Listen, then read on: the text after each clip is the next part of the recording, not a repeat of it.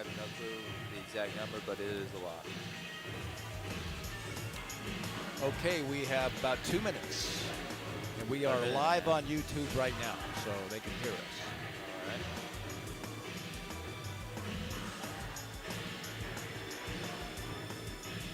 Attention stations on the network. Our broadcast will begin in 1 minute from my mark. In 5, 4, 3, 2, 1, mark. That was your 1 minute time check, stations.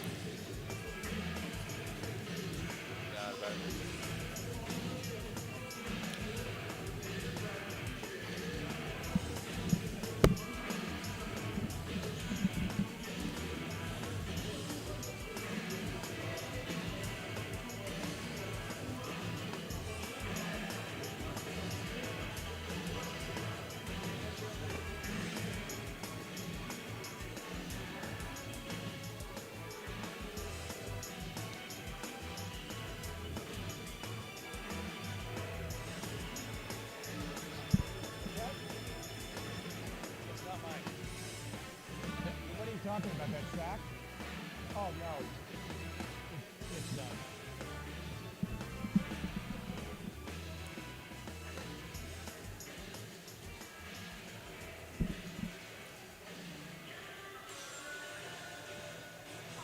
On the Beaver Sports Network from Learfield, this is Oregon State Women's Basketball.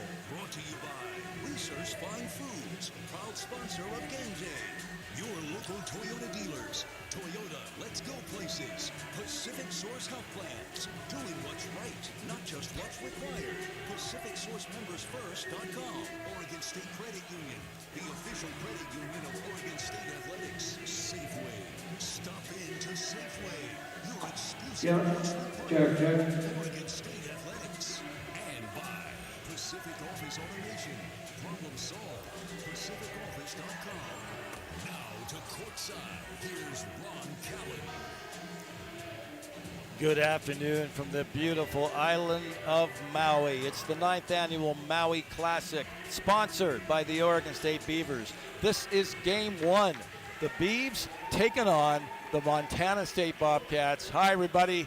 Ron Callen, courtside, as the gentleman mentioned. We are live here at Seabury Hall. Beautiful campus. Beautiful location for college basketball, and some great games here for the next couple of days. Of course, the one we're going to see here in about 30 minutes, Oregon State and Montana State. It's going to be a great battle. And then the game after this, Liberty and the University of Hawaii, for the first time in the 9-year history of the Maui Classic.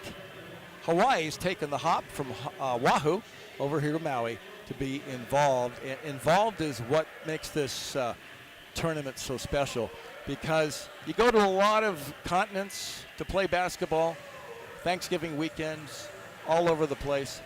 Many teams get involved in going to tournaments, and this tournament's special because these teams get involved in the community. They go to schools, interact with the kids. There are no D1 programs here on Maui, and so it's special for them and special for the student athletes as well. So that's a big part of what's been going on this week. But now it's time to get serious. It's time to play some college basketball. And what about the Oregon State Beavers? 6-5 on the season. That heartbreaking loss last weekend against Arizona State, losing in overtime. They were oh so close to knocking off an undefeated team. And the Sun Devils now have won 2 more since that day. They're 13-0.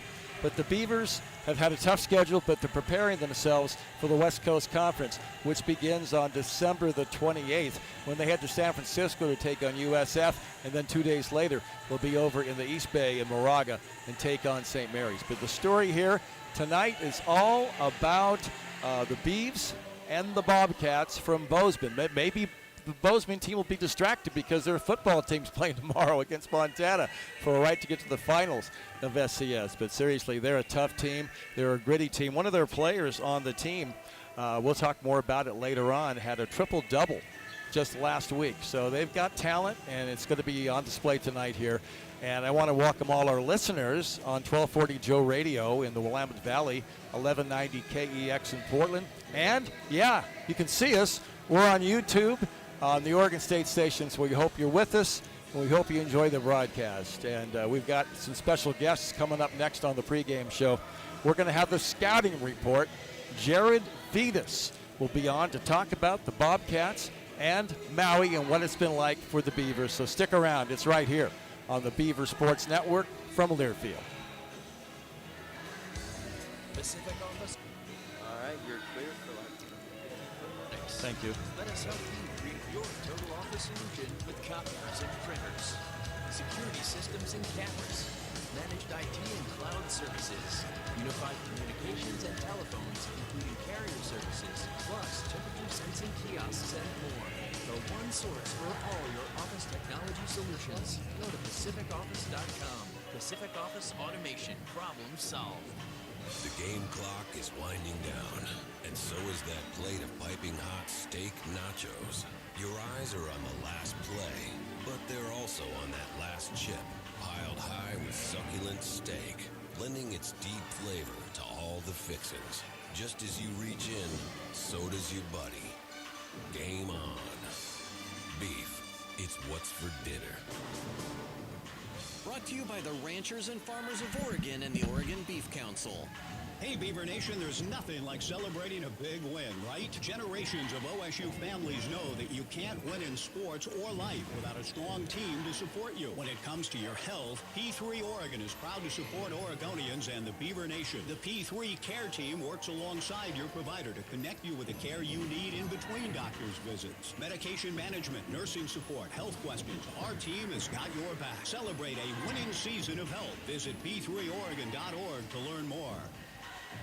Which schools will take home the prestigious Learfield Directors Cup for the top college athletic programs for the 2025-26 college athletic season? Check out the criteria and follow the year-long standings of your favorite team at L Directors Cup on the X platform or online at thedirectorscup.com. Trophies will be awarded in June 2026 to the winning institutions in all college sports divisions. The Learfield Directors Cup, powered by NACDA, the crowning achievement in college athletics.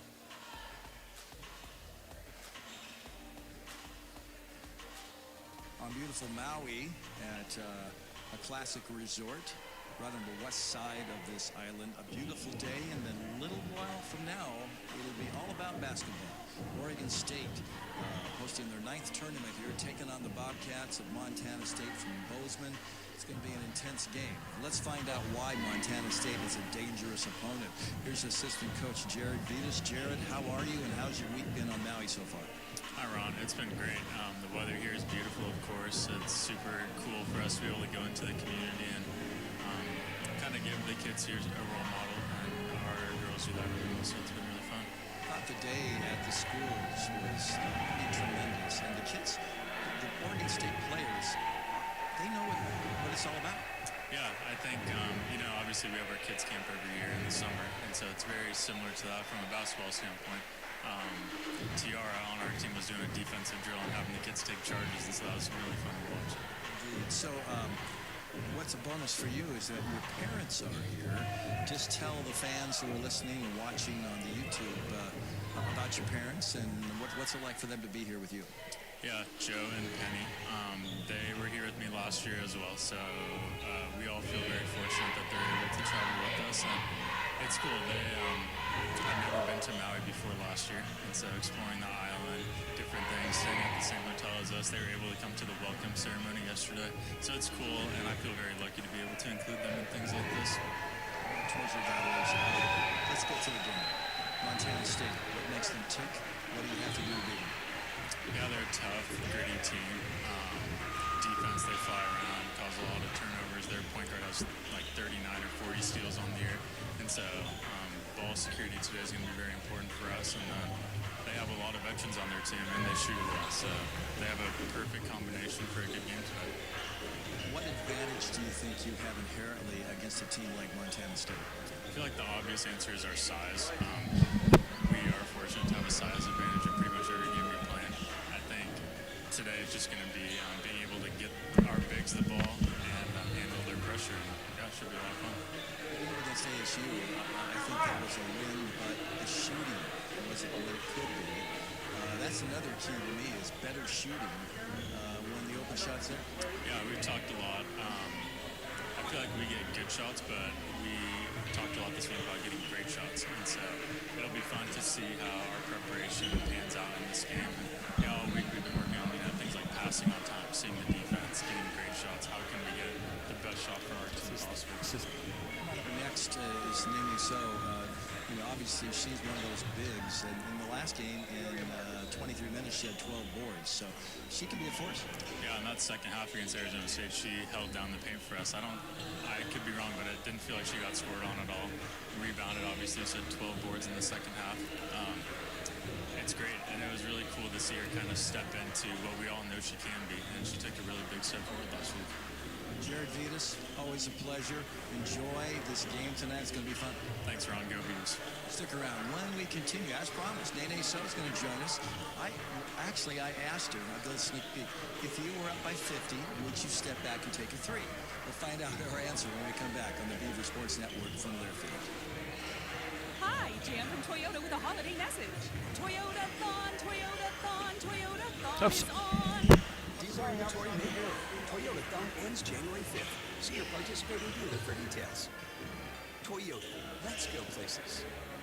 The Oregon Air Guard is Oregon's hometown Air Force. Who says you have to go far to put down roots? With offices in Portland, Vancouver, Beaverton, Albany, Bend, Klamath Falls, Grants Pass, and Medford, we have recruiters across the state that will help you discover where you can serve part-time right here in Oregon. The Oregon Air Guard offers 100% tuition paid for in-state colleges and universities, world-class technical training, and the ability to help you achieve your goals.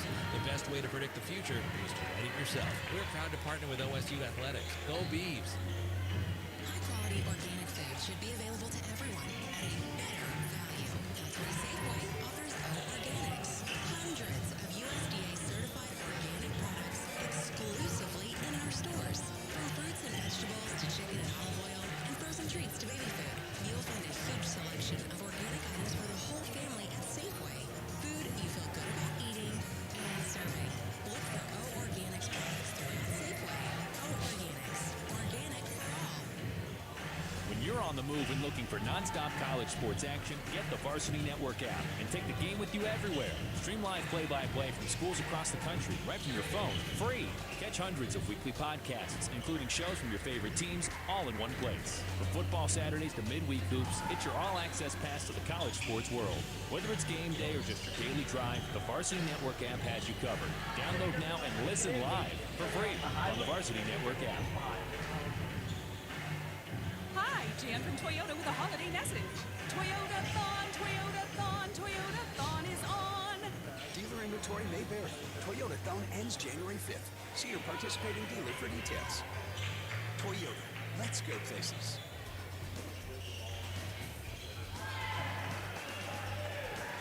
Welcome back to beautiful Maui. Yeah, the 9th Oregon State Maui Classic. And the Beavs are going to face Montana State. Our player profile come up in just a moment, but right now it's time for the Senior Student Athlete Spotlight, brought to you by P3 Health Partners of Oregon. And that athlete, Kira Lee. She's from Portland, Oregon. She's a senior on the women's golf team. Her accomplishments include having a scoring average of 71.88, the best in Oregon State single-season history last season, as well as being named the WCC Player of the Year last season. Kira, majoring in finance at the College of Business. Congrats to Kira, and thank you to P3 Health Partners of Oregon, a proud partner of Oregon State Athletics. And now let's welcome in Belgium, Nene So, who's here on Maui with the team. What do you think of Maui, especially when you have something to compare it with St. Thomas not that long ago? I think it's beautiful. I don't even know how to describe it, but like we have to be here to be able to like explain how beautiful it is. It's just such a unique environment. The weather is amazing, the view, everybody is just so nice, the food is fantastic. So we've had the sun, we've had the food, now it's a game. What are your thoughts about Montana State? You've got 2 more non-conference games before the WCC begins. What's your attitude about the game tonight? I think Montana State is a really good team, and it's going to be like a good challenge for us because I feel like it's going to be a pretty tight game, and they have like a great profile, they had a great season last year, and they had a lot to prove this year like we do. So I feel like it's going to be like a really competitive game tonight. The last couple of seasons you're in Salt Lake City. You didn't play much because you were hurt and other things were going on. But now, I mean, you're getting a lot of minutes. I mean, you had a fantastic number in the last game. 23 minutes, 12 rebounds. How much fun is that to see those numbers on the box score? It was a lot of fun. At first, I didn't even know about it until I've been told after the game. But that wasn't really what I was looking for to get a certain amount of rebounds. I just knew that the team needed that to have more momentum in the game and be able to like score on offense. And I just knew what was my role at the moment. But yeah, so. Your role is rebounds, but scoring is a bonus. And you've had some good game scoring as well. What is the key? Is it the position you're in? Is it anticipation? Is it the experience that you have? Add it all up for the fans who are listening. It's actually everything you said. It's not only about timing. It's not only about the pin and the positioning. It's really like everything at the same time. So it's just like a team work. You guys are so close. The game against Arizona State, a really good team. You guys, it was there. It was like the gold ring was there to grab. It didn't quite happen. What does this team need to do just to get it over the top and start winning every game? We just need to apply what the coach tells us to do and just probably having this extra wanting to win. We wanted to win really bad, but feel like if we corrected some mistake from the beginning, we could have get that game. Last thing, Nene, you're so great to talk to. Let's say the Beavers are up 50. You're on the floor, and you're behind the three-point line. Would you launch one? Because you're not traditionally a three-point shooter, right? I need to look at the bench first to see what the coach say, and then I'll probably take it, yes. You would take it. Hey, well, thank you so much for spending time with us. Good luck today. Thank you. Go Beavs. Stick around. When we continue, hey, we'll talk to Scott Ruick. Maybe we'll ask him about that when we come back. We're on the island of Maui at beautiful Seabury Hall, and it's Oregon State, Montana State coming up right here on the Beaver Sports Network from Learfield. Bring chef-inspired recipes home to your dinner table with side dishes from Main Street Bistro. Try pairing your favorite entree with Main Street Bistro roasted garlic and rosemary potatoes. Made with baby red and yellow potatoes, roasted to perfection and ready to serve and share in minutes. With real ingredients you trust and made from scratch taste you crave, Main Street Bistro refrigerated side dishes are available in your grocer's meat department. Restaurant quality, stay-at-home comfort. Pacific Office Automation is an official sponsor of Oregon State Athletics. Let us help you create your total office solution with copiers and printers, security systems and cameras, managed IT and cloud services, unified communications and telephones, including carrier services, plus temperature sensing kiosks and more. The one source for all your office technology solutions. Go to PacificOffice.com. Pacific Office Automation. Problem solved.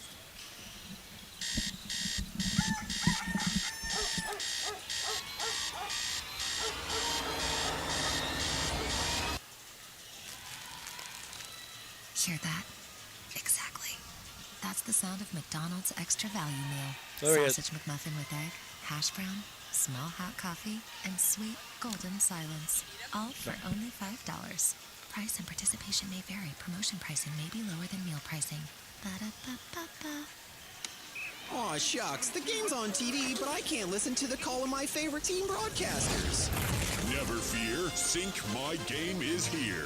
Sync My Game? Yes, Sync My Game. If you have a DVR and streaming device, head to syncmygame.com from Learfield. It's never been easier to hear the impassioned voices of your favorite radio crew synced with the TV. Wow, thank you, Mr. Just remember, syncmygame.com.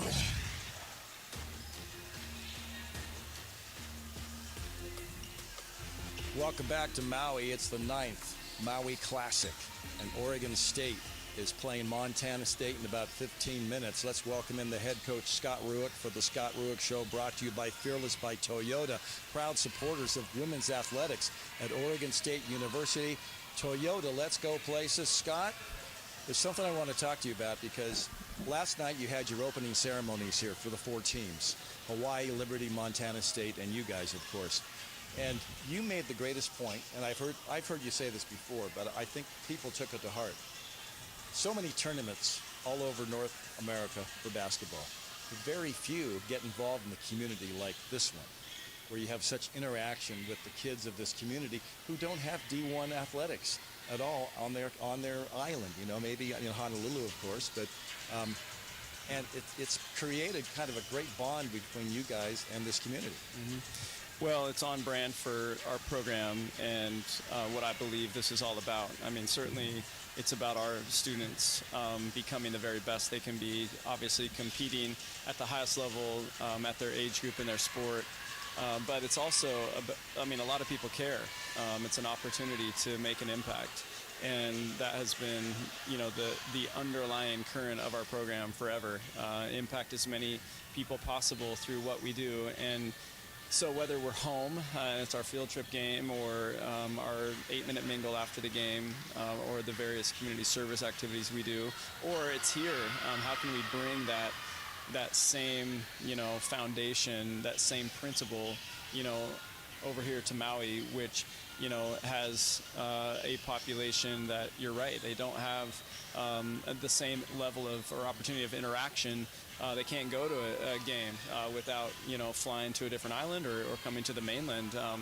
And so I just see this as such a neat opportunity with 4 teams full of role models to get out into the community, engage them. Who knows how that turns out? And what we're learning is that we're kind of working for admissions at Oregon State because so many people, because of this tournament, are choosing to go to Oregon State.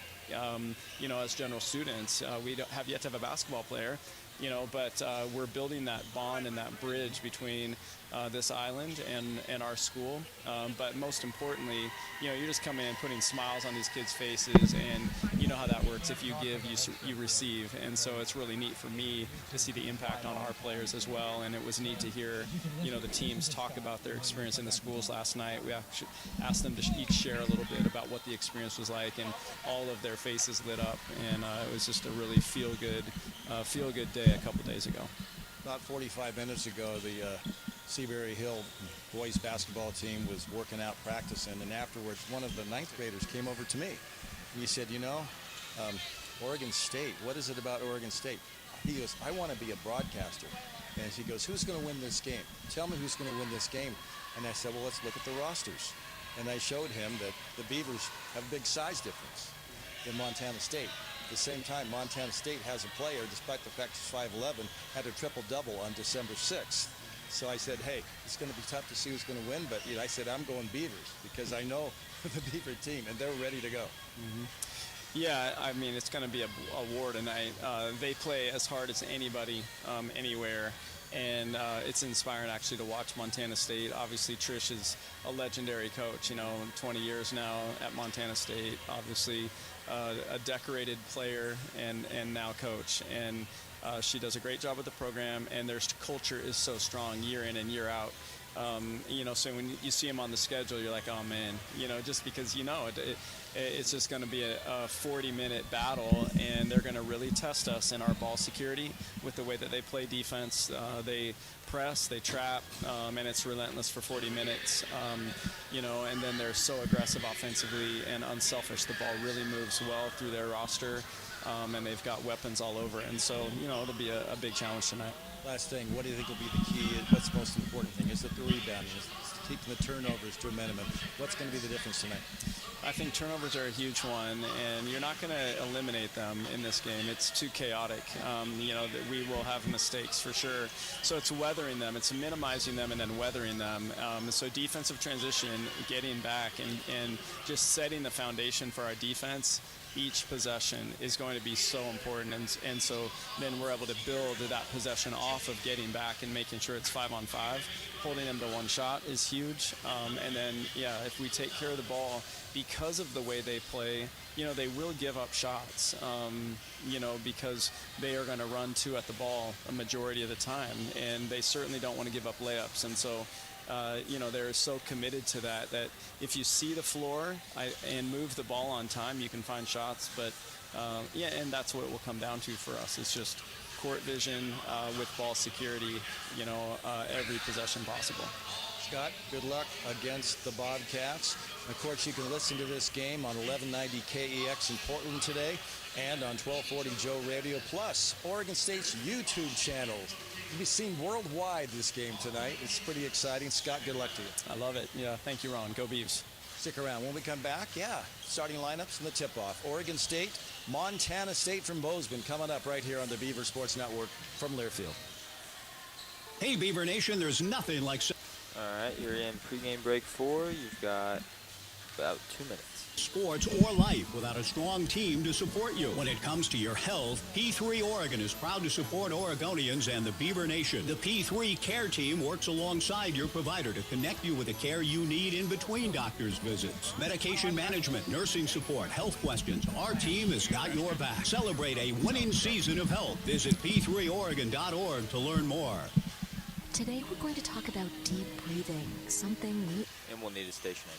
Especially when you're getting ready to call your health plan and deal with one of those automated phone trees. You know how it feels to get into an endless phone loop when you just have a simple question that could take 2 minutes or less. And then pretty soon, you've lost your zen. Shouldn't your health plan help you reduce stress? That's why you'll talk to a real person when you choose Pacific Source Health Plans. Tranquil.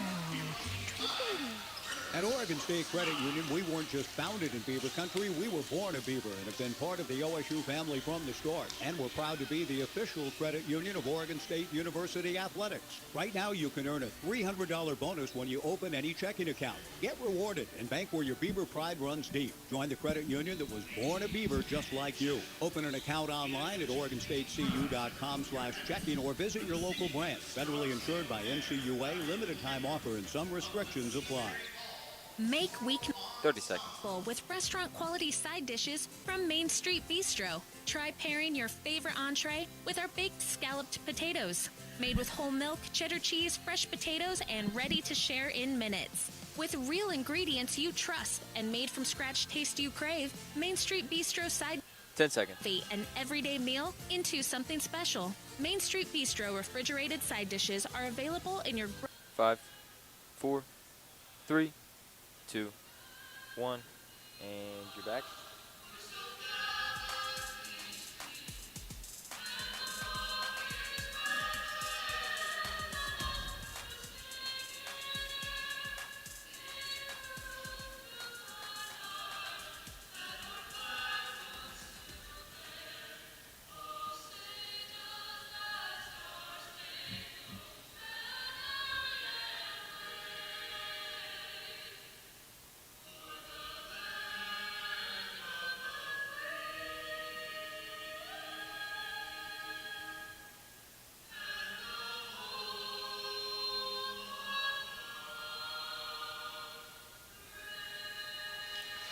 Yes, welcome back to the island of Maui, everyone. Ron Callan with you here on YouTube, on 1190 KEX, and on 1240 Joe Radio. But, hey, we're not through. Not only the national anthem, but how about the Hawaiian state song? Let's listen.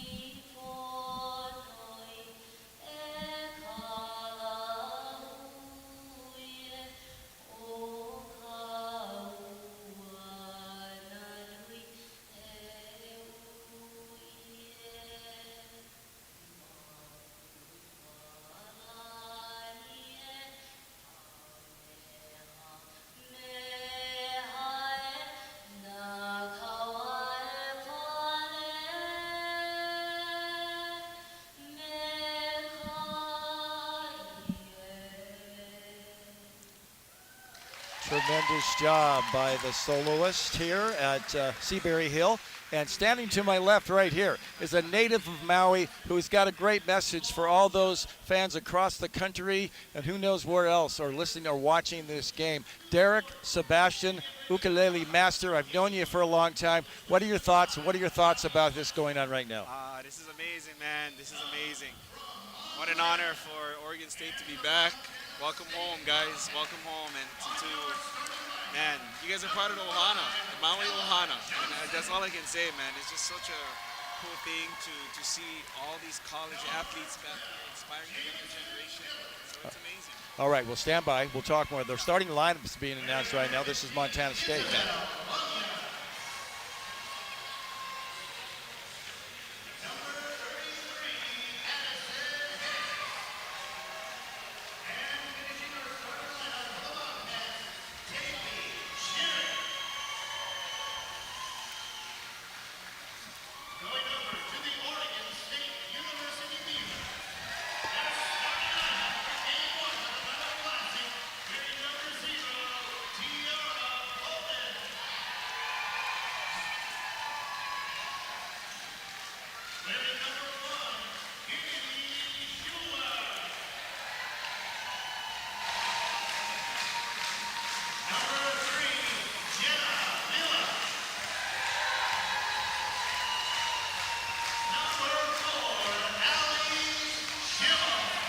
From good old Corbett, Oregon.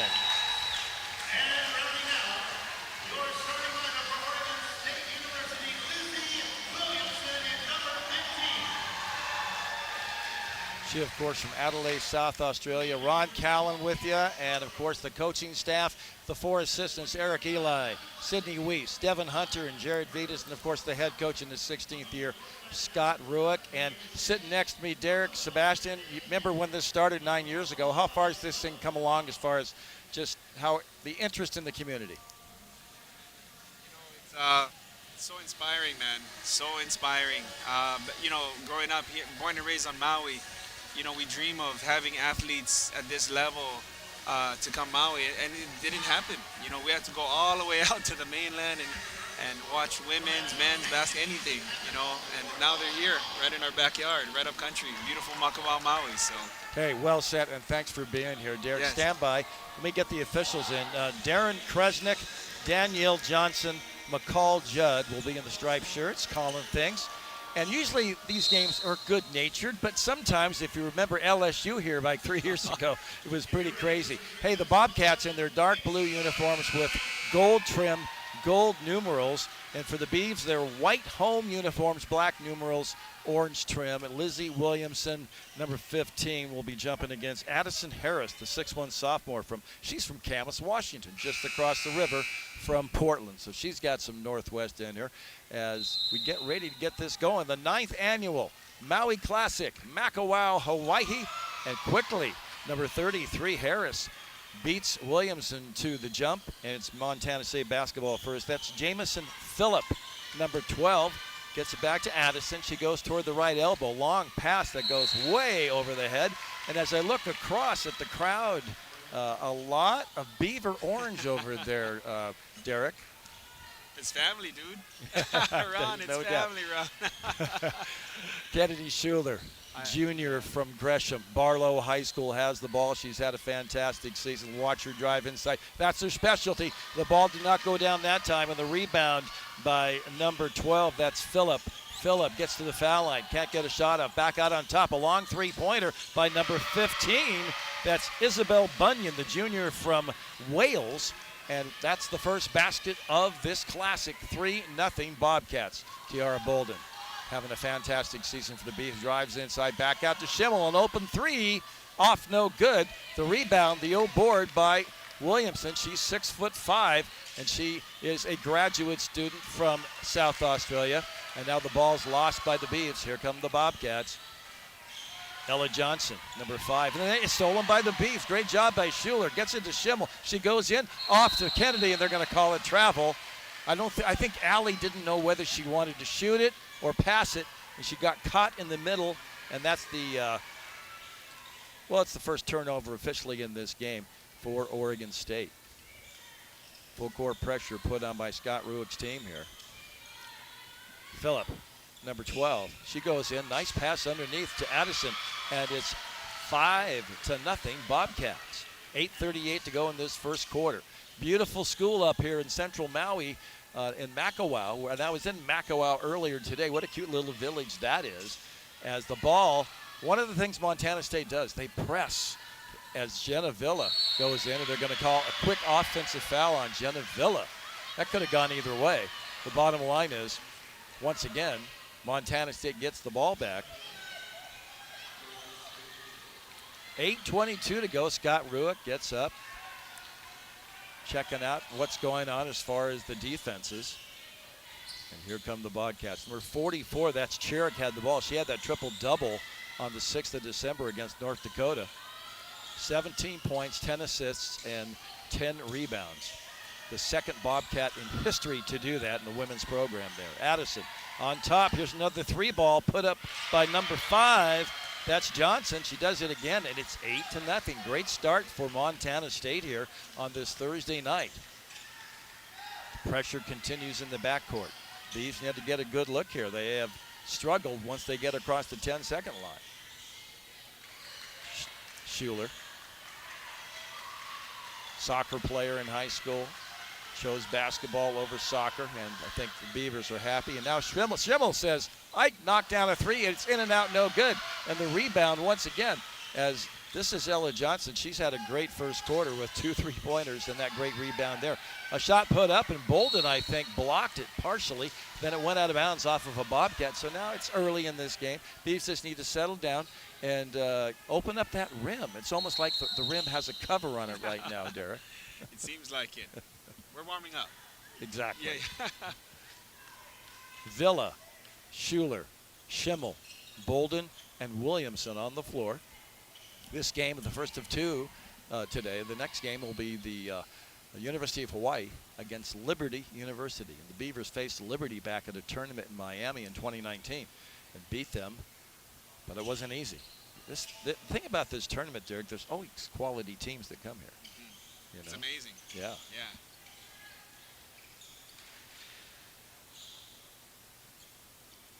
We'll talk about our video crew later, doing a great job. They did a wonderful job in the pregame show, as now some of the volunteers out there on the floor. Hey, you come to the game, you get in, and you get to wipe the sweat off the floor. But that's part of the game. You know? All good. She's probably a basketball player, I bet. Yeah. Here we go. Beaver basketball. 7:20 to go first quarter. Just underway here. Kennedy looking to get it in. It's tough, but she gets it into Schimmel. Schimmel now, ball's taken away. This is Jamison Phillip underneath. It goes to, that's 44, Cherick. Couldn't get a shot up. She does this time, but it's missed. And Addison gets the O board. Another opportunity for the Bobcats. She puts it up, airballs it, and now the ball's up for grabs, and Schimmel is in there, and there's a battle inside. And I'm looking for, it looks like the possession arrow is right there. Let's see who gets the ball. It looks like it's Beaver basketball, and this time it'll be the junior from Arlington, Washington, the transfer from Washington State, Jenna Villa, who comes in for the Beavs. She's had a great start. She had 27 against the Ducks recently, a career high. Let's see if she can get on track. 6:48 to go. Still 8-0 Montana State. Bolden now goes inside, loses the basketball. It goes out of bounds. They're going to say it's off of Tiara. Maybe she rushed it just a little bit, trying to drive inside. The thing about you come to Maui and you have so much fun and you interact with the kids of the schools. Now it's time to focus on basketball. Yeah. Jamison Phillip. That's Cherick right there. She's a sophomore from Roberts, Montana. Now she puts up a 3-ball off the back rim, no good. And Bolden gets the board. She's double teamed, but then she brings that out herself. She's an adept dribbler, and she gets it across the half-court line, no problem. 3 minutes and 50 seconds in this game. The Beavs, they have to score, and then the ball's taken away by Phillip again, and they're going to call a foul on Bolden. So a frustrating start for the Beavers. The tenacious nature of what they're like, real Bobcats out there on the court right now. There's a timeout on the court. We'll take one as well. on the island of Maui. We've had such a great time here this week. Oh, no, it's not a timeout. They just moved the ball back to where the Bobcat bench was. Chiric gets the inbounds pass. Taylor Chiric sends it over to number 24. This is a Cadence Couture, just in the game for the first time. Now back to Chiric, another three-pointer. An unusual shot, almost flat-footed three-point shot. And then the board finally by Lizzie Williamson. Here come the Beavs. Almost half of the first quarter over, and they've yet to get on the scoreboard. But yet they've held Montana State.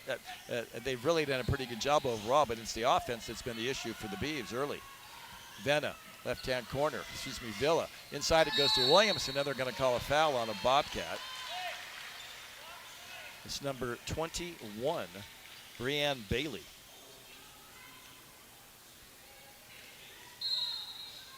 Just came in the game. She's a freshman from St. Anthony, Idaho. Baseline to our left. That's Schuler. Inbounds it to Tiara. Tiara, nice move, goes in, feeds it to Lizzie Williamson. A beauty of a pass, and the Beavs get on the scoreboard, 8-2 at the 5:18 mark. Lizzie Williamson, 6'5". She gets good position inside, and they took advantage of it there. Bailey. Ball goes inside, and the ball is tipped, but picked up by Bailey. Back over to one of her teammates, and this is Chiric inside. Ball's up for grabs, picked up by Schuler. Here come the Beavs down 6. Schuler, left-hand side, Schimmel, open three-pointer. Nothing but net. Allie Schimmel shooting 50% from three-point range this season. 4:47 to go, and now all of a sudden it's 8-5. A little run for the orange and black here on Maui. Bailey. Beavs in that zone defense right now, trying to confuse the Bobcats. Cadence Couture, she is a freshman from Missoula, went to Big Sky High School. Shot goes up, no good. Battle for the rebound. It's up in the air, and it's saved by the Bobcats. Tegan Erickson, number 23 in the game, as they are substituting liberally. Head coach Tricia Binford, class of 95 at Boise State. Three-pointer. This is everything, and Villa with the rebound. And she gets rid of it, and the ball's thrown to the backcourt. Finally picked up by Kennedy Schuler over to Schimmel. She's open again. Underneath, it's Williamson, and the ball's knocked away out of bounds by a Bobcat. That is Erickson, the sophomore from Saco, Montana. And we have a timeout on the floor. End-to-end action early. And I tell you what, if you're watching at home somewhere on Maui, come on down. We got another game after this, but a great crowd on hand here at Seabury Hall, which is just a wonderful, cozy place to watch a basketball game, Derek. That's it, man. Upcountry Maui. Beautiful. We'll take a break and come back with more. Live from the islands. It's the 50th state.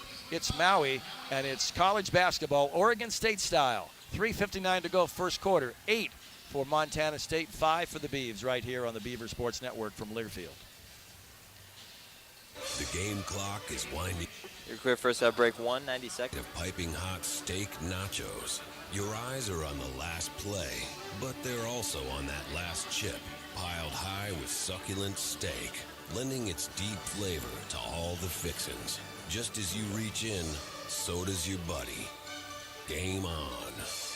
Beef. It's what's for dinner. Brought to you by the Ranchers and Farmers of Oregon and the Oregon Beef Council. At Oregon State Credit Union, we weren't just founded in Beaver Country, we were born a Beaver and have been part of the OSU family from the start. And we're proud to be the official credit union of Oregon State University Athletics. Right now, you can earn a $300 bonus when you open any checking account. Get rewarded and bank where your Beaver pride runs deep. Join the credit union that was born a Beaver just like you. Open an account online at OregonStateCU.com/checking or visit your local branch. Federally insured by NCUA, limited time offer and some restrictions apply. 30 seconds. A true teammate takes on every day with a winner's attitude, gets up when they fall down, and leaves it all on the field. There's a group of teammates who do all these things every single day. But they're more than your typical athlete. They're kids facing unthinkable medical circumstances. Team Impact matches children facing serious illness and disability with college sports teams, creating a long-term 10 seconds. Experience for everyone involved. Join us in the movement to get all kids in the game. Visit teamimpact.com. 5, 4, 3, 2, 1, and you're back. Hey, time for our matchup history presented by Holland America Line. Discover cruise deals at hollandamerica.com. This is the 13th meeting between the Beavers and the Bobcats. The Beavs have won all 12 previous meetings, 5 in Bozeman, 6 in Corvallis. This is the first time at a neutral site, and this is the second time Scott Ruick has played Montana State. He's 1-0. Discover Alaska with Holland America Line, a proud partner of OSU Athletics. See more glaciers in Alaska with Holland America than any other cruise line. Book your Alaska vacation today at hollandamerica.com. Here we go, baseline to our left. Chloe Vathina in the game for the first time, the sophomore from Vigo, Spain. Ball goes inside to Nene So, and ball's up for grabs. She gets it, and now it's all tied up and taken away by Montana State. Very aggressive play in this first quarter. And that's Bailey, number 21, near the left elbow, right-hand side. This is Erickson. She can't get a shot off. In the right-hand corner is Couture. Couture whips it back out on top to Jamison Phillip, the 5'7 freshman from Ellensburg, Washington. 12 on the shot clock. 3:30 to go first quarter. A three-pointer put up and good by Couture. Her first points of the game, and it's 11-5. The Beavs had gone on a 5-0 run until that three-pointer. Chloe Vathina gets it to Jenna. Jenna stops her dribble, back out on top. Vathina eventually gets it, number 31. Chloe looking for a screen from Nene. Now goes to the right, stops her dribble, hands it back to Bolden. 15 on the shot clock. She's way out beyond the three-point line. Now it's Villa. She was thinking three-pointer, and now it's Chloe. She goes inside, and there is a travel. She took one too many steps inside the paint, and so it's a turnover on Oregon State. Right now, the Beavs have 8 turnovers in this first quarter to 3 for the Bobcats, and it's 11-5 MSU. Of course, they're all excited about their football team playing in the FCS semifinals tomorrow against Montana. Talk about a rivalry. That's got to be going. They got to be going crazy in Bozeman and in Missoula. Shot put up, no good, and Nene with a big rebound. Her 6'8" size, they have nothing to match her on that roster at Montana State. Also in the game is Lara Alonso, the 6'3" freshman from Spain. Tiara goes in, puts it off the glass a little too strong. The ball now tipped off of one of the Montana State players. Nene came down with it, and almost like it came down and it hit one of the Montana State players' knees and popped out of bounds. So it'll be Oregon State basketball, baseline to our left, 2:19 to go, first quarter. 11 for Montana State, 5 for Oregon State. Ron Callan with you. Great to be here on Maui. Seeing old friends like Derek Sebastian and others as well. But Derek, he's the master of the ukulele who played, well, how many major league teams have you played for? The national anthem. Oh, man, I like lost 5 count. or 6? More than that. Well, you did the Lakers, too. Lakers. Right. And you did the Mariners. Mariners, Dodgers, People, Giants. People love when you show up. That's all I can tell you. Oh, man. You look at their people's faces. Anyway, back to action. Baseline, let's get it. Chloe gets it into Nene. Nene, the easy layup. Great anticipation by Nene to have her arms up in the air. She puts it up for the easy bucket. It's 11-7. Chiric out on top to Jamison Phillip. And there is number 13, Grace Hintz. I think that's 13, or is it 12? Having a hard time seeing her number as the ball is shot off the back rim. And there's another rebound for number 32. And the Beavs down 4 now, the closest they've been since the start. And then underneath the defense was Lara Alonso. Her shot's no good. She gets it, the ball back again. And what are they going to call? A foul on one of the Bobcats.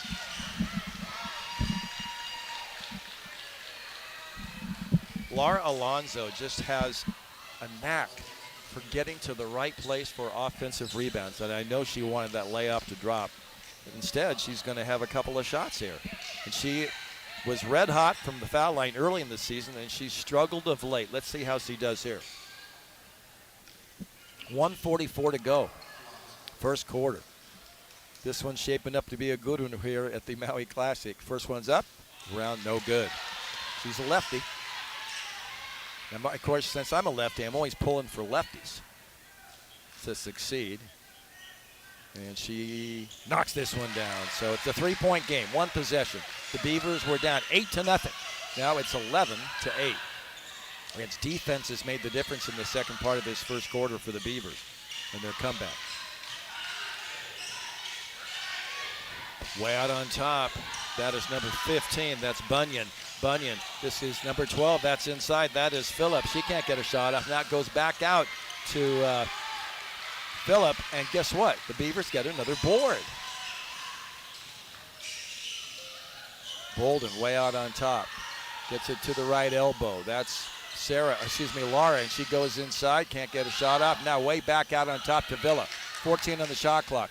1:04 to go first quarter. And now 9 on the shot clock. Chloe's going to go in, puts it up, and she's fouled. She'll head to the line. That's one thing about both Kennedy Schuler and Chloe Vithina. They drive inside and they can draw fouls. Now let me go to my trusty stat sheet here for the Beavers. If you look at number 31, Chloe Vithina, she's only shot 5 free throws. She's 2 for 5. But you look at Kennedy Schuler, she's 8 for 25. She's struggling, but Tiara Bolden driving inside 24 of 28, 85%. And so here's Chloe, who's really getting a ton more playing time than she did as a freshman. She's worked so hard. First one's perfect, nothing but net. All of a sudden, with 57.6 seconds to go, it's 11-9. Second one for Chloe. Rolls around just off the left side of the rim. But the Beavs down 2, 11-9. There's defense, which is Scott Ruick's reputational excellence. And right now, a big block inside by Nene So on Chiric. And here come the Beavs' chance to tie or take the lead with 39 seconds to go. Right-hand corner. This is Kira Lindemans for the game for the first time. She shoots a baseline 3 from the corner, does not drop. The Lindemans, the freshman from Melbourne, Australia, she and Katie Field, both very good three-point shooters from down under. Final shot now. Shot clock's turned off. No, there's about a second and a half difference between the two. Looks like they want to go for the last shot. Phillip inside, it goes to the right-hand corner. This is Chiric, a 3-ball, in and out, no good. Rebound, now there's a foul on the rebound. They're going to call it on Alonzo. That was kind of a ticky-tack foul, I thought.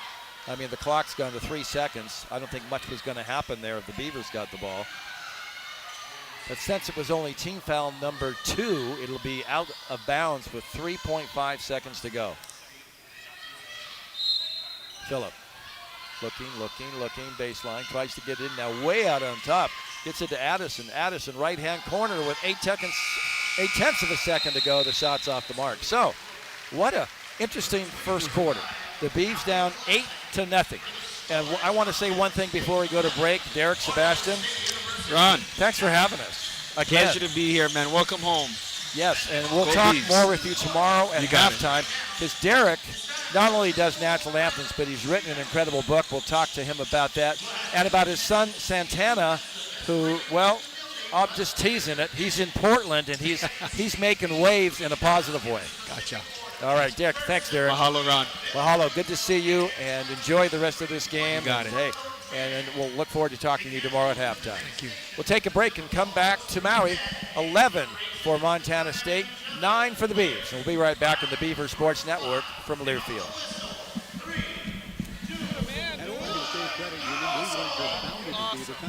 Their first step break, 90 seconds. Part of the OSU family from the start, and we're proud to be the official credit union of Oregon State University Athletics. Right now, you can earn a $300 bonus when you open any checking account. Get rewarded and bank where your Beaver pride runs deep. Join the credit union that was born a Beaver just like you. Open an account online at OregonStateCU.com/checking or visit your local branch. Federally insured by NCUA. Limited time offer and some restrictions apply. Progressive knows not all rides are smooth. Meet Sarah. She loves her motorcycle. What she doesn't love is when it suddenly rains. As she sits underneath the bridge waiting for it to stop, she grows quite fond of the graffiti on the overpass. She really likes the one with John Hart's Club and wonders if they're still together. Not every ride is smooth, but Progressive has your back. Get an online quote in as little as 3 minutes and see if you can save with America's #1 motorcycle insurer. Progressive Casualty Insurance Company and affiliates. Not available in D. 30 seconds. Food should be available to everyone at a better value. That's why Safeway offers O Organics. Hundreds of USDA certified organic products exclusively in our stores. From fruits and vegetables to chicken and olive oil and frozen treats to baby food, you'll find a huge selection of organic items for the 10 seconds. Safeway, food you feel good about eating and serving. Look for O Organics products throughout Safeway. 5, 4, 3, 2, 1, and you're back. Beaver Basketball is brought to you by Beavs Mobile. Take your support of OSU athletics to the next level just by paying your phone bill. Switch to Beavs Mobile on the T-Mobile 5G network. Visit BeavsMobile.com. Ron Callan, Derek Wood, Andrew Goodwin, who's basically running the tournament, sitting in front of me here as they've given me my own area behind the scorers table. So it's a fun location. You can see the fans, you can see the game. And thanks to Derek Sebastian for dropping by and saying hey. As we begin quarter number 2, Oregon State trailing by 2, 11-9. Right elbow, Addison, number 33, trying to get it inside. Can't. Back out on top. This is Phillip. Phillip, once she gets it inside to number 5, that's Ella Johnson. And it's 13-9 at the 9:40 mark. Full court pressure again by the Bobcats. Schuler behind the back dribble. Gets it across easily. Although she's being hounded by Phillip out there, isn't she? And now, 17 on the shot clock. And there's a foul out there on, let's see who it's called on. Derek Kresnick with the call. It is on number 33 for Montana State, Addison Harris. Tegan Erickson back in. Harris to come out. The Camus kid, the paper maker. Bolden inbounds across the court from us. Gets it to Ken. Kennedy now, top of the key. Kennedy goes down to the left elbow, loses the ball, gets it back, throws it to the right corner. Lindemans back on top. Laura Alonso off the back rim, no good. The rebound by Taylor Chiric, and here comes Montana State. She drives coast to coast, but her shot is slammed away in dramatic style by Nene So. Nene's just having a great first half here for Oregon State, our pregame guest. She has 3 rebounds in this game so far, plus a couple of blocks and a basket. The ball is bounced through the legs of Nene So, but I guess they're saying the ball was kicked during that pass by one of the Beavers. Back to Montana State again. Phillips, right-hand corner. This is a long three-pointer put up by Coach Chiric. No good, but the old board by Montana State. And Phillip gives it to Chiric, to Erickson. Erickson is from Saco, Montana. And the ball stolen by Kennedy. Kennedy be a one-on-one situation with Chiric. She goes up with a right hand and puts it through. Kennedy Schuler, nice job on the drive, and it's 13-11 Montana State. Phillip fires it over to Erickson. Back to Phillip. Back and forth, the team in dark blue with gold numerals, and the ball's almost stolen by Lindemans. Number 25, the freshman, playing hard in this early second quarter, 8:19 to go in this first half. Beavs down 2. They've trailed the whole game so far, but they were down 8-0. Now it's 13-11. 1 second on the shot clock. The ball goes up, no good by Erickson. Alonso with the rebound. She hands it off to Schuler. Kennedy wants to drive in. Now left-hand corner. Bolden, open 3. No good. The rebound by Chiric, and here comes Montana State. Beavs had a chance to take the lead on that shot, but it wouldn't drop. And then Phillip beats the defense of the Beavers, and it's 15-11 at the 7:45 mark. Long pass to Bolden. Wide open layup is good this time. Bolden drops it through, and it's 15-13. Bolden's first basket of the game. Here comes Montana State. A lot of fans have come over from Big Sky country, but not as many as they thought, maybe because of the football situation over there. Shots put up by Phillip. Offensive board by Coach Scheer. Right-hand side, long three-pointer. Erickson off the mark, no good. Rebound by Alonso in there to get the board. She hands it off to Schuler. Here come the Beavs. Chance to tie or take the lead here at the Maui Classic. Kennedy stops her dribble, back out to Alonso. Thinks about a long 3. And now dribbles across the top of the key, hands it off to Bolden. 12 on the shot clock. Tiara goes in. Glass with the left hand is good. We've got a tie game, 15-15 now with the 6:45 mark. Seabury Hall, the home of the Seabury Hall Spartans. one of the top sports programs in the state of Hawaii and on Maui. Chiric, left-hand side to Phillip, back on top. This is Erickson. Couple of dribbles. 9 on the shot clock. Ball's almost stolen by Kennedy, and now it is stolen by Kennedy, and she's on the run. It's 1-on-2. Somebody's coming up from behind her. She didn't see her, and the ball's knocked away out of bounds. It will be Oregon State basketball. And now substitutions for Scott Ruick. Villa, Williamson, and Schimmel in for Alonzo, and Bolden.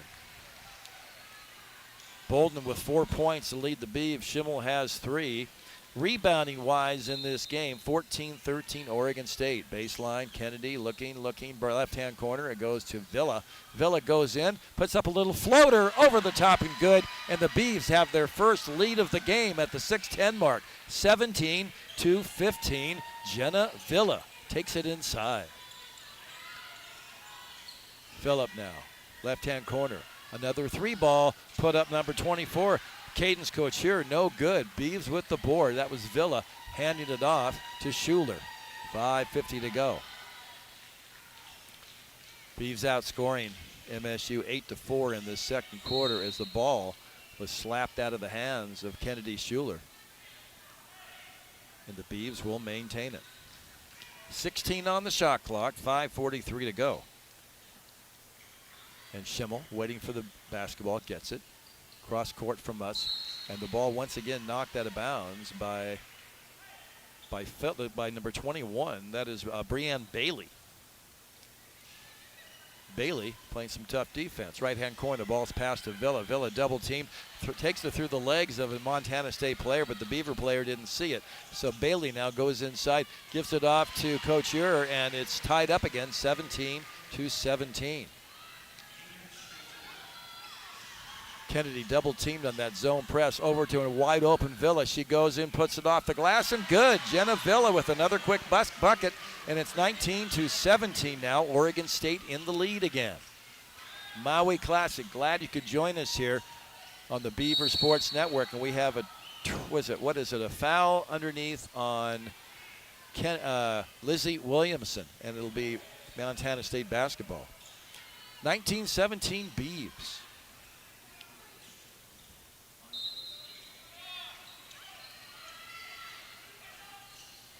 Ball's inside. That's Bailey. Turnaround jumper. No good. Williamson goes high in the air to bring it down, and then she bounces it over to Kennedy. Here comes Oregon State. Villa, left-hand corner, and open. Schimmel for another 3 for Allie. No good off the front of the rim. And Couture with the rebound. Quickly. The ball goes to number 15, Isabel Bunyan. She is from Wales. Gets it over to number 33. That's Addison Harris. And now a shot put up by number 15, Bunyan. No good. Rebound Beavs. Here they come. 2-point lead. 4:23 to go in this first half. Back to the right corner. Villa, a 3-pointer. Nothing but net for Jenna Villa. Deep in the right corner. And it's 22-17 Beavers. And Montana State says, you know what? We need to talk this over. Beavers now 2 of 8 from a long distance. And how about Montana State? 3 for 16 from a long distance. Before we go to a break, hey, it's back. Umpqua's Beaver Tracks ice cream with chocolate caramel footballs and a thick band of fudge and peanut butter ice cream. You Umpqua Dairy, a Northwest favorite since 1931. Take a break, come back to Maui after this on the Beaver Sports Network from Learfield. At Oregon. Quick first half break, 3:90 seconds. Beaver Country, we were born a Beaver and have been part of the OSU family from the start. And we're proud to be the official credit union of Oregon State University Athletics. Right now, you can earn a $300 bonus when you open any checking account. Get rewarded and bank where your Beaver pride runs deep. Join the credit union that was born a Beaver just like you. Open an account online at OregonStateCU.com/checking or visit your local branch. Federally insured by NCUA, limited time offer and some restrictions apply. Pacific Office Automation is an official sponsor of Oregon State Athletics. Let us help you create your total office solution with copiers and printers, security systems and cameras, managed IT and cloud services, unified communications and telephones, including carrier services, plus temperature sensing kiosks and more. The one source for all your office technology solutions. Go to PacificOffice.com. Pacific Office Automation. Problem solved.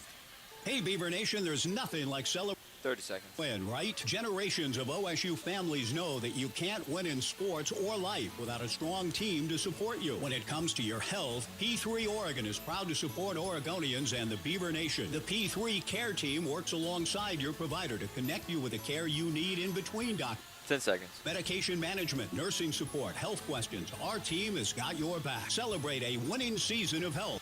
5, 4, 3, 2, 1, and you're back.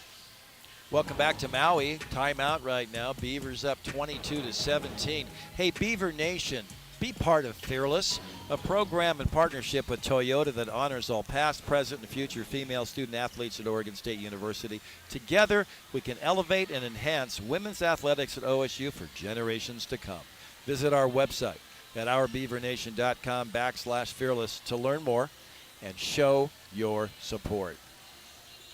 I'll tell you what, this crowd is packed in here now at Seabury Hall, and there are some fantastic Beavers fans who've made the trip over.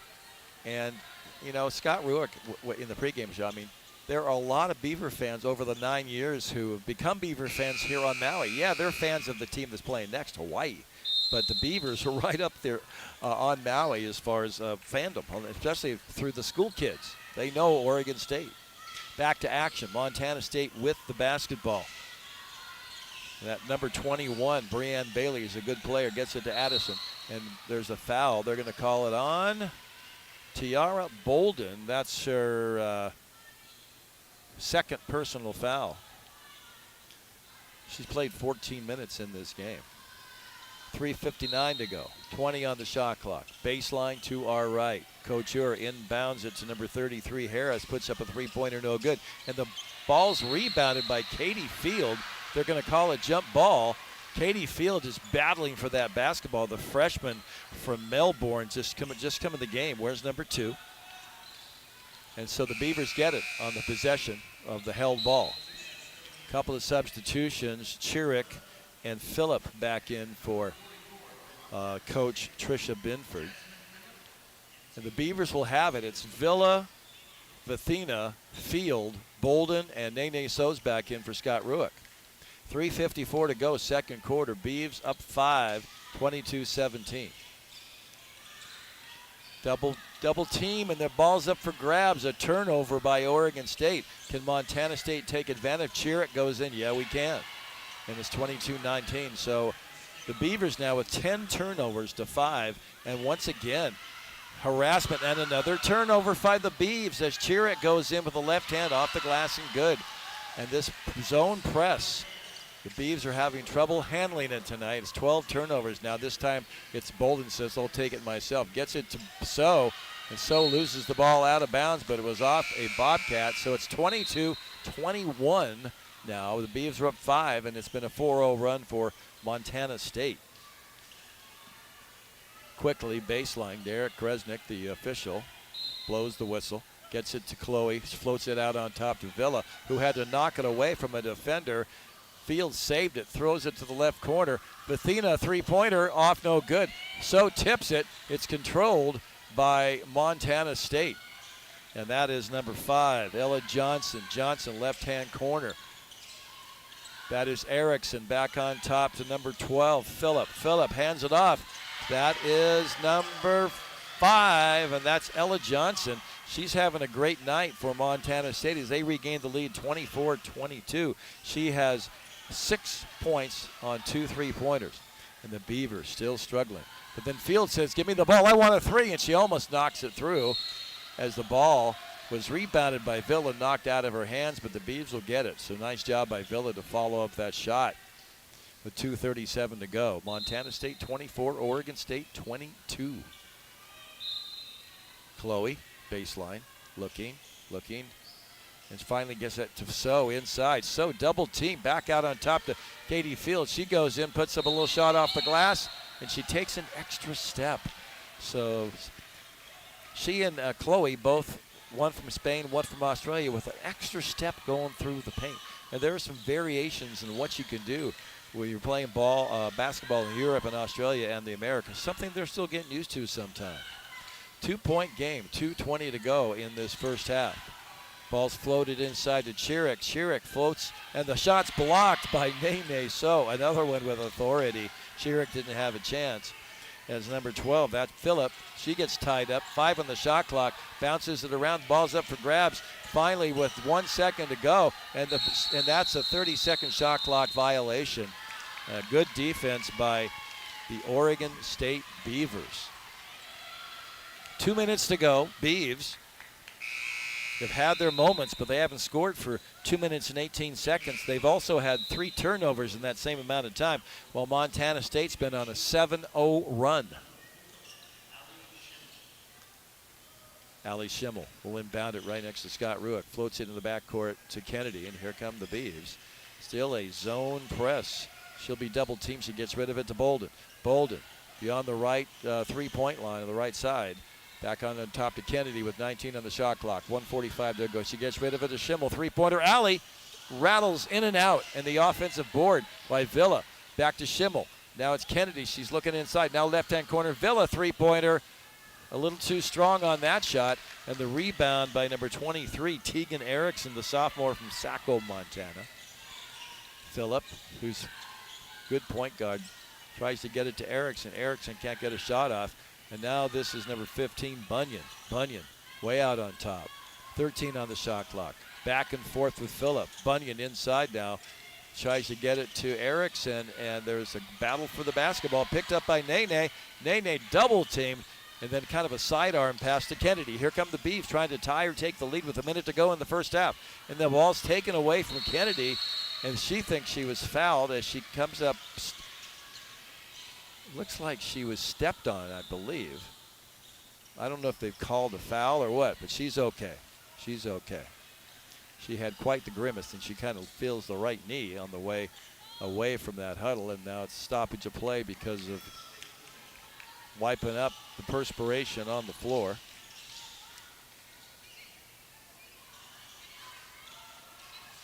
.1 seconds to go in this first half. Beavs down 2.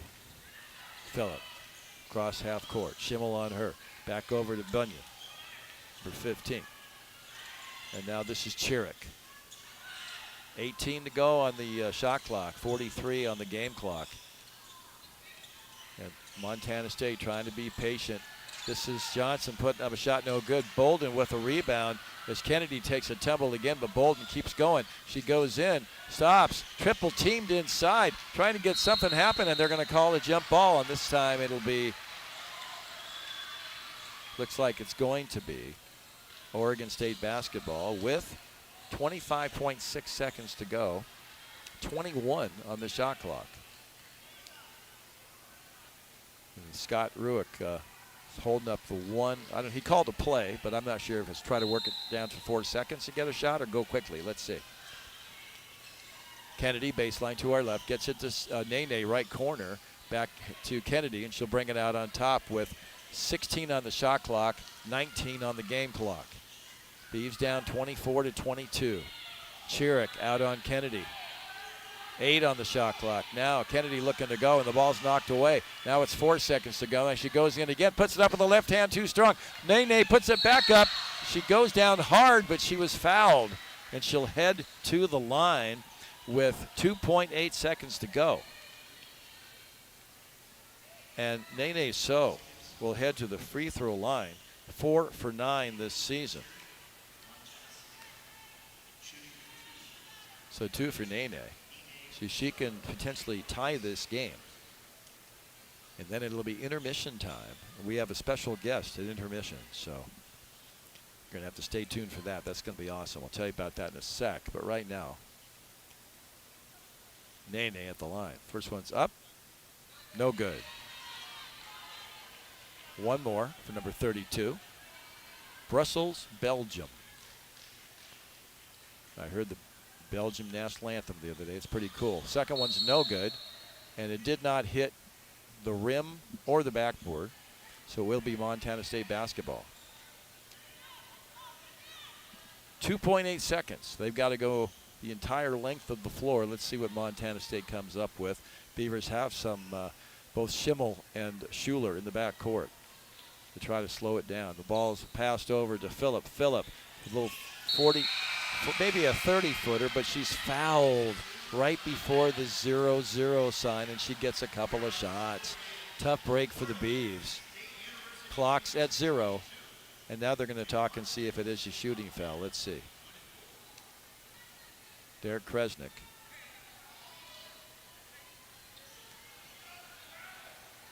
Now let's see if they're going to put time back on the clock, or is it 0.0? The Beavs now will go and stand around the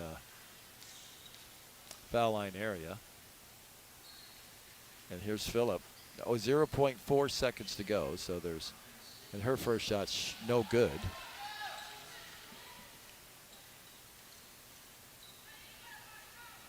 Phillip on the season, 26 of 30, 84%.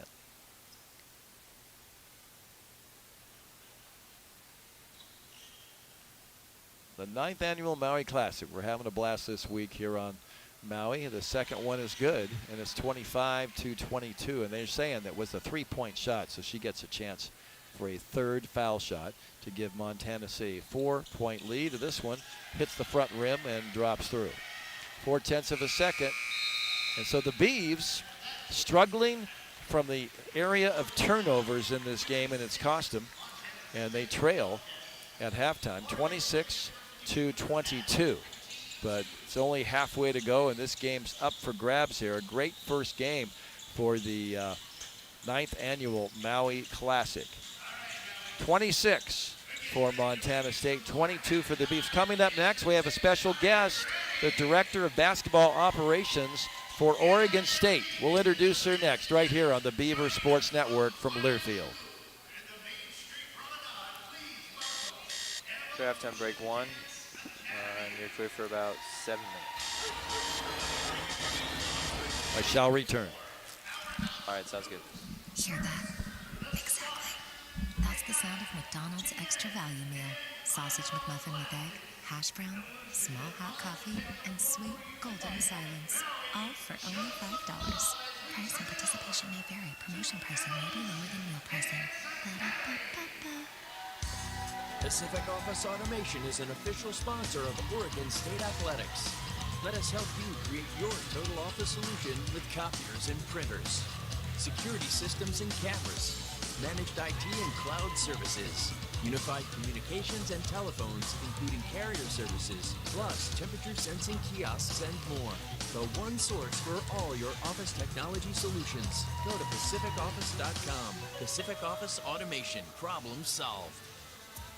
Whether it's game night or family night, Main Street Bistro's rich and savory selection of refrigerated side dishes makes it easy to serve restaurant-inspired meals any night of the week. Try pairing your favorite entree with our creamy, delicious twice-baked potatoes, fully baked and made with real whole milk and sharp cheddar cheese for a memorable meal that's sure to win the hearts of everyone at the table. Find Main Street Bistro sides in your grocer's meat department. Hey, Beaver Nation, there's nothing like celebrating a big win, right? Generations of OSU families know that you can't win in sports or life without a strong team to support you. When it comes to your health, P3 Oregon is proud to support Oregonians and the Beaver Nation. The P3 Care Team works alongside your provider to connect you with the care you need in between doctor's visits. Medication management, nursing support, health questions. Our team has got your back. Celebrate a winning season of health. Visit p3oregon.org to learn more.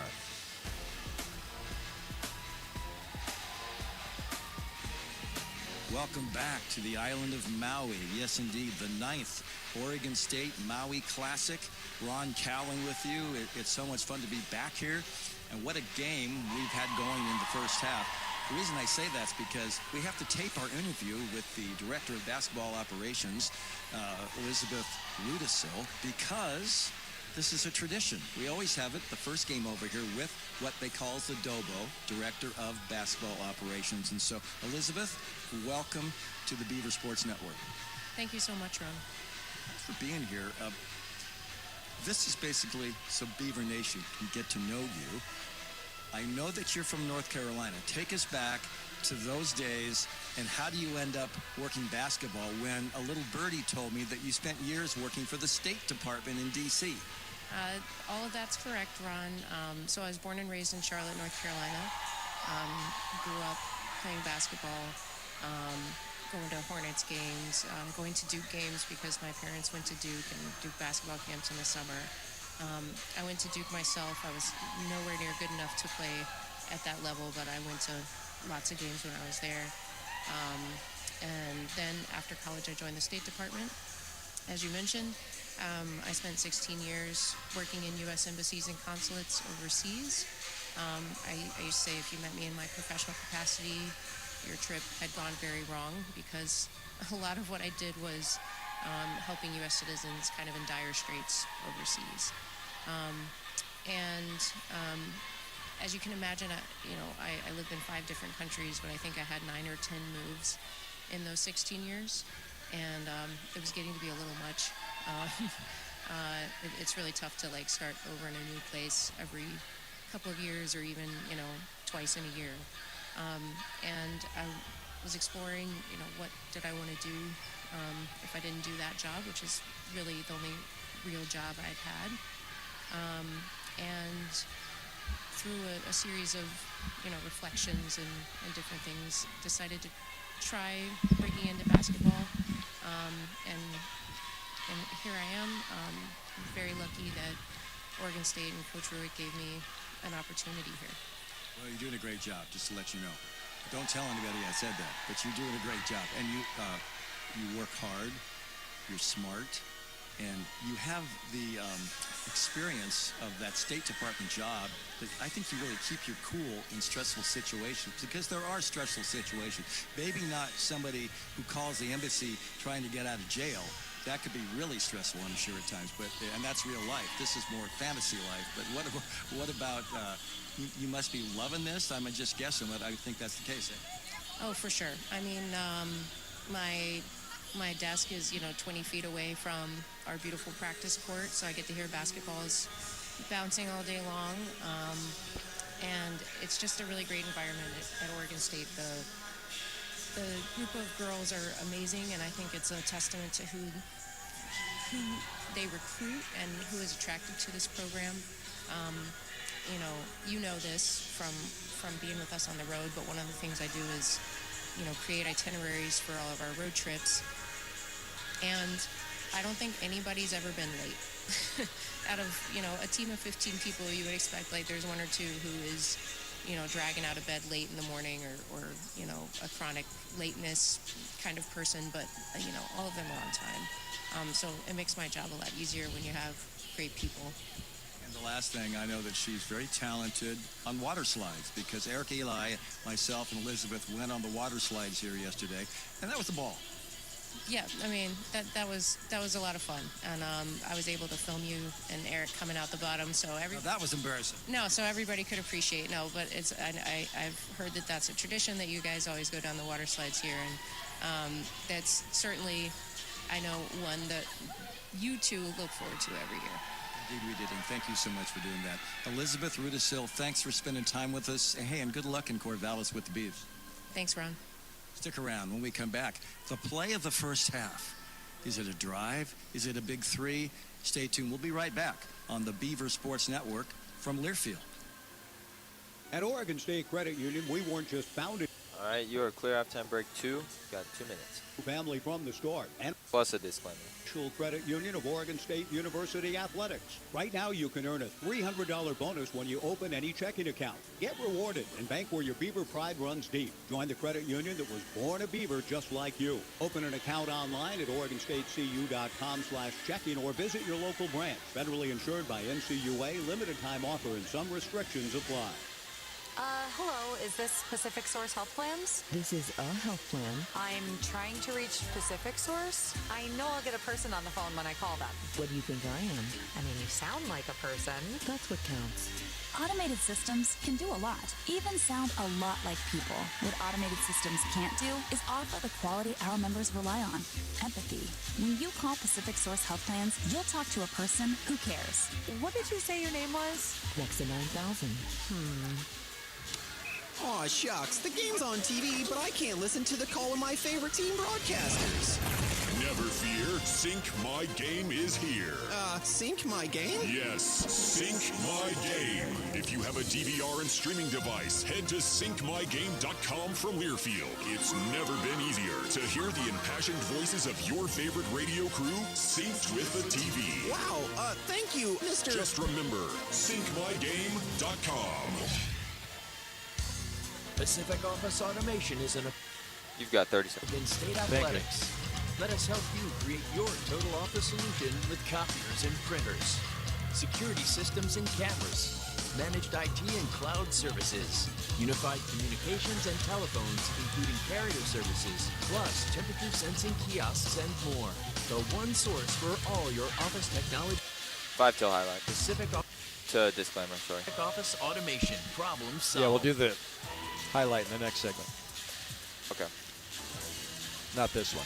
This copyrighted broadcast is an exclusive presentation of Learfield under the broadcasting rights granted by Oregon State University. Reuse of this presentation is prohibited without the expressed written consent of the university and Learfield. Announcers are provided by Learfield and approved by the university.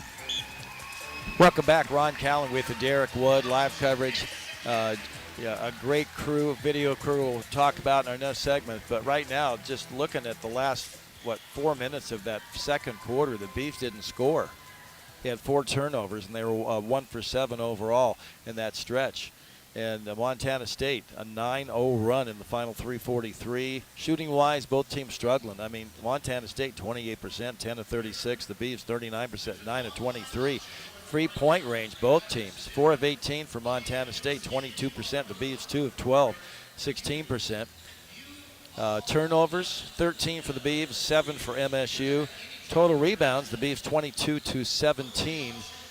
They had, they had 6 offensive and 16 defensive, and Montana State 8 and 9. Well, the play of the first half. We'll take a break and find out what. Continue live coverage from Maui on 1190 KEX and also on 1240 Joe Radio and on YouTube, the Oregon State Station. We'll take a break and come back after this on the Beaver Sports Network from Learfield. High quality organic. Okay, your halftime break 3, 2 minutes. You have 1 break left. That's why Safeway offers O Organics. Hundreds of USDA certified organic products exclusively in our stores. From fruits and vegetables to chicken and olive oil and frozen treats to baby food, you'll find a huge selection of organic items for the whole family at Safeway. Food you feel good about eating and serving. Look for O Organics products throughout Safeway. O Organics. Organic for all. Hey, Beaver Nation, there's nothing like celebrating a big win, right? Generations of OSU families know that you can't win in sports or life without a strong team to support you. When it comes to your health, P3 Oregon is proud to support Oregonians and the Beaver Nation. The P3 Care Team works alongside your provider to connect you with the care you need in between doctor's visits. Medication management, nursing support, health questions. Our team has got your back. Celebrate a winning season of health. Visit p3oregon.org to learn more. Today we're going to talk about deep breathing, something we all need to do more of, especially when you're getting ready to call your health plan and deal with one of those automated phone trees. You know how it feels to get into an endless phone loop when you just have a simple question that could take 2 minutes or less, and then pretty soon, you've lost your zen. Shouldn't your health plan help you reduce stress? That's why you'll talk to a real person when you choose Pacific Source Health Plan. Tranquility. 30 seconds. You're out walking along the same road at the same time. A driver is distracted by their phone. They look down, don't see. Did you're going to intro the highlight, correct? Yes. Imagine being Okay. All right. Sounds good. tragedy on your hands. If you could go back, you would. Before 10 seconds. Put your phone in park. Notifications off, eyes up, both hands on the wheel.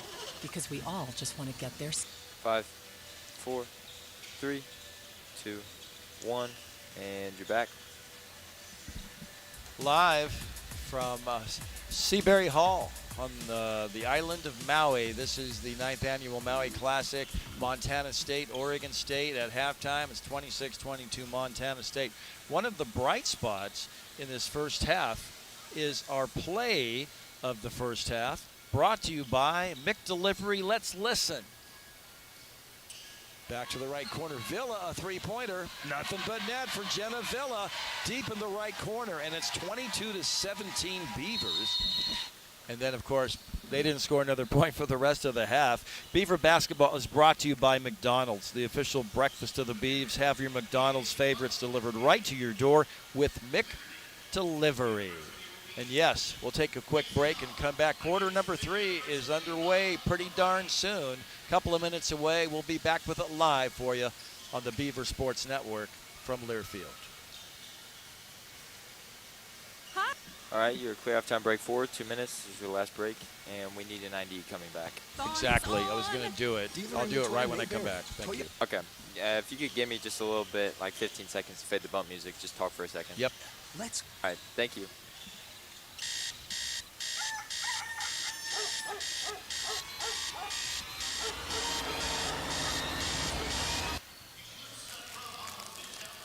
Hear that? Exactly. That's the sound of McDonald's Extra Value Meal. Sausage McMuffin with egg, hash brown, small hot coffee, and sweet golden silence. All for only $5. Price and participation may vary. Promotion pricing may be lower than meal pricing. Ba-da-ba-ba-ba. The game clock is winding down, and so is that plate of piping hot steak nachos. Your eyes are on the last play, but they're also on that last chip, piled high with succulent steak, lending its deep flavor to all the fixins.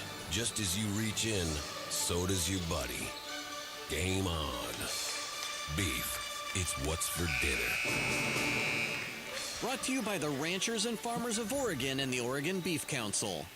Which schools will take home the prestigious Learfield Directors Cup for the top college athletic programs for the 2025-26 college athletic season? Check out the criteria and follow the year-long standings of your favorite team at L Directors Cup 30 seconds. or online at thedirectorscup.com. I think we're going to be. Trophies will be awarded in I'm June going to have to get to that 2026 pretty to quick. the winning institutions We'll have like 5 seconds when we divisions. get The back. Learfield Directors So I'll come back and say hi, though. Okay. in college athletics. Hi, Jan from Toyota with a holiday message. Toyota-thon, Toyota-thon. 10 seconds. Thon is on. Dealer inventory may vary. Toyota-thon ends January 5th. 5, 4, 3, 2, 1, and you're back. Welcome back. Ron Callan with you live on Maui. Third quarter about to begin. Montana State 26, Oregon State 22. Let's pause 10 seconds for station identification. You're listening to Beaver Basketball from Learfield. That was perfect. Thank you. 5, 4, 3, 2, 1, and you're back. Beavers break the huddle. Villa, Schuler, Schimmel, Bolden, and Williamson. And for Montana State, Harris, number 12, Phillip, along with number 44, Taylor Chirick, number 5, Ella Johnson.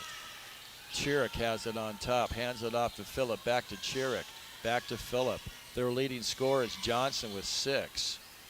Chirick now, left elbow. That's number 33. That's Harris. Harris wants to go inside. Nice defense by Schimmel. Hands it back off to Isabel Bunyan, and they're going to call it travel. So a quick turnover by Montana State gives the Beavers the ball, down 4 as we get into quarter number 3. Great halftime festivities here at Seabury Hall. And thanks for joining us on those radio stations we just identified.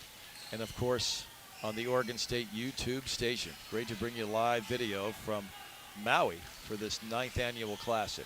Bolden hands it off to Kennedy Schuler. She's fouled by Chirick. Just a little too much body contact by number 44. That is her second personal. Harris also has 2. Bolden has 2 for the Beavs. And the ball with the Beavers now going from our left to our right, and right in front of the Beaver bench to our right, as Schimmel finally gets it into Kennedy out near half court. Kennedy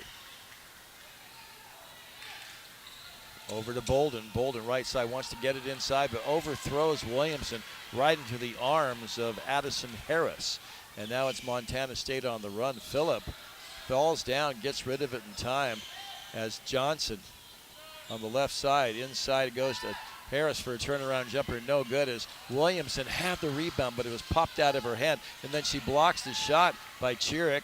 And now it's Kennedy Schuler, 2-on-3 to Schimmel off the glass, and good, it counts, and she's fouled. A big play early in the third quarter for Oregon State as Schuler saw Allie Schimmel, got the pass to her just in time, and it'll be a chance for a three-point play. The Bees now trail 26-24. 8:51 to go. Early action here in this third quarter. Schimmel knocks it down, 26-25. And here's Chiric in the backcourt. Beeves on those home whites. Chiric gets it over to number 15. That's Bunyan. Bunyan on top. Holds the ball high above her head. Now it's over to number 33, Addison Harris. Harris back to Bunyan. 14 on the shot clock. And she bounces it to Phillip. Back to Bunyan. Long three-pointer is off, no good. Rebound inside as Addison Harris gets good position, and she's fouled underneath. We're going to call it on Williamson. For Lizzie, that is her second personal foul. And this will be inbounded to our left under the Montana State basket. Phillip bounces it inside to Harris. Can't get a shot off to Bunyan, left corner. Excuse me, Bunyan has it now. And now it's Chiric on top. Back to Bunyan, beyond the three. All these passes deep. And now into the right elbow. Inside, it goes to Johnson. Left-hand corner is Phillips. She drives inside, 2 on the shot clock. The shot's blocked underneath. A new 20, and the ball's put up and good by Montana State. 28-25. I believe that was by number 33, Harris. Backcourt pressure broken easily by the Beavs. Left-hand corner. That's Allie. Inside to Williamson. Her shot is off the rim. No good, out of bounds. It'll go to Oregon State. 20 on the shot clock. So Oregon State basketball down 3, 28-25. As Kira Lindemans, the freshman from Melbourne, Australia, is going to come in for Jenna Villa.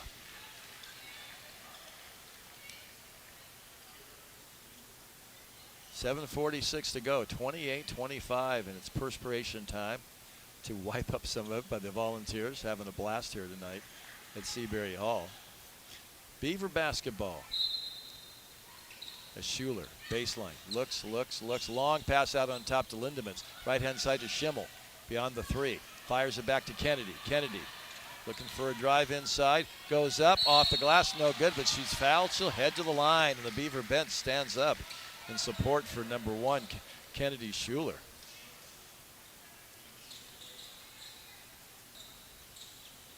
Scott Ruick, conversation time with Tiara Bolden as Kennedy gets ready.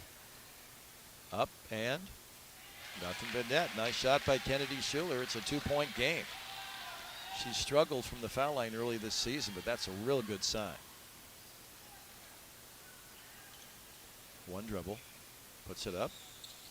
Not bad. Kennedy Schuler 2 for 2, and it's a 1-point game, 28-27. And she almost pulls off the steal, and then they're going to call what? A foul on Allie Schimmel for a grab, trying to get that ball away.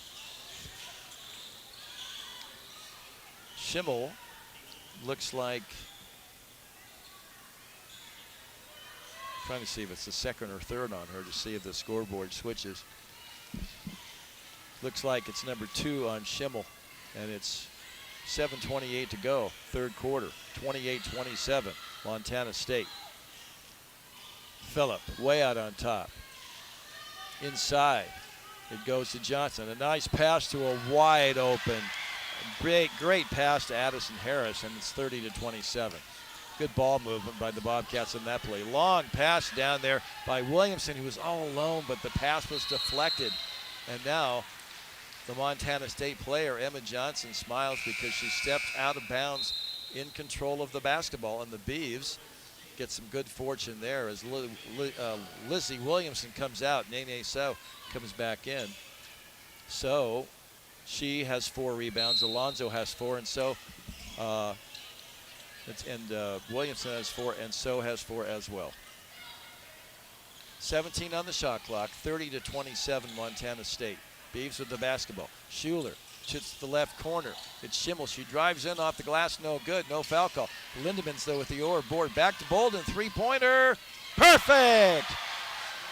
Tiara Bolden knocks down a big 3, and we've got a 30-30 tie, just like the Seahawks and Rams had last night. Remember that crazy game last night as Phillip drives through and says, okay, I'll change that score. 32-30 Montana State. Schuler now to Schimmel. Schimmel wants to go in, floats one up, partially blocked, and they're going to call a foul underneath on one of the Bobcats. It'll be 2 shots. The foul is on number 5. That is on Johnson, Emma Johnson. She has 3 rebounds, 3 assists, and 6 points. As Bunyan comes out, Phillip comes out, and so does Addison Harris. So a lot of changes for Montana State. 6:23 to go. Beaver basketball, by the way, brought to you by Steel. This is your home turf. Get it game ready with Steel outdoor power equipment, a proud supporter of the Oregon State Beavers. First one is good for Allie Schimmel. Second one, in and out, no good. And it's 32-31 Bobcats. Ron Callan with you. And the Beavs got to play better with about avoiding turnovers in the second half. Emma Johnson puts up a 3-point shot, no good. Offensive rebound put up by Bailey, so she picked it up and gave it to Erickson, back to Bailey on top. 6 minutes to go, third quarter, a 1-point game. And this is Coach Ure. She can't get a shot off. Now Bailey's open in the left corner. She tries to drive inside, can't get a shot up. Back to Coach Ure. This one's good. Coach Ure knocks down, I believe that's her second 3-pointer, and it's 35-31 Montana State. 2 for 4, Coach Ure, as Bolden goes in, puts it up, no good. The rebound by Erickson. So a quick shot by the Beavs, but just wouldn't drop, and with 5:30 to go, down 4. Long 3-pointer put up in the corner, and then So blocks the putback by Chirick, and Schimmel picks it up. So the Beavs down 4, a chance to cut it to 2 or 1 here, the 5:17 mark.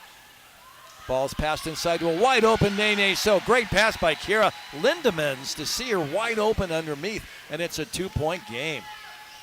Kira Lindemans. It's her second assist in this game. Chirick, 3-pointer, no good. So with the rebound, that is her 5th. And here come the Beavs, down 2. Chance to tie or take the lead. Schuler underneath the So, and the ball was passed well, but went off of the Montana State player. 4:46 to go. That ball goes out of bounds. It's a chance for the officials to call a timeout. This is going to be one of those nail biters, folks. Stick with us here on YouTube on 1190 KEX, 1240 Joe Radio. I'm Ron Callan. We'll be right back to Maui after this on the Beaver Sports Network from Learfield. High-quality organic food. First second half break, 90 seconds. Value. That's why Safeway offers O Organics. Hundreds of USDA certified organic products exclusively in our stores. From fruits and vegetables to chicken and olive oil and frozen treats to baby food, you'll find a huge selection of organic items for the whole family at Safeway. Food you feel good about eating and serving. Look for O Organics products throughout Safeway. O Organics. Organic for all.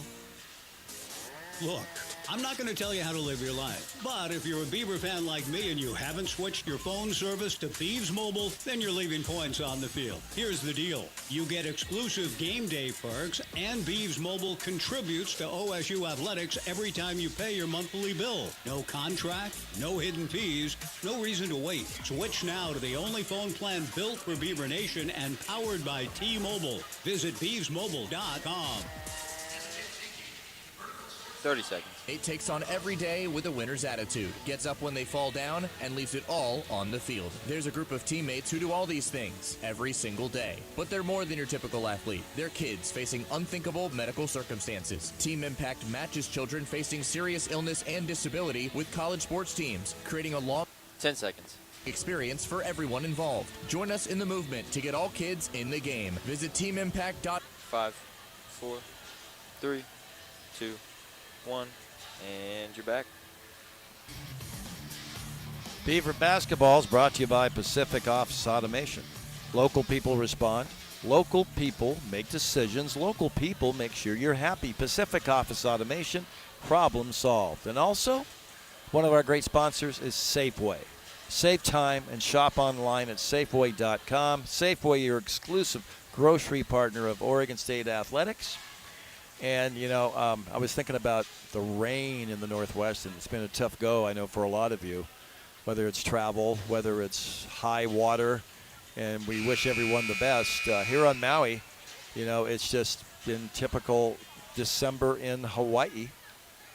Temperatures in the 70s and 80s, although they did have some flooding issues to our west on Kauai near Lahui.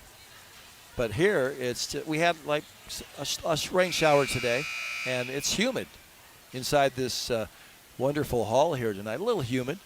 But let's get back to it. 4:46 to go, third quarter. Beavs trail 35-33. They have the ball baseline. It'll be Kennedy Schuler, number 1. She gets the basketball, and here we go. So, Lindemans, Villa, and Schimmel in for Scott Ruick. The ball's into So, gets it right back to Kennedy. 15 on the shot clock. Down 2. Beavers looking for offense. Kennedy now. Over to Lindemans. Lindemans wants to drive. No, gets rid of it to Villa. Three-pointer, top of the key. Perfect for Jenna Villa. And the Beavs take the lead, 36-35. Jenna Villa, the first player on the floor tonight in double figures. 10 points, 4 for 5 from the field. 4:18 to go, third quarter. Beavs now in a zone defense. Trying to change things up as Phillip wants to drive in. Can't get a shot off. Back to Coach Ure. Her three-pointer short, and there's Nene with another rebound. That's her 6th in this game to go along with 4 points. Schuler gets it to the left-hand corner. A three-pointer put up, no good by Schimmel. And here comes Montana State. The Beavs up 1, 36-35. Emma Johnson has 2 threes. Gives it up to Bailey. Bailey can't get a shot off. Tough defense by the Beavs. Now it's Phillip. Phillip with 15 on the shot clock. Can't drive inside. Schimmel denies her. Now that gets back to her. She puts up a long 3 ball. This one's perfect. And it's 38-36. Montana State. Another tight game for the Beavs. Schimmel to Lindemans. Back out to Kennedy. 3:18 to go, third quarter. As Couture is on Kennedy. She drives past her. Glass with the left hand, no good. Rebound battle for, and they're going to call a foul on, I believe it is on Jenna Villa. For Villa, that is her second personal. 3:07 to go. As So comes out, Laura Alonso comes in, the freshman from Spain, 6'3". She's in with Villa. She's in with Lindemans. She's in with Schimmel, and she's in with Kennedy Schuler. And with Montana State now up 2, 3:07 to go. Couture, Phillip, Bailey, number 21 in the game, along with number 33 for Montana State, Harris. And in the corner, Emma Johnson. Jumpers put up and good. This one's by Phillip, and it's 40-36. Once again, Montana State up by 4. This game's similar to the one they had against ASU, just playing from behind but close. Tying it, then giving it back. And now Villa, another open 3 ball. Perfect for Jenna Villa again. That is 13 points for her and her third 3-pointer. And the Beavs down 1 again, 40-39. 3 for 4 from long distance for Villa, who's lighting it up here on Maui tonight. Quick jumper put up and good by Phillip, who had a pretty easy look from about 15 feet. 42-39. Phillip with 13 for Montana State. Schuler out on top. Fires it to the right corner to Villa. Back to Kennedy. She drives underneath. Left-hand corner. Lindemann's the 3-ball. A little too strong. No good. Off the far rim from the shot. And here comes Phillip. 42-39. Montana State. 1:49 to go. Here's Phillip again. This one's short. No good. And the ball is out of bounds. And they're going to call what? A foul on a Beaver? It looks like it's on Lindemann's. That's T.R. Bolden's going to come back in. Chirick's back in for Montana State. Schimmel comes out. So is going to come back in for the Beavs. As she's going to come in for, there's a little confusion, but she's going to come in for Alonzo. So working the inbounds with her tall 6'8" frame, trying to deny a pass in, and the ball is almost taken away by the Beavers. Addison is inside there. She was in the key about 5 seconds, but the ball was picked up by the Bees and then given away, and then Tiara Bolden said she was fouled and she's not happy. Both teams now with 4 personal fouls in this third quarter at the 1:35 mark, and there will be 2 shots for Phillip. She's in the mid-80s as far as the free throw shooter. She has 13. Harris has 8 for the Beavs. Villa with 13. Schimmel and Bolden with 7. And she misses the first foul shot. Beavs now up to 41% from the field, 14 of 34. Montana State 17 of 54, 31%. Second foul shot's good, 43-39 Bobcats. And their full court press creating problems for Kennedy Schuler. They knock it out of her hands, but it will be Oregon State basketball. 1:31 to go. It'll be Jenna Villa wanting to inbound it cross court from us in the back court. Fires it to Kennedy, and she's got 5 seconds to get it across. Over to Bolden, quickly gets it to Lindemann's, and Lindemann's has to save it, gets it to Kennedy. Kennedy, left-hand corner. This is Villa, another 3-ball. This one misses off, no good, and the rebound by Chirick. And so a 4-point lead from Montana State and the ball with 1:10 to go, third quarter. Phillip, wide open 3. This one's way off the mark, and it's out of bounds. It'll go to Oregon State. So she looked tired a little bit on that shot. 43-39. 16 turnovers for the Beavs, 9 for Montana State, and reboundings 30-29 Beavers. In the back court, and they call what? A foul on one of the, I think it's on Phillip. And so that'll give 2 shots now for Kennedy Schuler. That's foul number 5 on Montana State. 1:01 to go, third quarter. It's going to be a nail biter in this fourth quarter coming up. Who's got the stamina? Who's going to get hot at crunch time in this game? Back and forth in this game. Right now, both teams have tied in this third quarter 17-17. It's 26-22 at halftime. Kennedy's first foul shot. She's 3 for 3 tonight from the foul line. 43-40. Kennedy with a chance to cut it to 2. And that's a whistle. And what, it must have been a lane violation on the Beavers. 1:01 to go, 43-40.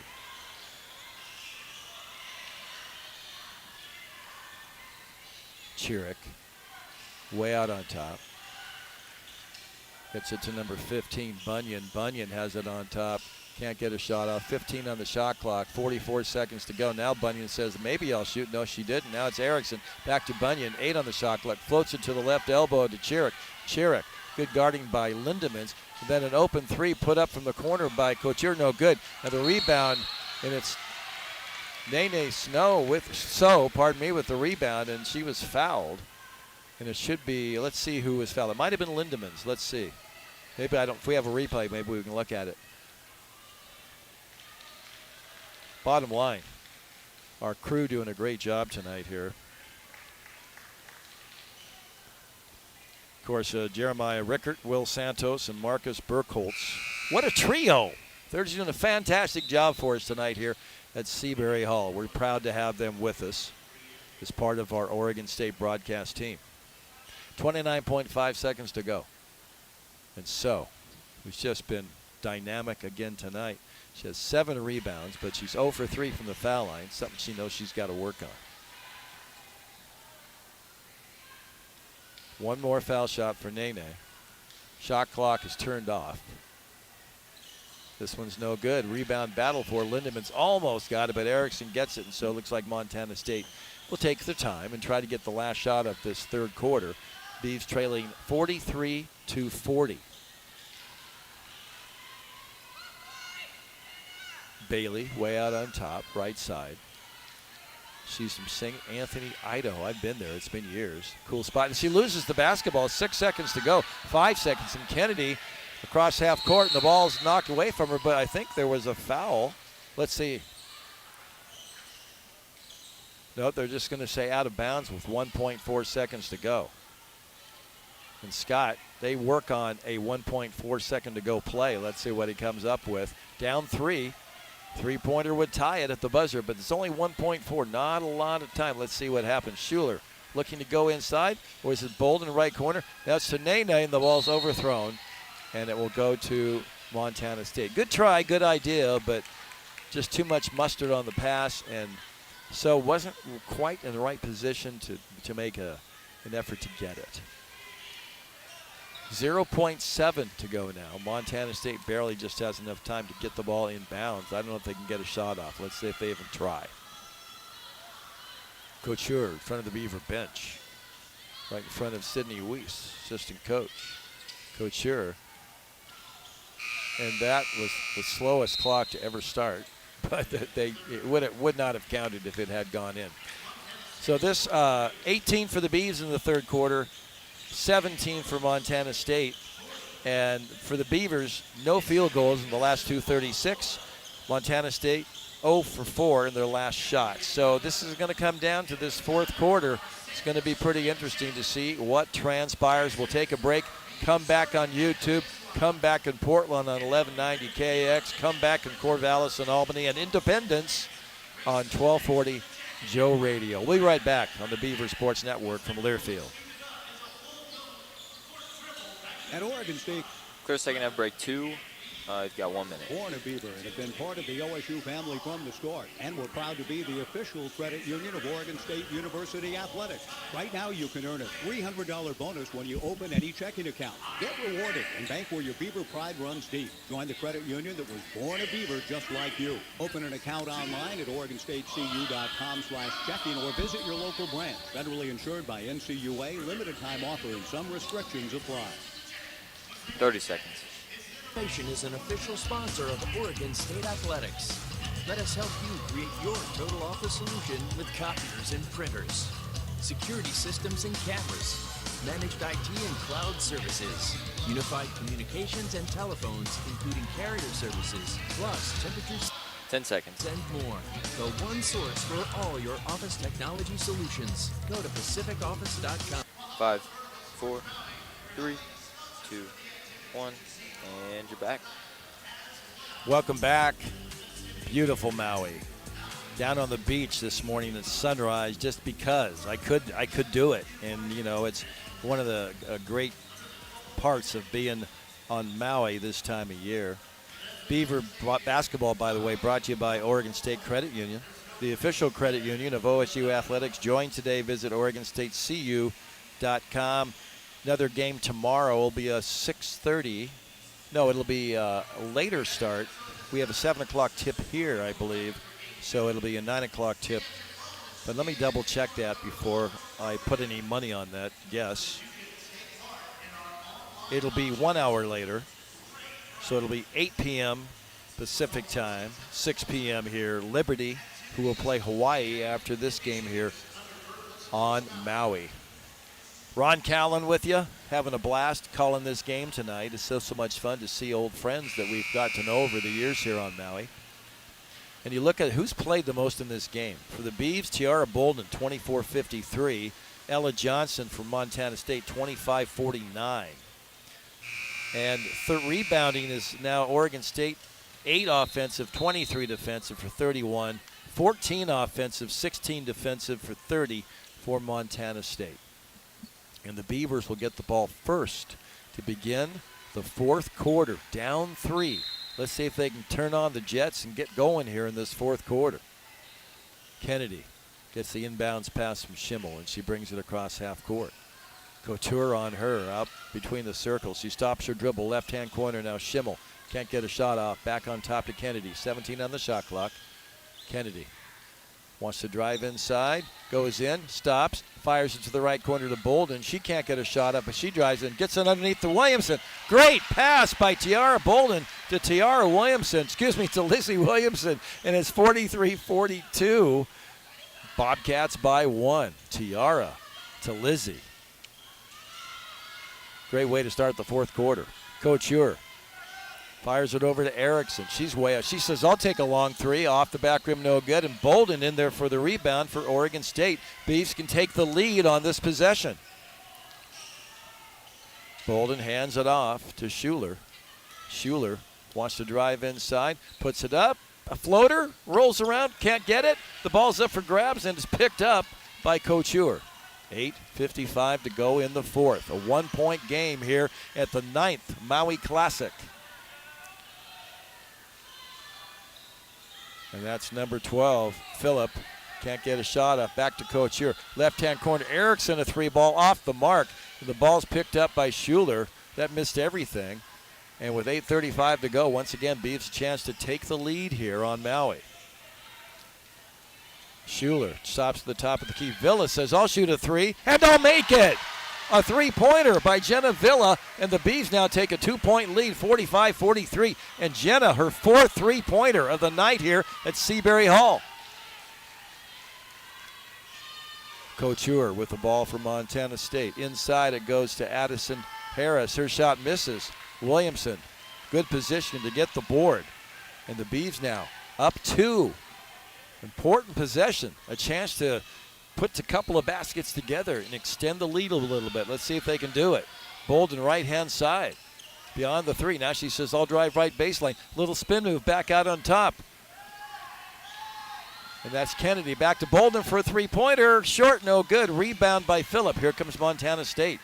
On the run, it's Phillip. Phillip, number 12. Hands it off to Couture. Another 3-pointer attempt for her. No good. And the rebound by Tiara Bolden, who's been big on the boards here in the last few minutes. She now has 5 rebounds, along with 7 points. Villa fires it over to Bolden. And now it is Schimmel way out on top. She has 7 points as well. Now it's Schuler, 13 on the shot clock. Wants to drive inside, left-hand corner. Schimmel can't get the shot off. It's back to Schuler now with 7 on the shot clock. Beavs by 2. She goes in, and they're going to call a foul on number 21, Bailey. So for Bailey, that is her 2nd personal, and that as Liberty has just arrived, getting ready for the next game. They just walked into the stadium.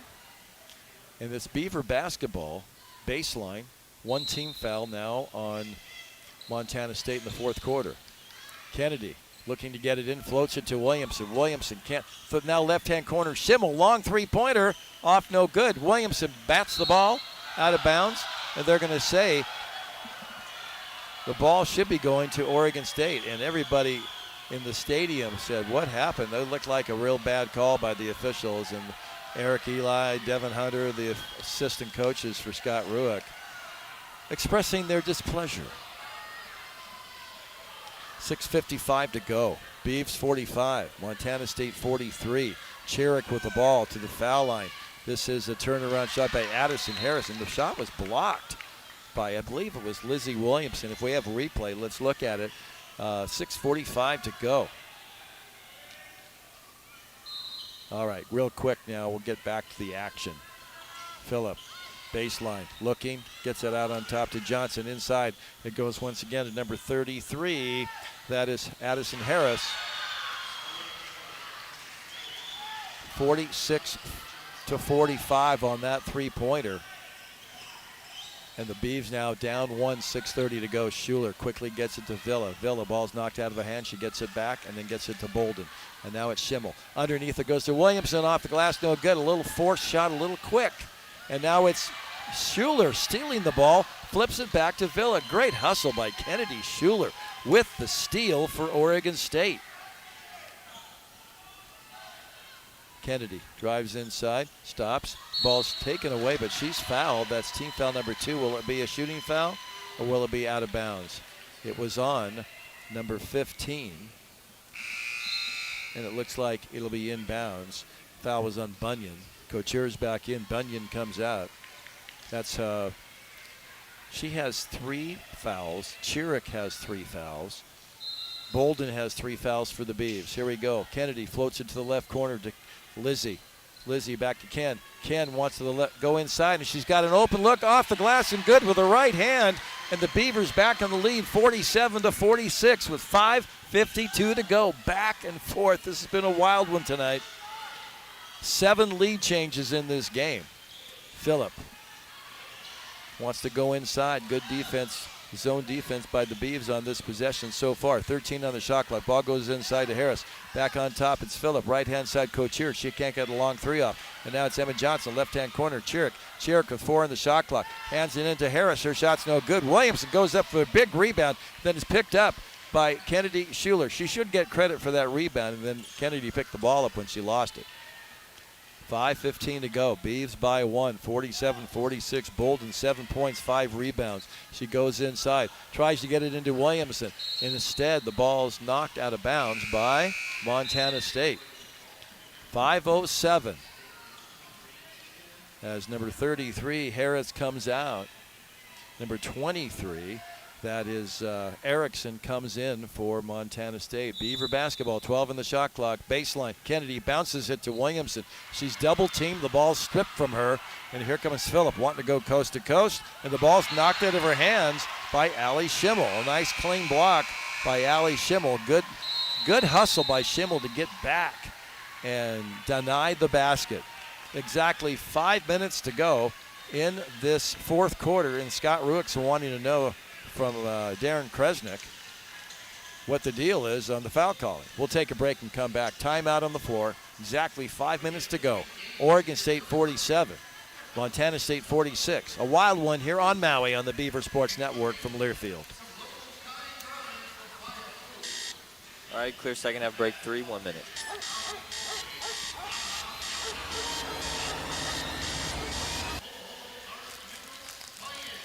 Hear that? Exactly. That's the sound of McDonald's Extra Value Meal. Sausage McMuffin with egg, hash brown, small hot coffee, and sweet golden silence. All for only $5. Price and participation may vary. Promotion pricing may be lower than meal pricing. Ba-da-ba-ba-ba. 30 seconds. Is winding down, and so is that plate of piping hot steak nachos. Your eyes are on the last play, but they're also on that last chip, piled high with succulent steak, lending its deep flavor to all the fixins.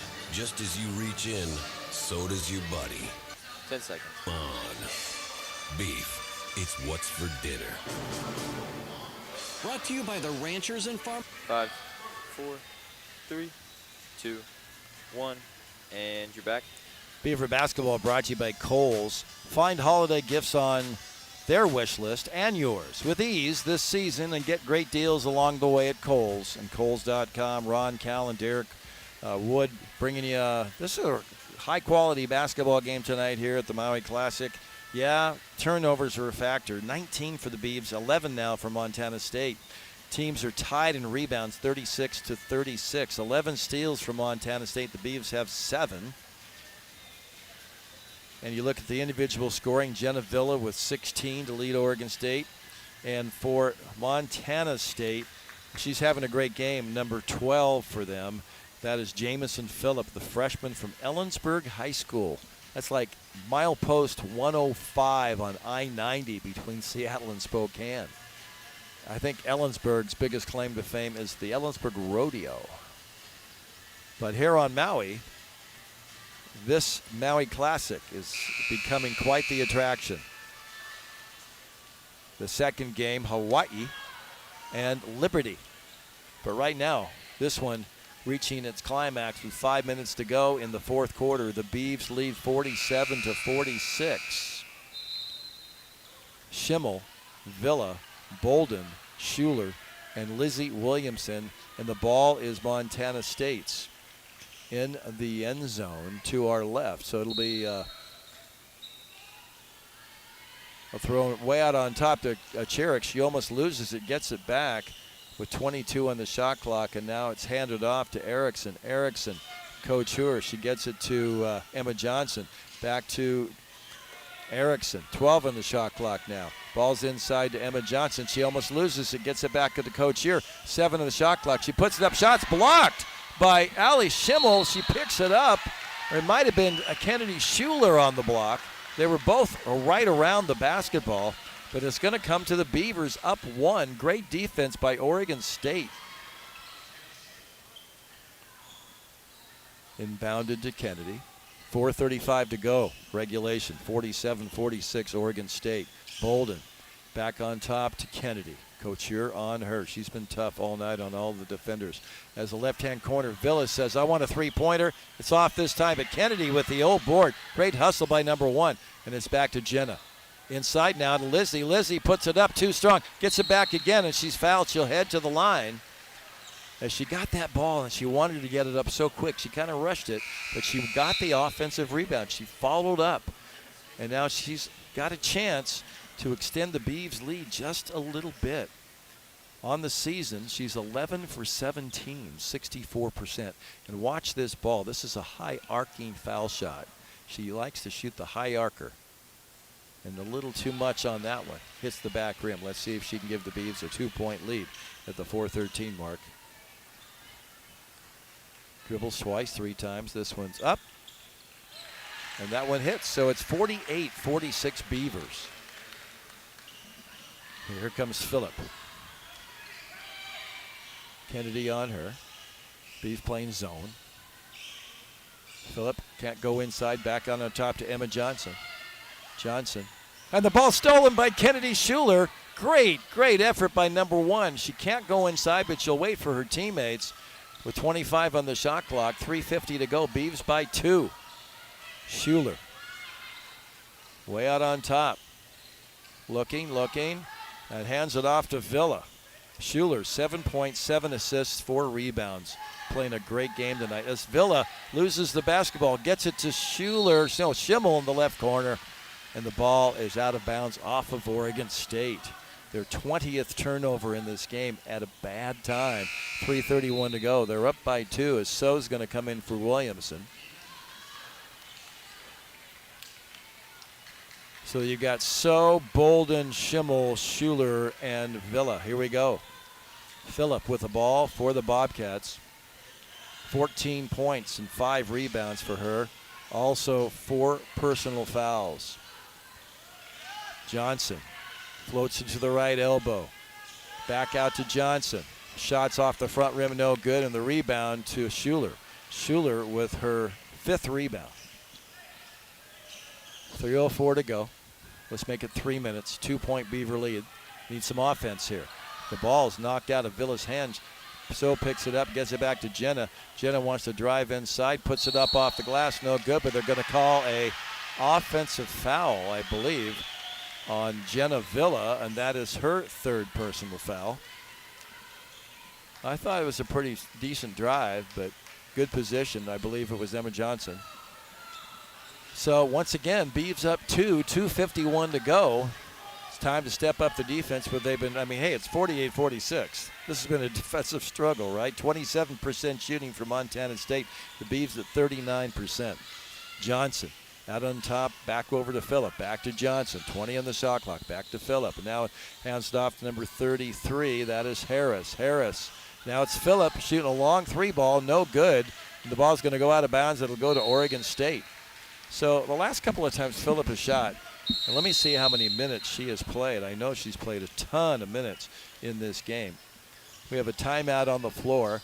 And we'll take a quick break with 2:29 to go. Come back for a wild finish. 48 Beavs, 46 Bobcats. The Maui Classic on the Beaver Sports Network from Learfield. Pacific Office Autumn. Clear second half break for 1 minute. State Athletics. Let us help you create your total office solution with copiers and printers, security systems and cameras, managed IT and cloud services, unified communications and telephones, including carrier services, plus temperature sensing kiosks and more. The one source for all your office technology solutions. Go to PacificOffice.com. Pacific Office Automation. Problem solved. Hello, is this Pacific Source Health Plans? This is a health plan. I'm trying to reach Pacific Source. I know I'll get a person on the phone when I call them. What do you think I am? I mean, you sound like a person. That's what counts. Automated systems can do a lot, even sound a lot like people. What automated systems can't do is offer the quality our members rely on. 10 seconds. When you call Pacific Source Health Plans, you'll talk to a person who cares. 5, 4, 3, 2, 1, and you're back. Beaver Basketball is brought to you by Toyota. Visit your local Toyota dealer and snap up the Toyota that's right for you. Toyota, let's go places. I told you guys mid-first quarter this is going to be tight just because both teams are playing, just outstanding defense. Montana State so aggressive with that zone press in the first half, and they're dog-tired now. Beavs are dog-tired too. Kennedy Schuler, she has played 31 minutes. Tiara 32 minutes. Jenna 29 minutes. Schimmel 25 minutes. And Ella Johnson 30 minutes. Addison Harris 25. Phillip 30. Isabel Bunyan 20. And Taylor Chirick 27 minutes. So I think the top players for each team, both coaches want this bad. As Scott Ruick talking to his group. 2:29 to go. Only one team foul now on the Beavs. 4 on Montana State. Now that's important because one more foul by the Bobcats and they send the Beavers to the foul line. Well, the Beavs have what? 3 fouls to give. 1 hour later, we'll have the game tomorrow, Oregon State Liberty, right from Seabury Hall here. Beavs break the huddle. Montana State, as the buzzer sounds here. Now let's see what takes place. Beavs by 2.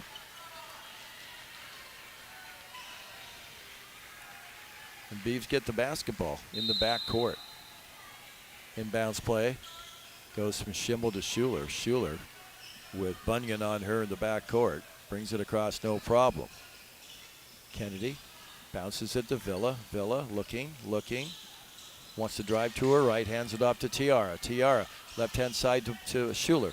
Schuler stops her dribble, back out to Villa with 9 on the shot clock, and now Jenna wants to drive inside, can't. Now it's Kennedy. Kennedy with 5 on the shot clock, goes in, a little fade away from 13, rolls around and drops through, a beauty. Kennedy Schuler with 1:56 to go, the Beavs by 4, 50-46. Schuler with 9 points, 7 assists now for the Beavs. 1:48 to go. Beavs in that zone defense. Wanted to deny a good look by any of these Montana State players. Harris now just beyond the right elbow. A couple of dribbles, gets rid of it to Phillip. Phillip beyond the three-point line left side. 8 on the shot clock. Now goes inside to Harris. Harris dribbles around. 4 on the shot clock. Fires it right to Jenna Villa. A big turnover by Montana with 1:24 to go. 50-46 Beavers. A 4-point lead now. 1:18 to go. Schuler. Big possession for the Beavs here, up 4. 15 on the shot clock. And now Kennedy steps back, gets to the foul line, brings it back out again. 10 on the shot clock. 1:05 to go. And now it's down to 7. She goes in, back out, and they're going to call a travel on Kennedy. So a tough break for the Beavs there. 1:02 left. Beavs 50. Montana State 46. Here we go. The final minute is upon us here on Maui.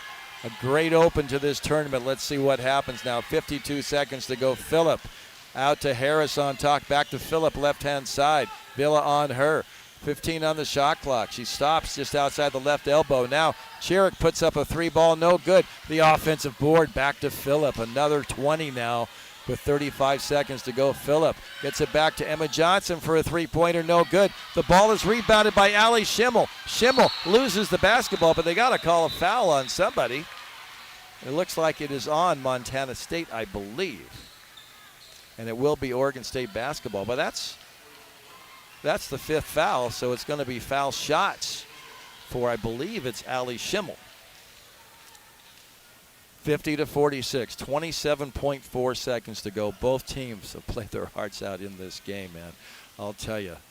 And the same thing is going to be involved tomorrow night with a good Liberty team who's come a long way from their university. And here's Ali Schimmel, Corbett, Oregon.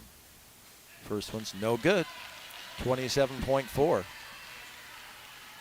And Kennedy Schuler says, come on, you can do it. One more for number 4. Puts it up, and it's no good. And any snow in there. Oh, no, that's Tiara Bolden. She says, hey, I was fouled. 25.8. Now here's the situation. 25.8 seconds to go. Beavs by 4. Beavs have just 1 team foul. So they can give a couple of fouls here, work some clock. They've got a 4-point lead. You don't want to foul somebody while they're shooting a 3-pointer. That's for sure. Hey, by the way, are you 55 or older in the community and have always wanted to be an OSU cheerleader? P3 Health Partners of Oregon have teamed up with the OSU cheer team to create a senior cheer squad. Head to osubbeavers.com/senior cheer squad to learn more and sign up. P3 Health Partners of Oregon, a proud partner of the Oregon State Beavers. Shout out to people living in Oakland, Tennessee, Richard and Dorinda Pratt, big fans. And I'm a big fan of theirs, known them a long time, and we wish you the best from Maui. 25.8 seconds to go. The Beavs, So, Villa, Schuler, Schimmel, and Tiara Bolden. And the ball's going to be inbounded right in front of the Montana State bench. Harris almost loses it, gets it back to Bunyan. Bunyan wants to drive inside. 20 seconds to go. Long 3 put up by Chiric, and it's good, and it's a 1-point game with 18.4 seconds to go. Chiric has been quiet for most of this game. She was 1 for 6 from 3-point land until just now, or 0 for 5. Now she's 1 for 6. She's 3 for 14, but she does have 7 points, 8 rebounds, and 4 fouls, 3 turnovers. So the Beavs had a chance to build on that lead, but the foul shots failed them in this game. Really, both teams. The Beavs from the foul line, 8 for 18 in this game. 18.4 seconds to go. A 1-point lead for the Oregon State Beavers as Chloe Vathina is going to come into this game. Scott Ruick wants speed. Instead of having a big in there, he wants to keep the ball away, force them to foul the Beavers with 18.4 seconds to go. He's down on one. You can see it if you're watching on YouTube. You can see the bench. You can see the 5 players sitting are the ones who are playing, as the Bolden's right next to Scott and his grease board. And then Villa, Schuler, Chloe Vathina, and Ali Schimmel. Schimmel on this night, 7 points, 3 rebounds. Nene So, who's just gone to the bench, he has 7 rebounds. Williamson, 7 rebounds, so the bigs combined for 14. Schuler, 9 points, 5 rebounds, 7 assists.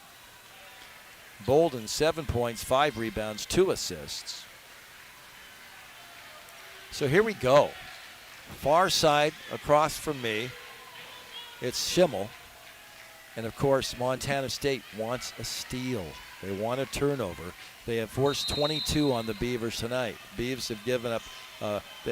Montana State has 13. As Villa goes down, and man, oh man, that's a pretty physical foul with 16.8 seconds to go. But Villa will head to the foul line for the first time tonight, and she's been good this season from the foul line. 36 of 39, 92%. Here goes Jenna. One dribble, puts it up. Man, she's a good shooter from there. 51-49. So with 16.8 seconds to go, let's see if she can give the Beavs the 3-point lead. And she does, 52-49. And Coach of Montana State says, hey, we're going to call a timeout and advance the basketball. And with the Beavers now, they've got these fouls to give. Let's see if they can knock a few seconds off. The ball, there's a timeout. Montana State wants to talk it over. 16.8. Game 2 coming up. The Hawai'i announcer is sitting next to me. He's not here right now, but he's got his gear ready to go. And the crowd, there are a lot of Beaver fans who've come over from the mainland, but then you have, as Derek Sebastian said at the beginning of the broadcast, Ohana, family. The Beavers are family here, and that's been created over this past decade. And you can feel it last night at the opening ceremonies. But right now, the matter at hand is the Beavs nursing this 52-49 lead. Last game, they tied it to send it to overtime against Arizona State. Can Montana State do the same? Or can they, get these fouls, force some taking the ball out of bounds? If you can get, I'd say that let's see if they can get the first foul, but get 5 seconds off the clock. I think that would be a success before they had a chance to get ready for a shot. Let's go. I'm speculating. What else can you do? But there's no doubt, if you're Scott Rueck, that's something in your back pocket. You've got 3 fouls to give before they have to go to the foul line, or they get to go to the foul line. And they're sagging against the inbound person throwing the ball in, Bunyan. And now it's out to Phillip, and she is fouled by Kennedy Schuler. 14.8, so 2 seconds off the clock. The Beavs would like to get maybe 3 or 4 seconds off. So that's the second team foul on the Beavs, and here's Bunyan again, same inbounds area. Phillip, Kennedy sags on her a little bit. Now it's a three-pointer put up and no good by Harris, and the ball's on the ground and it's picked up by Kennedy Schuler. She tries to call a timeout. Does she? No, they're going to call a held ball. And let's see what transpires. 6.5 seconds to go. And there's some confusion out on the court. They're wiping up perspiration, A. B, it'll be Montana State basketball. Still, the Beavs have 2 fouls to give. You only have 2. That actually, in some ways, hey, they knocked a lot of time off the clock there. And now, as soon as they get the ball in, foul again. Let's see what they do. A foul to the right-hand corner. Three-pointer put up by Emma Johnson is perfect. 52. No, it's a 2-point shot, not a 3-point shot. According to the scoreboard, it's 52-51. Now, Stat Broadcast says 52-51. Now it's 52-51, so a 2-point shot. So the Beavers dodged that 3-point bullet. And with 4.5 seconds to go, it'll be Beaver basketball. Let's see the replay to see if we can see. It looks like from there, there's different lines. She used 2 different lines. It looks like her foot must have been inside the line. It's not a great angle, but hey, give Emma Johnson credit for making that shot. But the Beavers get the 1-point lead at 52-51. Man, oh man, 4.5 seconds to go.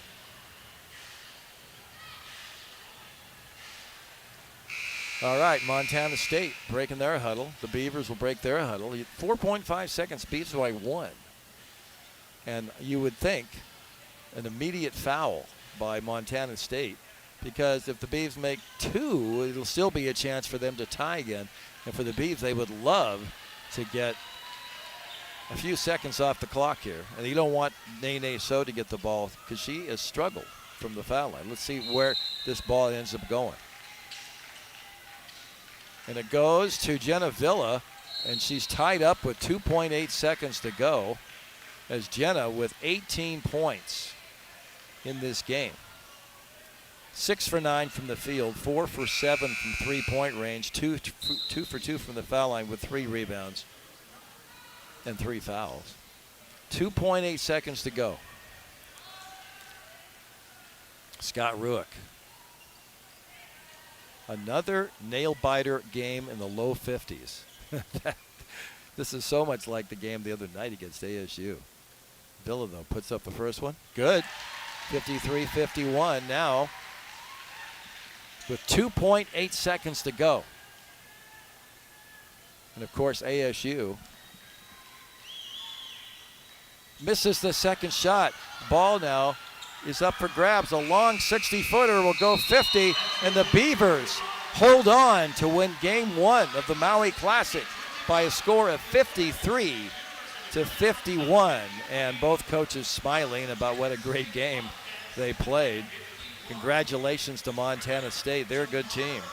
As Tricia Binford gives Eric Eli a big hug, shakes the hands of the players, and Scott Ruick doing the same, heading to his left, shaking the hands of Montana State players. So the Beavs improved to 7-5.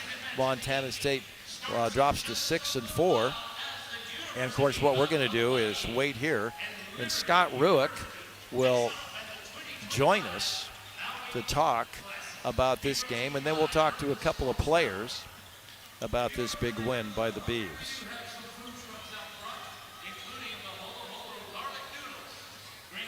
Liberty and Hawai'i coming up next, as Scott Ruick will be our guest first, and I'm going to do a little broadcasting, producing on the air, remind Derek Wood to record the post-game interviews for us here, and appreciate that, as we are attempting to get not only Scott, we'll get Jenna Villa, hopefully, who led the Beavers with 19 points, and Kennedy Schuler, who is amazing.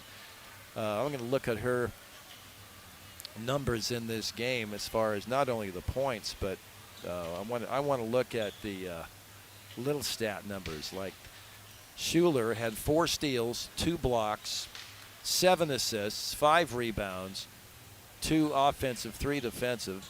She was 3 for 3 from the foul line, 9 points overall in 34 minutes. She was +8 on the plus-minus meter. Jenna Villa, she was amazing as well. So, I mean, there's so many great stories tonight, but the main thing is that they got the win. They got the win and beat another tough team that loves to create turnovers off of zone presses. And, hey, the Beavs, 20 – let me go back to the official team stats here. I was looking at the home stats. 22 turnovers. But they get the win. And the key of the Beaver defense, holding Montana State to 28% from the field. And overall, that's a good feeling for the Oregon State Beavers. As Scott Ruick will head over. And I'm going to hand him the headsets here, and let's get Scott in here. And Scott, can you hear me okay? Yeah, it's good? A little quiet. How about now? How about now? I'd like it up a little bit. There you go. Okay, now I can. Okay. As Cole Ruick and Macy Ruick come over, big smiles on their faces. Nice to have the family here. It was a family feeling tonight. Had Derek Sebastian on for a while. He just says, Ohana, the Beavers are Ohana. But what a win for you guys. It was another tough, fierce, nail-biting game, Scott. It seems like they all are, and they all are going to be. Give Montana State a ton of credit. I mean, they play so hard, and they are so disruptive. You know, it's a system and a style that you just don't see very often. We're tending to see it more and more, but you got to give them a ton of credit just for being so massively disruptive. It just seemed like, you know, the game was so physical. Every dribble, every pass, every rebound was contested. You know, I think it's a very difficult game to officiate because of that. And so for our team, you know, I was just so proud of the way that we found a way to win, you know, tonight in a game that, you know, we had 22 turnovers, and I don't know. It was just a gritty, tough win, and we needed it, and we made life hard on ourselves a lot of the times, and it demonstrated a lot of the room that we have to continue to grow, and we just got to keep getting better and better. And, you know, big upside, but through the learning process, if you can get a win, that's great. Your defense, though, you talk about their defense. Your defense held them to 28% shooting. I mean, there was good things there. I know there was frustration times as well, but overall, you held the team to 51 points. You held the team the other night to, 55. Yeah, their defense is very zone-ish, and it's as a coach you're kind of at the mercy, and just like they were. I mean, we're zoning them the whole game, and when you play against the zone, you got a few things that might work, but then it comes down to players making plays. And for this group, I mean, we're learning how to play against the zone. Our bigs are learning how to play when they're fronted, and our guards are learning how to try to get them the basketball. And so we're getting hounded on the outside, and we still have we're still trying to get terminology down. I mean, it's just, super hard right now. I mean, I feel like I keep saying this, but when you play styles like this that, won't barely let you breathe, a lot of times it just comes down to players making plays. I thought Jenna was huge, hitting big threes over the top for us. It was just so refreshing to see the ball go down. Kennedy just, poured her heart out on the floor once again on both ends of the floor. Got huge rebounds, steals, gained us possessions. I thought Nene just shut the rim down from the second she went in the game. And then our team adapted to their scheme, and they had people that don't normally hit a lot of threes make threes. 12 hadn't made one all year this year. I'm sorry, I don't know her name. That would be Phillip. Thank you. But it's too much. I know numbers, and and so bless her heart for stepping up, hitting a huge three, and then 2 pull-up jumpers right after that. That just looked beautiful, and so so we had big efforts in big moments that. Good teams find a way, and I think this team is on its way to becoming a good team. Just real quick, Kennedy Schuler, 4 steals, 2 blocks, 7 assists, 5 rebounds, 3 for 3 from the foul line, which was huge for her tonight, Big time. and 9 points. Yeah, big time. I mean, she's just a warrior. She's what every coach dreams to have. Somebody that just gives it everything all the time. And so everybody knows that, knocking free throws down has been a struggle at times for her, but not really. I mean, she hit huge ones for us last year. We don't beat Gonzaga without her free throws, up there. And so I have full confidence in Ken, and I love the way that she's adapting her game, to what this team needs. And I'm just super proud of her, but I'm super proud of everybody. Scott, a great win, and now the team you're going to play tomorrow night, Liberty, warming up. What's the story on them? We're about to find out, but we're going to watch them play just another really good team, with a new coach, but not a new coach. Been in the program for almost 20 years, and now it's getting his shot as head coach, which I'm super happy for Alexis. And they're a very nice team, and so I've watched them a little bit, and so it'll be another tough one tomorrow.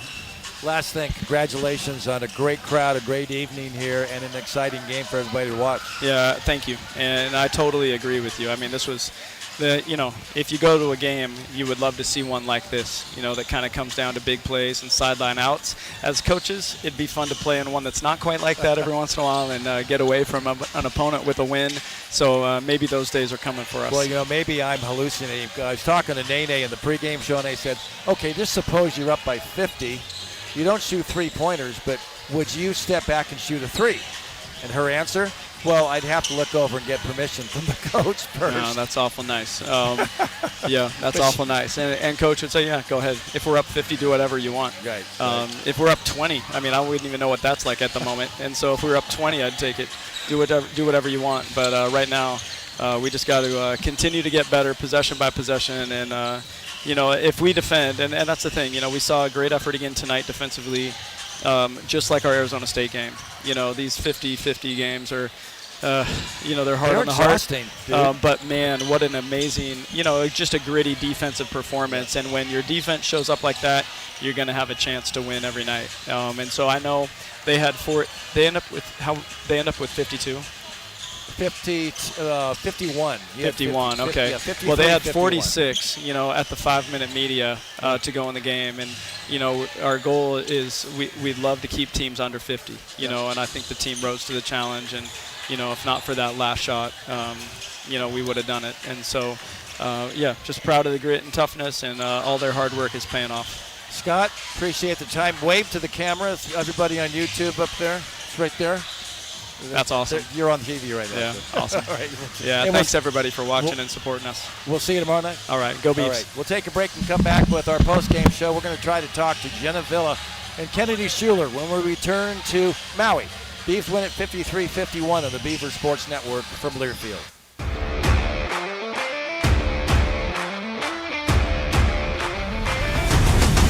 I'm locked in the flow. Yeah, I'm cold to the bone. I'm coming for blood. It's time to run. Letting everybody know. Come and get it, come and get it. Yeah, we push it to the limit. Come and get it, come and get it. Yeah, here we go now. Come and get it, come and get it. Yeah, we push it to the limit. Come and get it, come and get it. Yeah, here we go now. Schuler to end the quarter. Schuler to end the quarter. Welcome to my house. Here we go all out. It's about to get loud. Oregon State is going back to the NCAA tournament. We going all out. It's time to get loud. Here we go now. Golden three, splashes it home. For Mahayer, you gotta love that. Here we go now.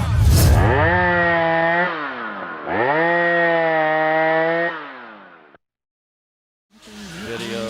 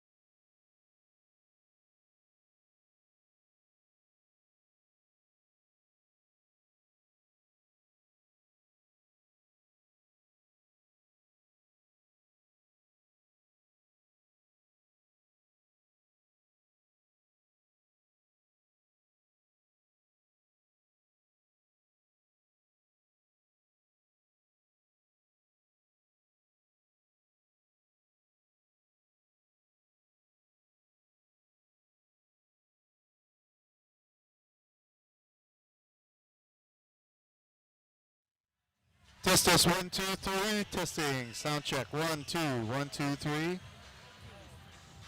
Down. Testing 1, 2, 3. Maui Classic here 2025. 2025. All right. That was quick. Thank you. Yeah, so we're going to be silent. Yeah.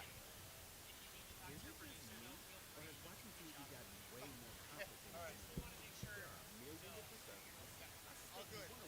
No, my pleasure. Thank you. It is. Looking forward to it.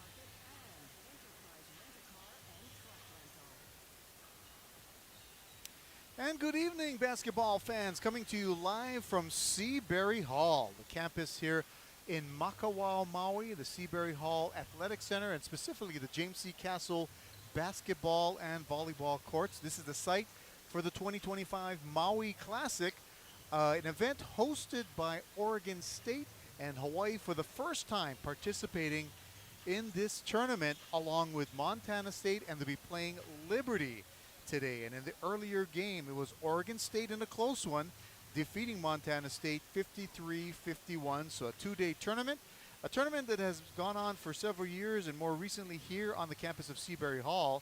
It was used to be held over at Lahaina Civic Center, where the Maui Invitational is, but naturally, due to the fires, they had to relocate, and Seabury Hall stepped in and said, we can host it for you, and it's been here since the return after the fires happened. Dave Kawada here with you. Glad to be bringing you these two games. Hawaii playing here tonight, and then tomorrow, 7:30 against Montana State.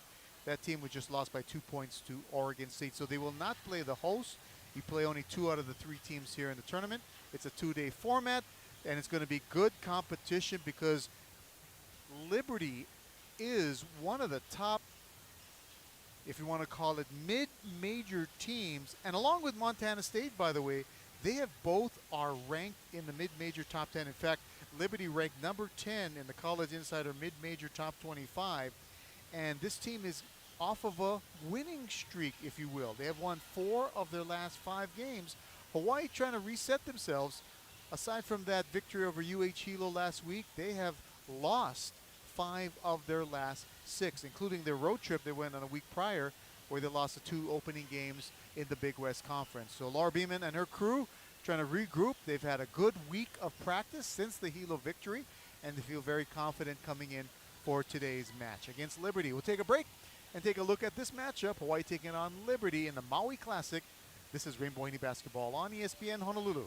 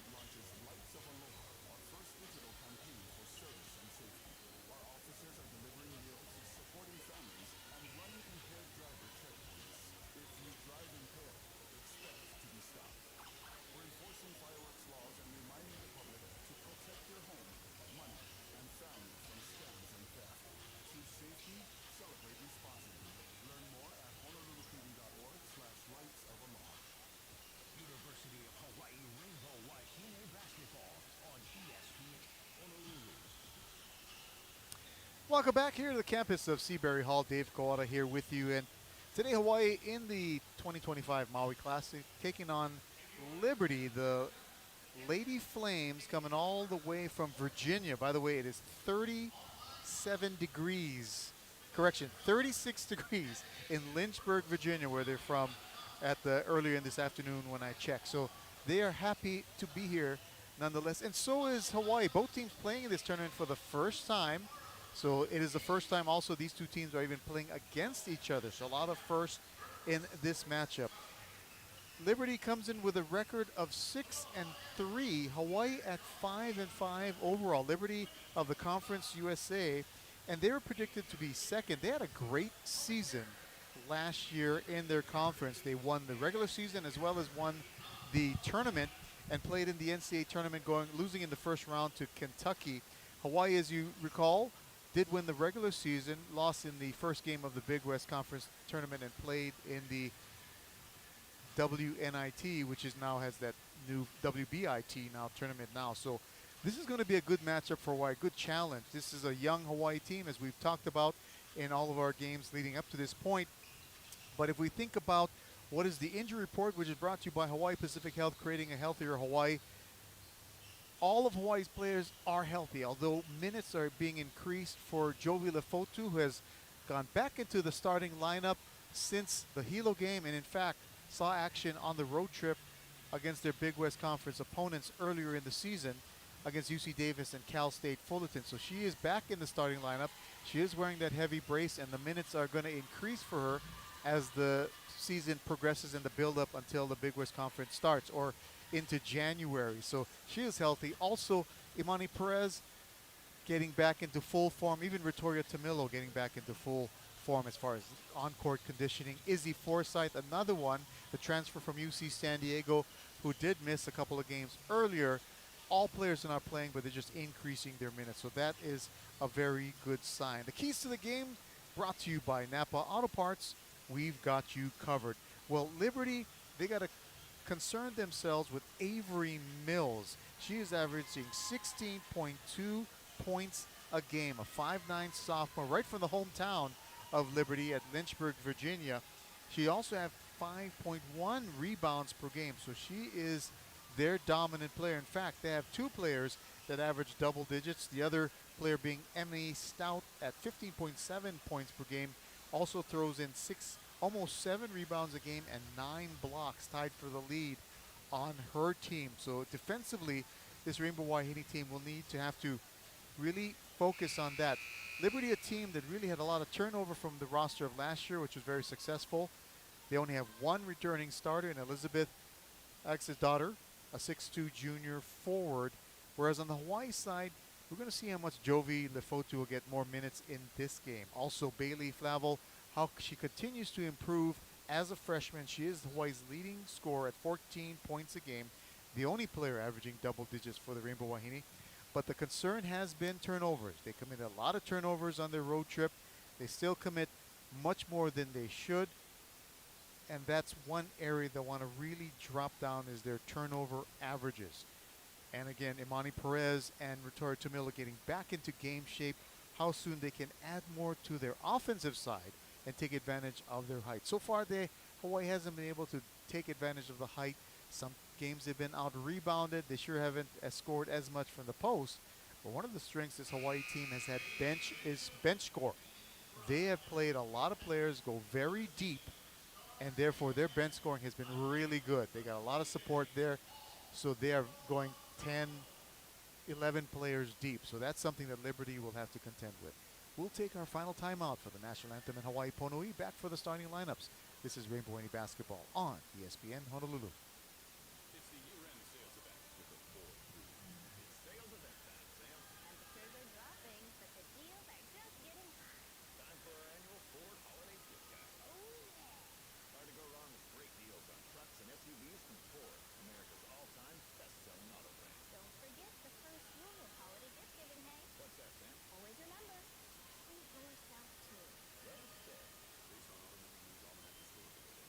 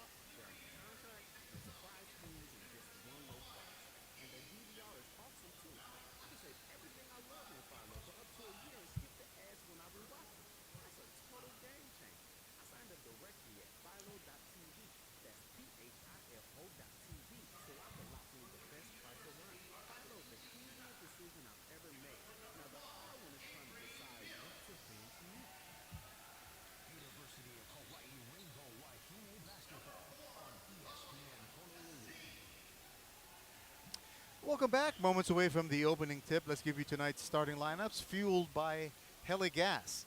Heli on for the Liberty Lady Flames. They'll have at the guard Avery Mills, their leading scorer, at 16.2 points a game. She is a 5'9" sophomore from Lynchburg, Virginia. The other guard, Claudia Athene, a 5'8" junior from Girona, Spain. By the way, Liberty has 7 international players, which still is a little bit less than Hawaii with 11 international players, but a lot of international folks here on these two rosters. The forward is Ifi Nawabi, a 6'2" redshirt freshman from Calgary, Alberta, Canada.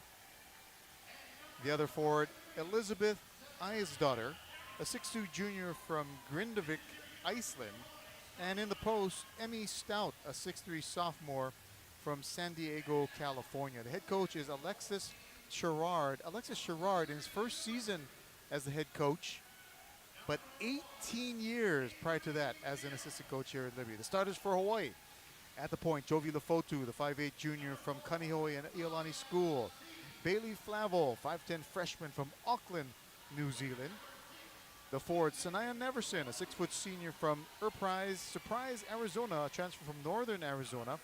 Rebecca Moore is a 6'2" sophomore from Auckland, New Zealand. And in the post, Victoria Tamilo, the 6'5" sophomore from Auckland, New Zealand. Head coach Laura Beeman in her 14th season.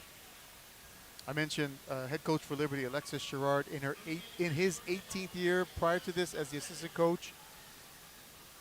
The previous head coach who just retired was the head coach for 26 years. You just don't hear about that anymore. And Alexis Sherrard, the new head coach, was Green's assistant for 18 previous years. So they have longevity, continuity to the max. So Hawaii will be the designated visiting team, so they'll be wearing their green uniforms, white numerals. Liberty, the home team, in their white jerseys and red numerals. So this is a great facility, and I'll give you little bits and pieces about Seabury Hall if you never came down here. First time for me out in Makawao on the island of Maui. Beautiful facility. So the way they have it set up, all the fans are on one side opposite where I am, and all the media and the players' benches are on the side that I'm at. And right now, all stands are filled, and you can imagine there are a lot of Oregon State fans as they are the hosts of this tournament. They've done this for a very long time, getting ready for the opening tip. Tonight's tip brought to you by HGEA. Hawaii works better when we do. And Tamilo will be taking tip, going to the basket to our right, and then the official says, you know what, I'm going to switch you guys. Why don't you guys move over here? That just happens. So Tamilo will be getting set for the tip for the Rainbow Wahine. And the opening tip goes to Hawaii. Lefotu has it. They're going to the basket to our left in their road greens. Neverson hands off to Moores. Liberty in the man defense, and Lefotu penetrates far side, kicks it out. Flavel on the wing, left-hand dribble to the free throw. Stutter steps, goes in for a strong layup and gets the bucket. 2-0 Hawaii opening here in the first quarter of the 2025 Maui Classic here at Seabury Hall Gymnasium. Liberty with their first possession of the game, just underway here in this first quarter.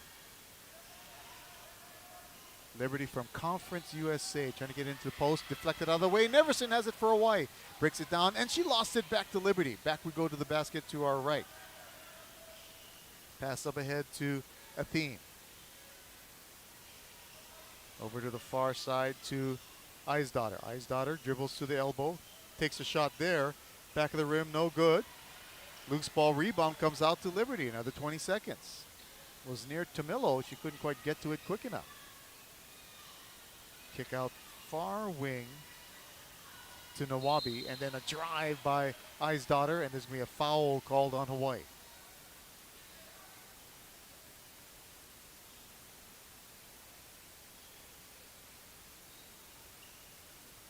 The foul's going to be on Moores. That's interesting. Got to get used to that. So the official holds 4 and 4 on each hand. I'm thinking there's no 44.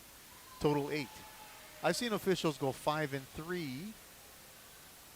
But he went 4 and 4. First free throw by Eisdottir is good. No, misses the first one. Second free throw is good. So it's 2-1 Hawaii, 8:48 first quarter. Lefotu, having started the past few games now, back trying to increase her minutes as she tries to rehab that right knee. And she goes in for a strong layup, too hard off the backboard. Rebound Liberty. The Lady Flames quickly bringing it up floor.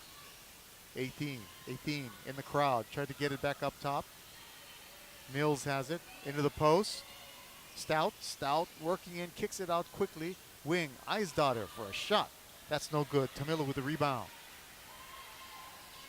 Another Hawaii focus for Beeman was rebounding and dominating the boards. Kick out, shot for three by Flavel that hit the top of the backboard and goes over to Liberty. One thing Hawaii did at their shoot-around today is they really worked on how to defend, how on their man defense, how Liberty goes for those low switches and screens down on the baseline and in the post area. And a foul on the rebound against Liberty, it'll be Hawaii ball. That foul is on Stout. So that's the second team foul. One team foul for each team. 2-1 Hawaii early on here in this first quarter. 7:47 remaining. Neverson on the wing. Hawaii to the basket to our left. This broadcast also being streamed on YouTube. Just go to hawaiiathletics.com, go to the schedule, and click on this game. You'll see the link. Lefotu, 6 on the shot clock. Left-hand dribble. A runner from the left side. No good. Rebound ripped away by Liberty. Outlet to 18. 18 walks it across the midcourt line. Now top of the key to Stout. Stout be guarded by Tamila, although she's really slacking off. No threat for a three, but a shot just to the left of the top of the key made by Nawabi. So it is now 3-2 Liberty here with 7 minutes, and an open layup all the way done by Lefotu. She just got back by her first defender and no one there to help out. 4-3 Hawaii, 6:50 first quarter. Liberty with the ball. Coming on the high screen is Mills. She's now at the top of the key into the post to Stout. Stout working in on Tamilo. Her shot no good. Neverson with the rebound. Outlet to Lefotu. Here they come, right to left. Lefotu trying to go right hand. Now switches to the left. Now top of the key, Neverson. Over to Moores. Neverson and Moores have started every game along with Flavel. The only three and a drive by Tamilo, but they're going to call an offensive foul.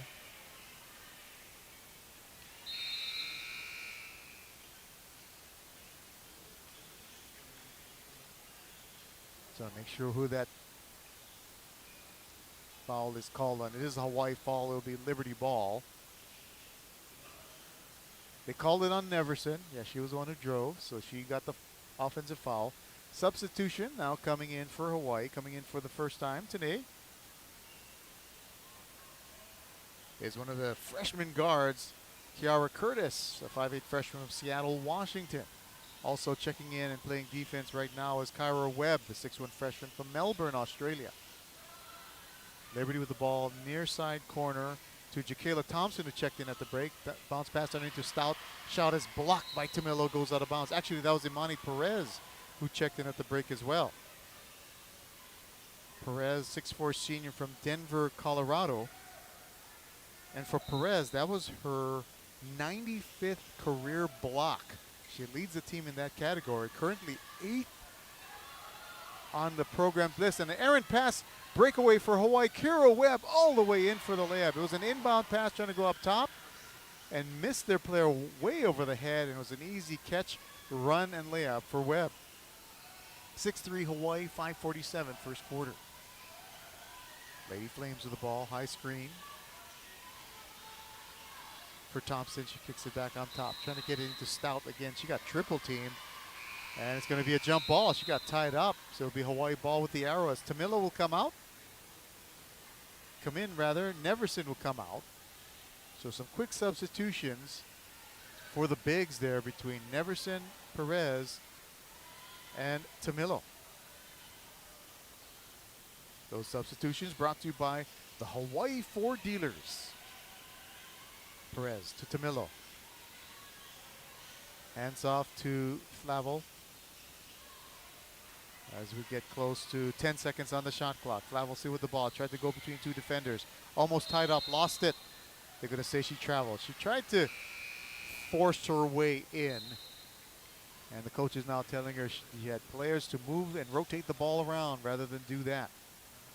So 5:12 remaining, 6-3 Hawaii. And now coming into for Hawaii for the first time, Tiana Bond, one of the other freshman guards, 5'8" from Cairns, Australia. So you got Bond, Perez, Webb, Curtis, and Tamilo on the floor for the Rainbow Wahine. Playing defense now. Thompson on the far wing, being guarded by Bond. Up top to Mills. Mills trying to get that high screen. Finally does. Not a switch defensively. Thompson, drive left side, kicks out. Shot from the corner by Leon, no good. Offensive rebound by Liberty. Second offensive rebound in this early part of the game. Open for a three is Nawobi, and she hits it. It's tied up at 6 now with 4:30 here in the first quarter. Webb will take a three-pointer from the corner. That's no good. Battle for the rebound, far side. Picked up now by Nawobi for Liberty. So Lady Flames now with a chance to get the lead for the first time in this game. Mills. Nawobi on the far wing. Dribbles to the paint. Runner in front of the rim. Might have been partially blocked by Perez, and a late whistle by the down official. And it's going to be a foul on the shot on Imani Perez. And that's going to take us to a timeout. 4:05 to go here in this first quarter, and we are tied at 6. This is Rainbow Wahine basketball on ESPN Honolulu.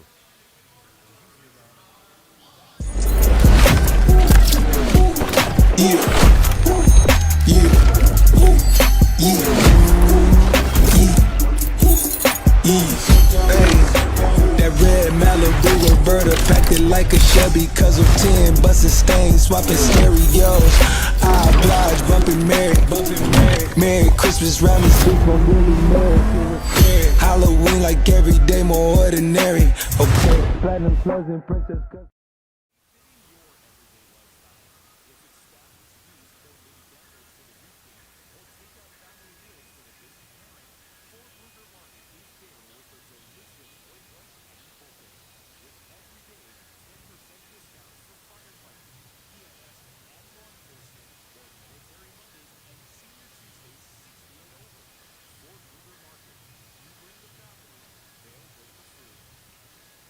University of Hawaii Rainbow Wahine basketball on ESPN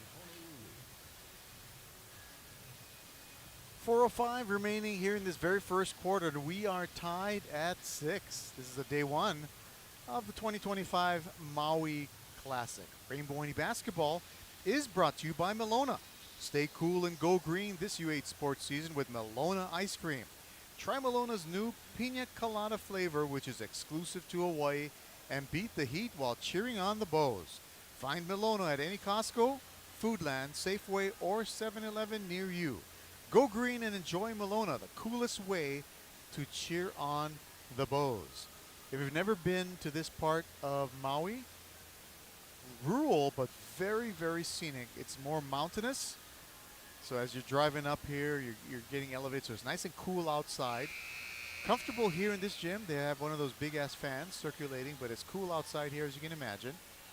And the campus, man, what a nice campus. Nice architecture with the buildings, a lot of open space. The drive to this campus, you're seeing like ranches and horses and cows. I even saw deer last night as I was driving home from a friend's house. You see deer. You don't see that too often, at least not on the H1 or any other road that I normally traverse. So it'll be free throws coming here for Liberty. At the free throw line is Nawobi, and her first free throw is no good.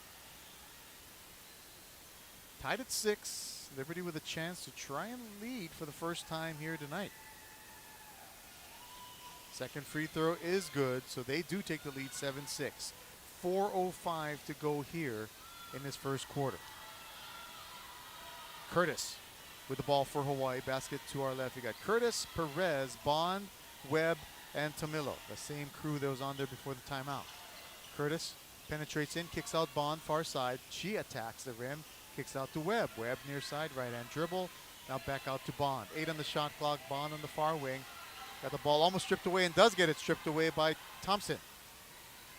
Lead pass all the way up ahead. Easy layup by Emma Leon. 9-6 Liberty, 3:29 first quarter.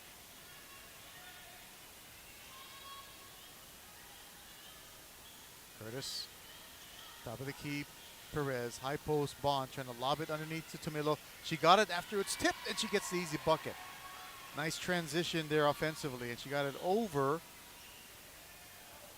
Lynn Peters, their 6'3 freshman senior from Almelo, Netherlands, for Liberty, who checked in at the break. Lady Flames with the ball. Far side to Mills. Mills going baseline far side. There's going to be a blocking foul called on Kyra Webb.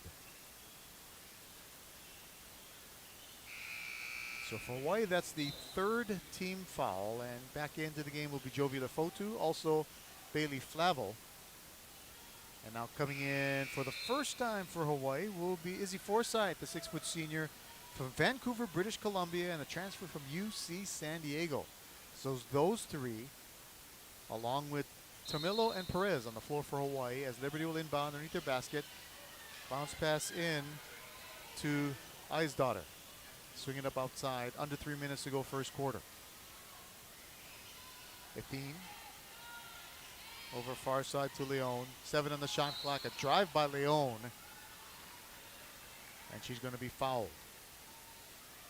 And this time the foul is going to be called on Tamilo. So that's the 5th team foul for Hawaii. So bonus the rest of the way for Liberty here in the first quarter. 2:40 remaining.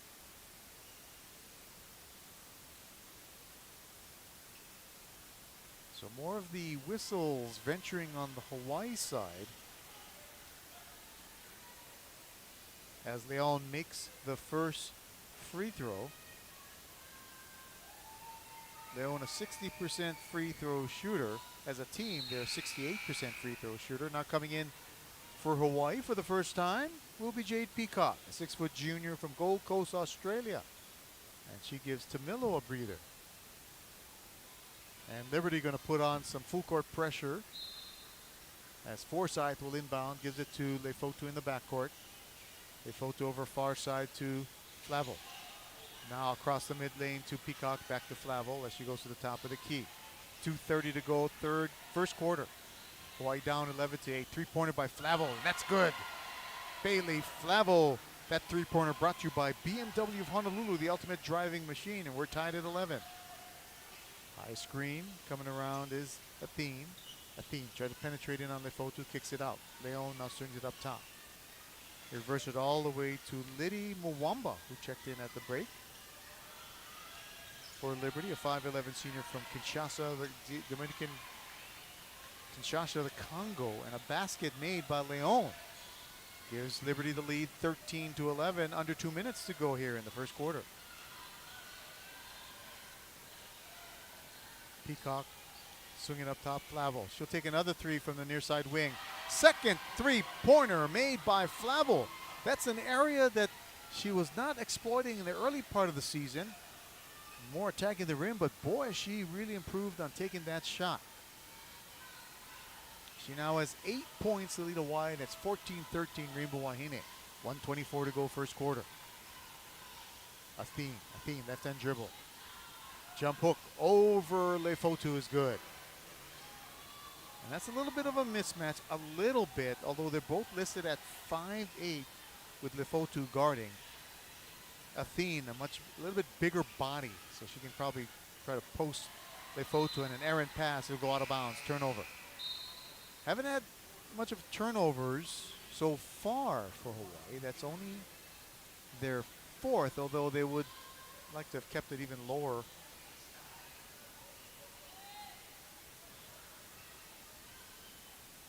As that has been really an Achilles heel for this team. They average 20 turnovers a game. Liberty with the ball.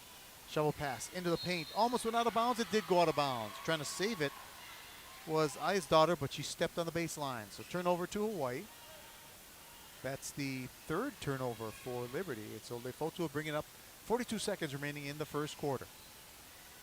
Lefotu thought of a three, now dribbles to the top of the key with the left-hand dribble. Stutter step, kicks it up top to Flavel. Flavel being guarded by the much taller Eisdottir at 6'2", and on the aggression and attack to the paint, she'll draw a foul on Eisdottir. Only the second team foul, 28.6 seconds to go in the quarter, and that's going to put Flavel at the line. Flavel, a 70% free throw shooter. Hawaii as a team, not bad, 71%. And the first free throw is good. Flavel now with 9 points in this first quarter.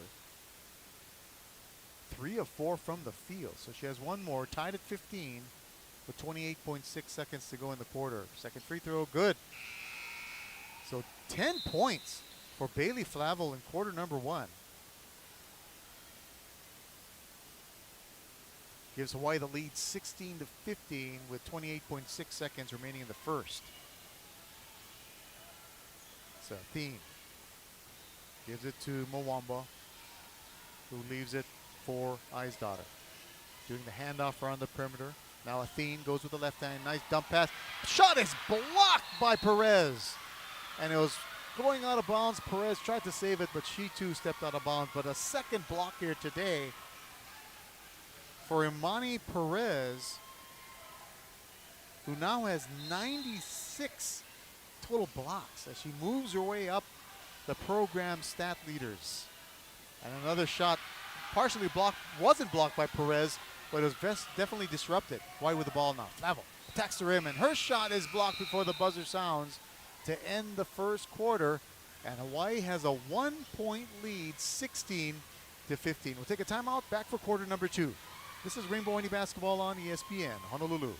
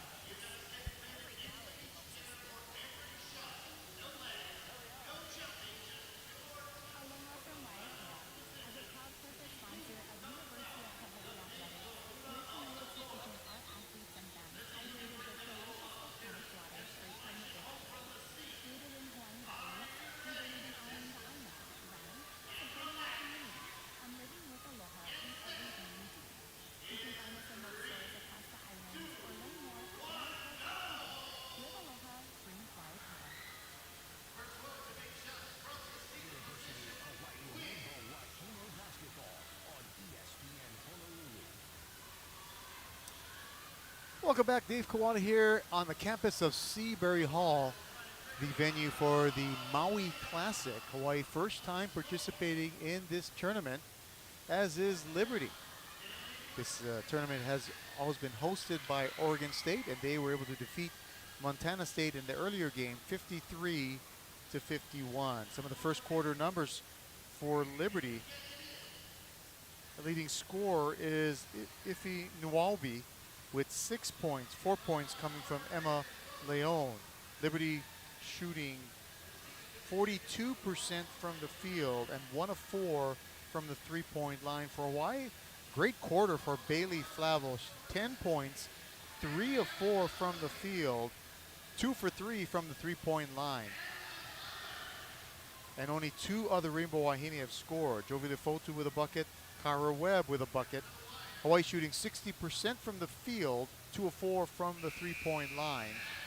Right now, Liberty's out rebounding Hawaii 8-3, and we watch those turnover numbers. Hawaii with 5, Liberty with only 3. And I mentioned that one of the strengths for Hawaii has been bench scoring so far. Liberty with 6 points off the bench, Hawaii with only 2. So the second quarter is going to begin. Hawaii's going to put on the floor Bond, Flavel, Peacock, Neverson, and Tamilo. Meanwhile, Liberty is going to counter with Athene, Nawabi, Mills, Stout, and Eisdottir. Liberty with the ball. to start this second quarter. Hawaii up by 1, 16-15. I's daughter, and on the dribble drive from the perimeter, they're going to call a foul on Hawaii. It's going to be on Bailey Flavel with kind of a hand check. And Hawaii head coach Laura Beeman having a few words, saying maybe a little bit, if you're going to call it on this end, you got to call it on that end. So Liberty will inbound from the near sideline. Basket to our right. Inbound to the far side to Nawabi. Now she gives it over to Athene. Athene, left-hand dribble. She loves to attack with the left hand. Can't get the layup to go. Hawaii with the rebound. Flavel pushing it right to left. 2-on-1. She'll take it herself. Over her shoulder shot, no good. Rebound, Liberty. Back we go the other way. I's daughter got the rebound, brings it up herself. Almost double dribbled. Now gives it over to Avery Mills. Mills. Pull-up jumper just past the free throw line. Nice shot. Mills with the shot giving Liberty the 1-point lead now, 17-16. First basket for Mills. Mills, the leading scorer for Liberty, averaging a little over 16 points a game. And a foul on the perimeter going to be called against Liberty. It's going to be on Mills. That'll be her first.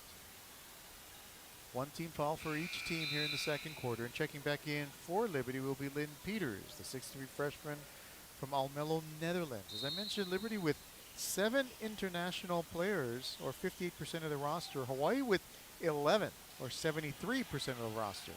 Shot from the corner, no good, and a tie-up jump ball called, and the arrow will stay with Hawaii as Curtis coming back in for the Rainbow Wahine.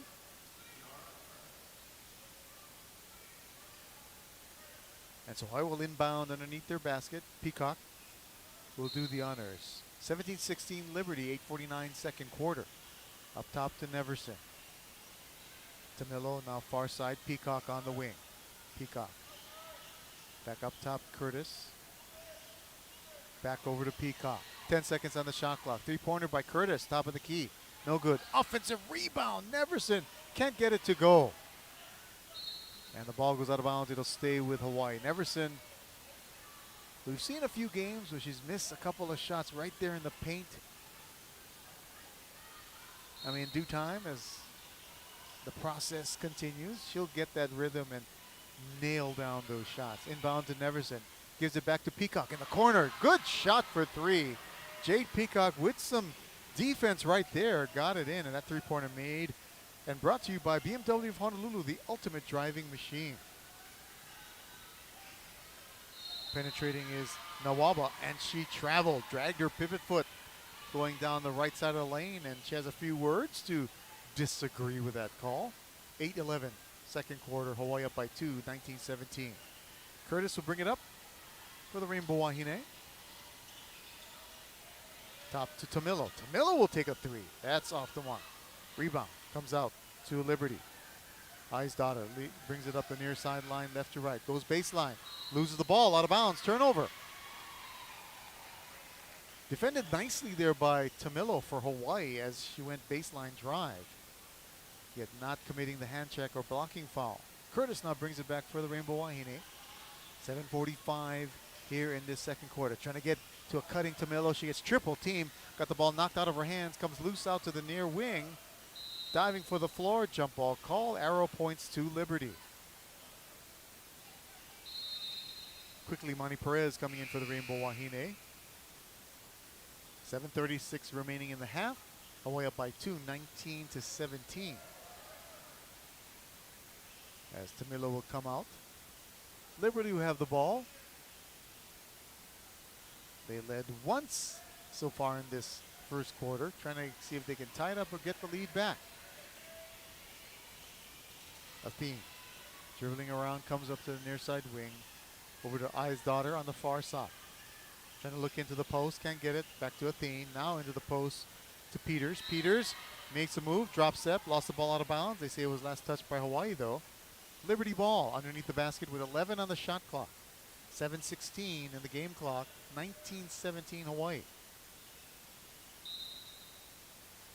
Liberty, Athene looking to inbound. Gets it into the far corner. Mills will take the shot. That's going to be short. Ball goes out of bounds. It'll be Hawaii ball. So Mills so far with only 2 points. Nawabi, the leading scorer for the Lady Flames, with 6. So Hawaii, both teams kind of in a scoring drought for the last couple of minutes. Flavel on the near side. Up top to Perez. She'll take a 3 from there. That's in. Imani Perez, practicer shooting from the 3 every practice. Nailed it there. Gives Hawaii a 22-17 lead.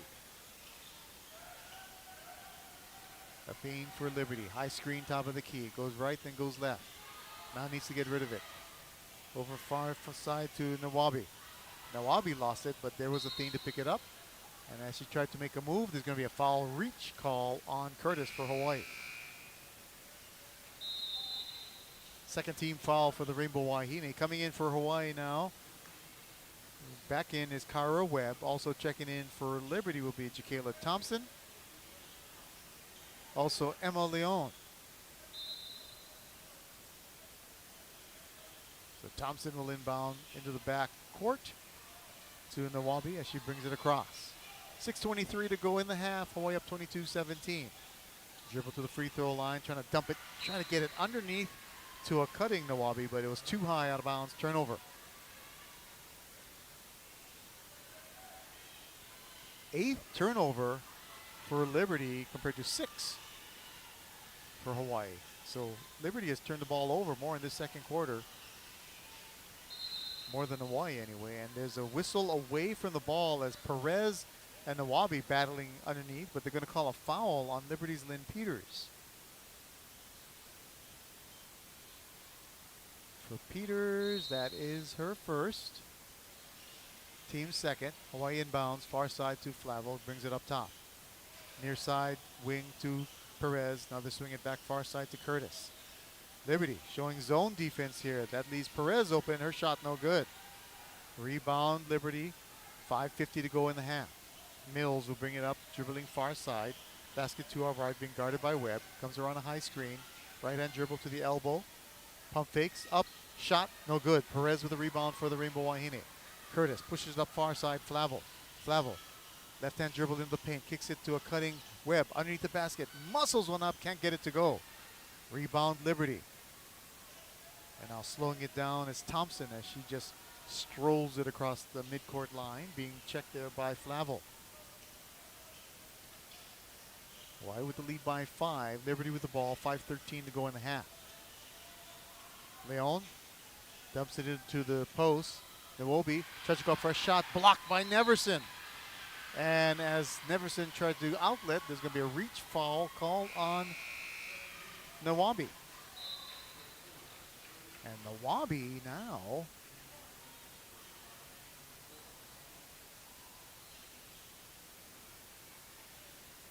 that'll be her first foul, 3rd team foul. So Hawaii with the ball, still leading 22-17. Liberty is at 4 turnovers in the last 4 minutes. Meanwhile, that has led to a 6-0 Hawaii run. Curtis looking at the zone defense. To the wing, to Jovi Lefotu, check back in. Perez in the wing. Swinging up top. High post, Lefotu. To Perez, back to Lefotu. She's open from the 3. She hits it from the far wing. Good ball movement within the zone defense for Hawaii. 25-17 Rainbow Wahine with 4:30 in the half. Afine gets it across, far side, being guarded there by Lefotu. High post screen, she'll step back, take a 3 herself. All net by Afine. Afine with 5 points. Quickly, Hawaii to the offensive end. Lefotu, left-hand dribble, goes baseline, kicks it back up top, Perez. Liberty thought she might have stepped out of bounds, did Lefotu. No call. Hawaii still with the ball. Curtis calling the offense as we approach 4 minutes to go in the half. 10 on the shot clock for Rainbow Wahine. Curtis. Back up top, Neverson. She'll take a 3. That rattles in. Neverson with a 3-pointer. First points for her. Hawaii 6 of 12, 50% from the 3-point line. Athene to Thompson. Thompson near side, guarded by Webb. Looking in the post, trying to get it to Peters, can't get it. Perez doing a good job defensively. Leon penetrates, kicks out to Thompson. Thompson across the lane pass, tried to muscle in. And a traveling going to be called on Peters. She tried to lower her shoulder, put some body in on Perez, and took an extra step. So a foul going to be called on Peters, and that's going to take us to a timeout. 3:29 to go in the half, and Hawaii with an 8-point lead, 28-20. This is Rainbow Indian basketball on ESPN Honolulu.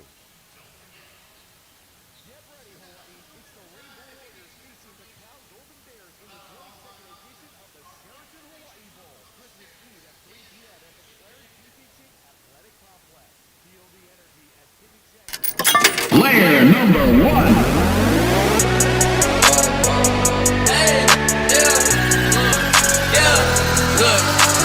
I just took a break, okay, and now it's back to I'ma walk this way till they put me in it.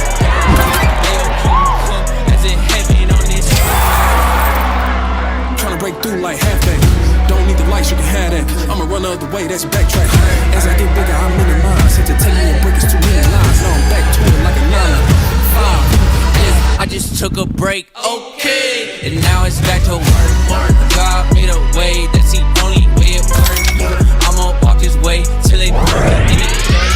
They'll keep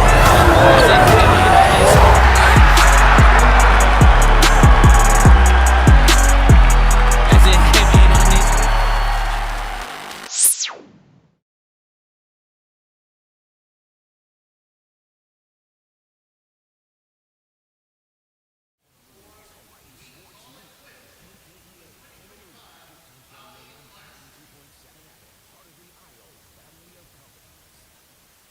Well, we've seen some good physical defense on that last couple of possessions there by Hawaii's Imani Perez, as she has been battling Lynn Peters, 6'3" freshman from Almelo, Netherlands.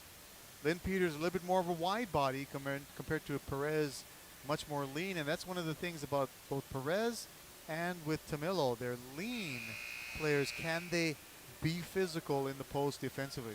They're long, so they can get those blocks and block shots, but sometimes the physicalness, that time Perez really kept her position there and induced that offensive foul on Peters. So it'll be Hawaii ball coming out of the timeout. Neverson, Izzy Forsythe, Perez, Lefotu, and Curtis will be on the floor for the Rainbow Wahine.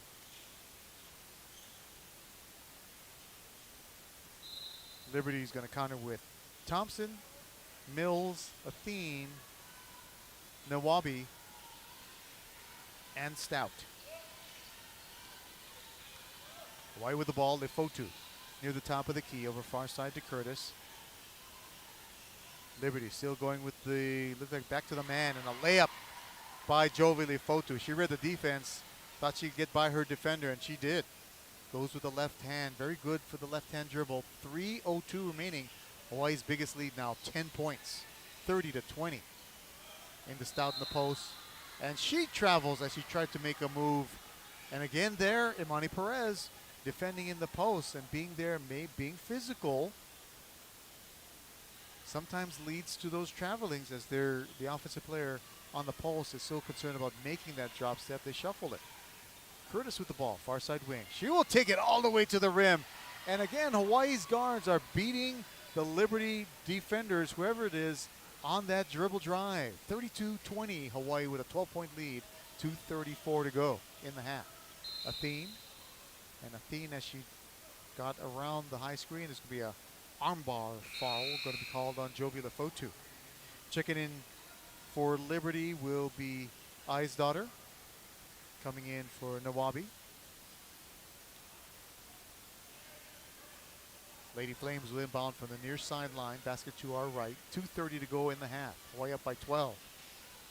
Inbound up top to I's daughter. All right, high screen for Mills. Mills, pull-up jumper at the free throw line. That's no good. Battle for the rebound. They're going to call a foul against Liberty on the rebound. And that foul is going to be on Emmy Stout.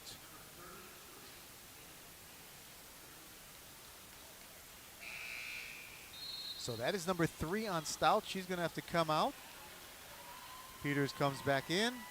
And then checking back in for Hawaii will be Victoria Tamilo for Perez. 2:19 to go in the half. Hawaii up by 12, 32 to 20. Curtis dribbling up at the far wing, top of the key. Liberty has switched back to the man defense. Forsyth for three. That's off the mark. Ball tipped around. Rebound Hawaii. Lefotu gives it back up top. Curtis. Curtis will take the three. That is no good. Rebound loose. And they're going to call foul on the rebound. They say it'll stay with Hawaii. So a foul on Liberty is going to be on Eisdottir. So in the first quarter, a lot more fouls were being called against Hawaii. This time it's a little bit leaning being called against Liberty with 1:58 to go in the half. 32-20 Hawaii, and that'll put Vittorio Tamillo at the free throw line. First free throw rattles out. No good.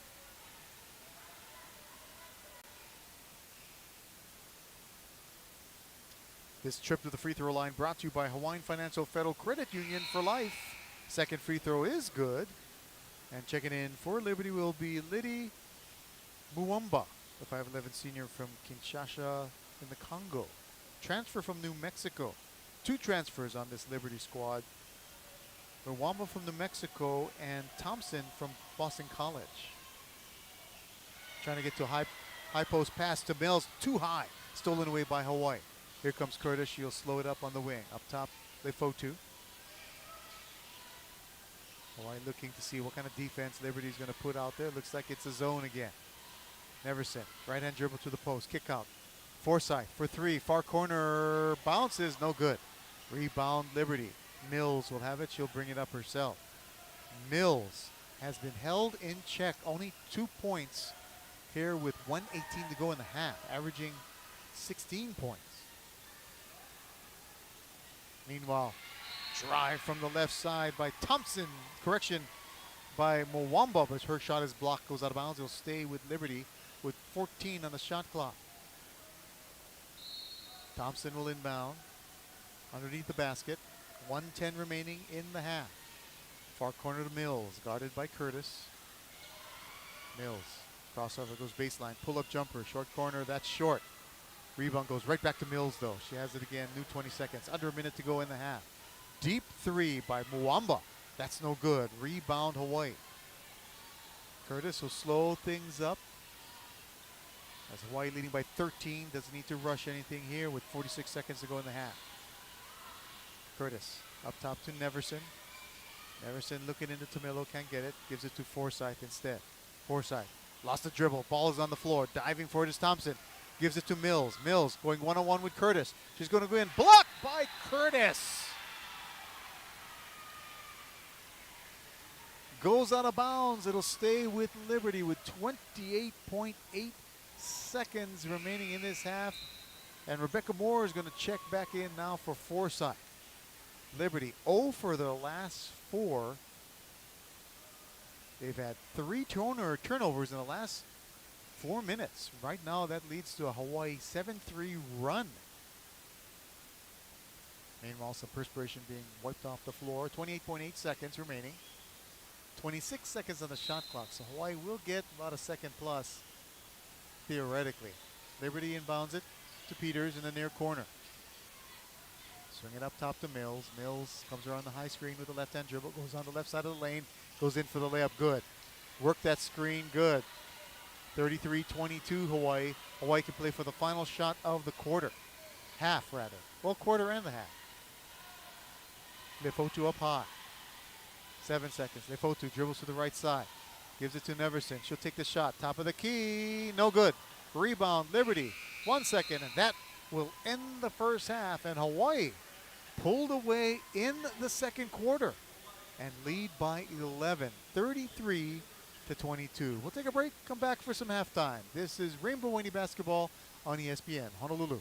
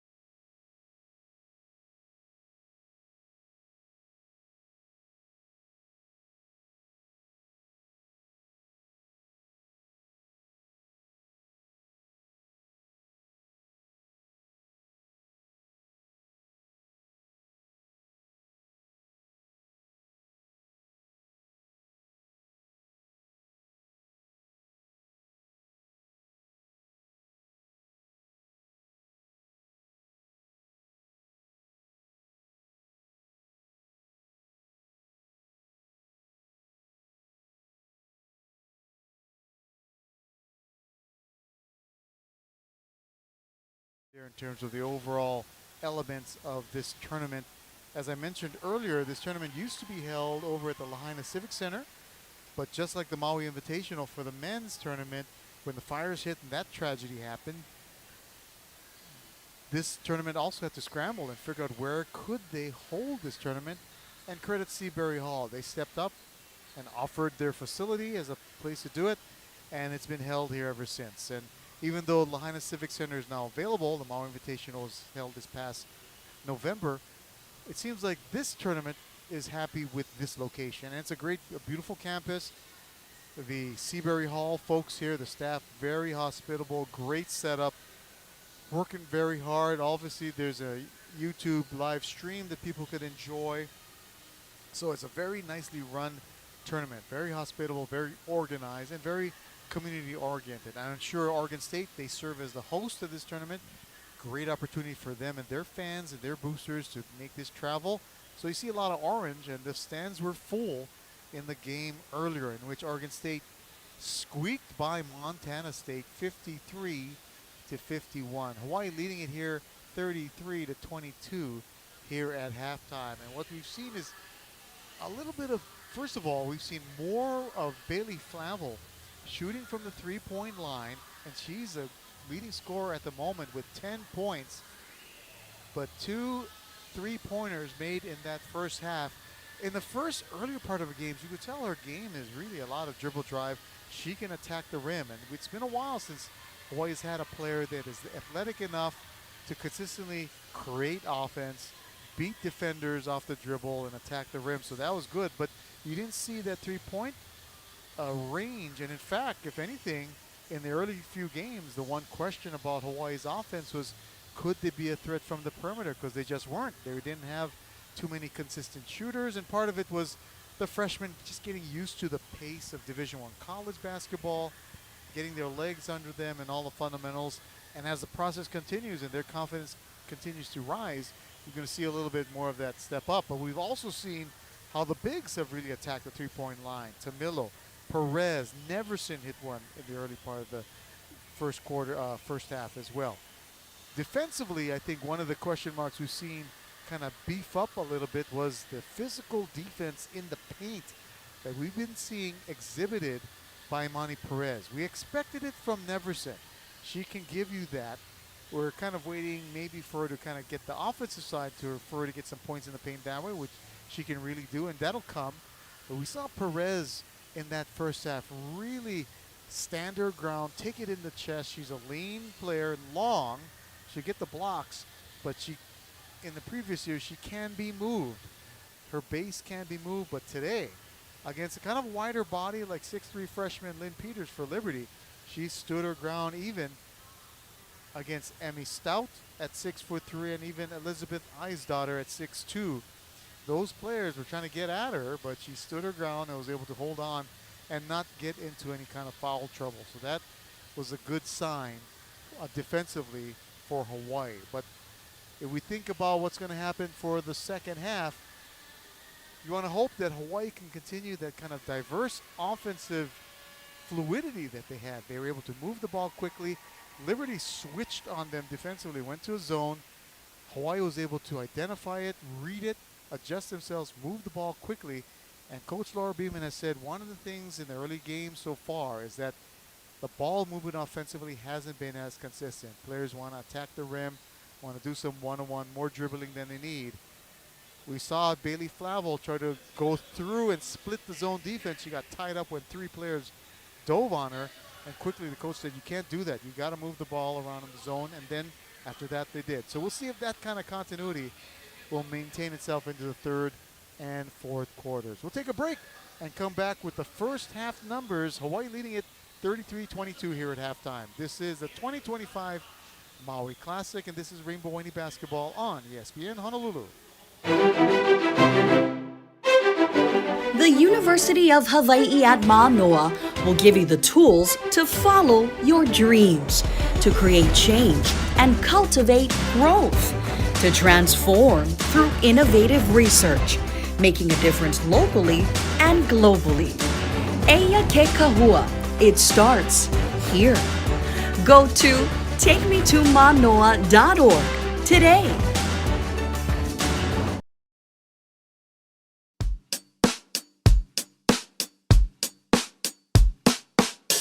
I would have to bring my Bible, a piano, and probably my Starbucks order, which is a strawberry acai lemonade with peach juice, because I always gotta have my drink and I always gotta be in my word. So yeah. I bring my phone, some water, because it's an essential, and then I'm bringing a friend. I will bring my dad because he knows everything. I will bring a yo-yo because I like doing it, and when I'm bored, I can do it. And I will bring a rowboat so I can row it away. The 3 items would be a Bible because that's the only way I'd stay sane, a water bottle to hold liquid to survive, and then maybe a dagger or a gun to protect myself. I'll bring my phone because maybe I just want to look what's going on in the world. And my computer, I like to watch movies. When I'm by myself, I just like watch movies, a show. And Bible, just I need to read to just maintain with the God relationship with Him, and that's it.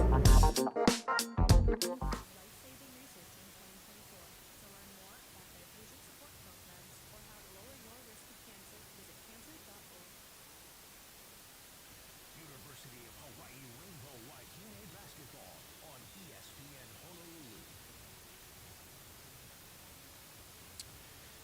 All right, let's get you the halftime stats. These are the stats that matter through the first half. Brought to you by Hawaii USA Federal Credit Union. Life matters. For the Liberty Lady Flames, they are led by Nawobi with 6 points. 4 points coming from Mills, and Emma Leone with 4 points. Athene, I forgot her. Athene with 5 points. So Mills, Hawaii's defense really focusing on her and shutting her down, averaging 16.2 points a game. Emily Stout with 15.7 points a game. Stout so far, no points on the board, and as I mentioned, Mills only with 4. Liberty shooting 36.4% from the field, 8 of 22, 2 of 6 from the three-point line, 4 of 6 from the free throw line. For Hawaii, Bailey Flava with 10 points, 3 of 6 from the field, followed by Jovi Lefotu with 7 points. Hawaii shooting 12 of 27, 44% from the field, 6 of 16 from the three-point line for 38%, and 3 of 4 from the free throw line, 75%. On the rebounding numbers, Liberty out-rebounding Hawaii at the moment, 16 to 11. Mills and Athene with 3 rebounds each. Turnover numbers, Liberty with 12, and they got a lot more in that second quarter. And then 7 turnovers for Hawaii. Hawaii's been averaging 20 turnovers a game. So that has been a point of emphasis to try and reduce those numbers. Points in the paint, Hawaii has a slight edge there, 12 to 6. Bench points, Hawaii picked it up a little bit, but not as much as they've had. They have the lead in bench points, 10 to 6, but they have usually been very strong in that number. When you think about Kyra Webb coming off the bench, we have not seen Kirame Filemu so far in this game. Also Peacock. Those are where some points usually come from, including Bond, who had been starting up until when Jovi Lefotu became healthy, so she's coming off the bench as well. So it is 33-22. Hawaii with the lead. We'll take our final timeout. Back for the third quarter. This is Rainbow Lady Basketball on ESPN Honolulu.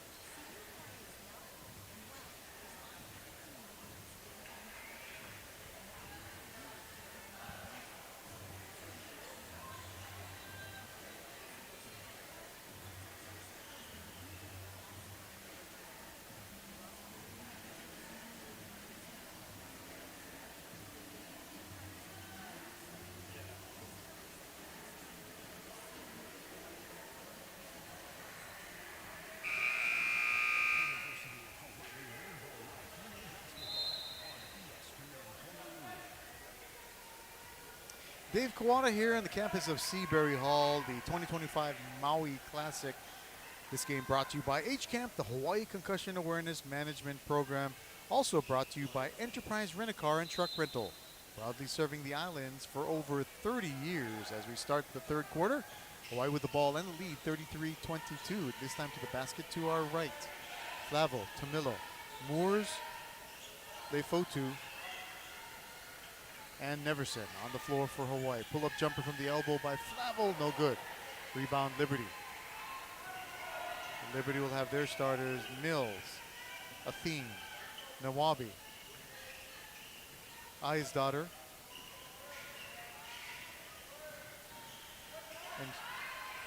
and Stout. Excuse me, the ball goes off the hands of Stout and on the floor, scramble. Athene picks it up for Liberty, leaves it over for Eyesdaughter.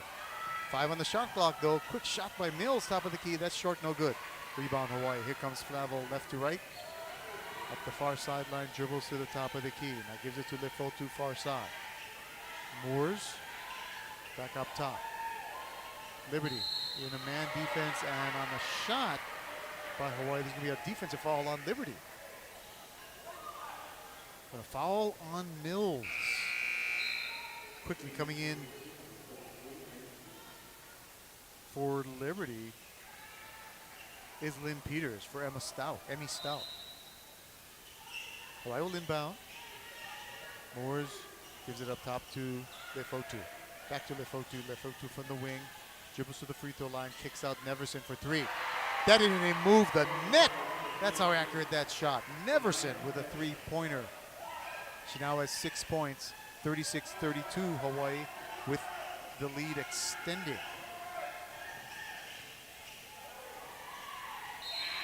And a dribble drive by Peters, and there's going to be a foul defensively on Hawaii.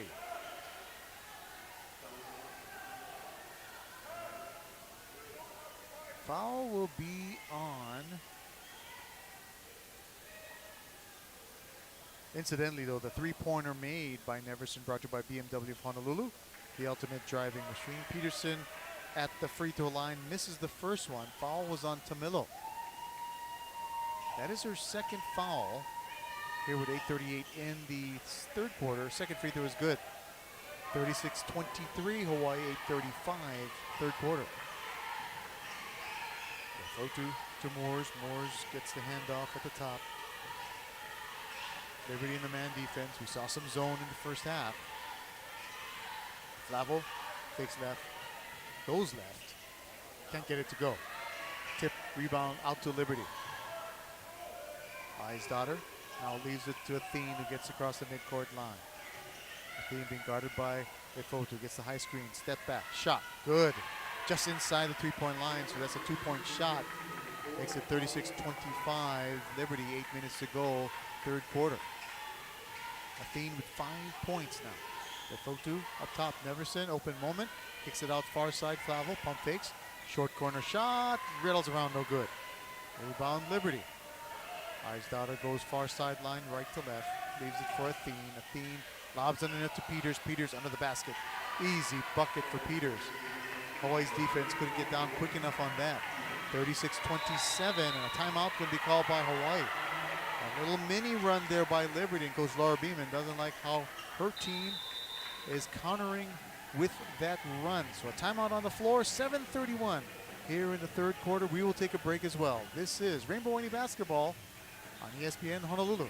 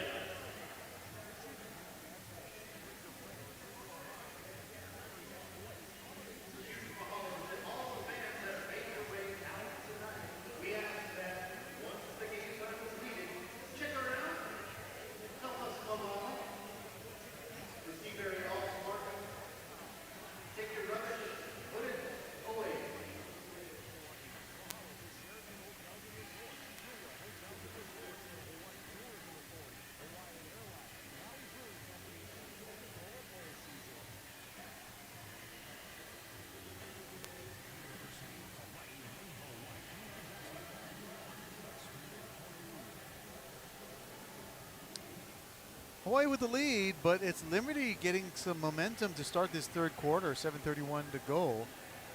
Hawaii leading it though 36-27. But one thing Coach Laura Beeman does not stand for is if there's a little bit of defensive lapse or lack of defensive effort, and that time when Peters got the pass running ahead of the pack to get that easy layup, Coach Beeman needed a timeout. She needed to set the tone again defensively. Hawaii, a great defensive team last season. A lot of those players graduated and are not here anymore, so it's a new crew trying to maintain the standard. 36-27, our score. Hawaii still with the lead with 7:31 remaining in this game. This broadcast is brought to you by HGEA. Hawaii works better when we do. Hawaii will have the ball. They'll need to go, they'll inbound it from the far sideline as Neverson, Lefotu, Tamilo, Flavel, and Moores on the floor for Hawaii. Liberty will have Athene, Lewambe, Peters, Eisdottir, and Mills. Lefotu, right-hand dribble around the high screen. Now gets another high screen from Tamilo. Tamilo, Lefotu, left side dribble, in the paint, in the post area, goes in. Athene gets a shot over Athene, can't get it to go. A rebound, Liberty. Outlet to Mills. Mills coming up right to left. Mills being guarded by Moores. Oh, crossover to the left, can't get it. Kicks it back up top. Swing it far side to Mills. Athene, rather. Athene, reverse dribble. Down the right side of the lane. There's going to be a reach foul on Hawaii. Going to be on Lefotu.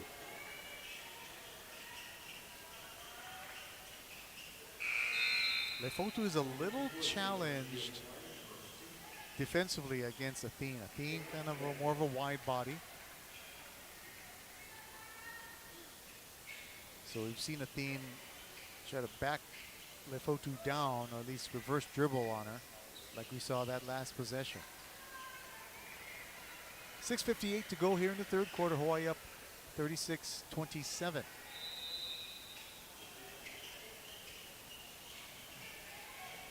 Quickly inbound, far side to Eisdottir, and a whistle away from the ball, and they're going to call an illegal screen against Liberty.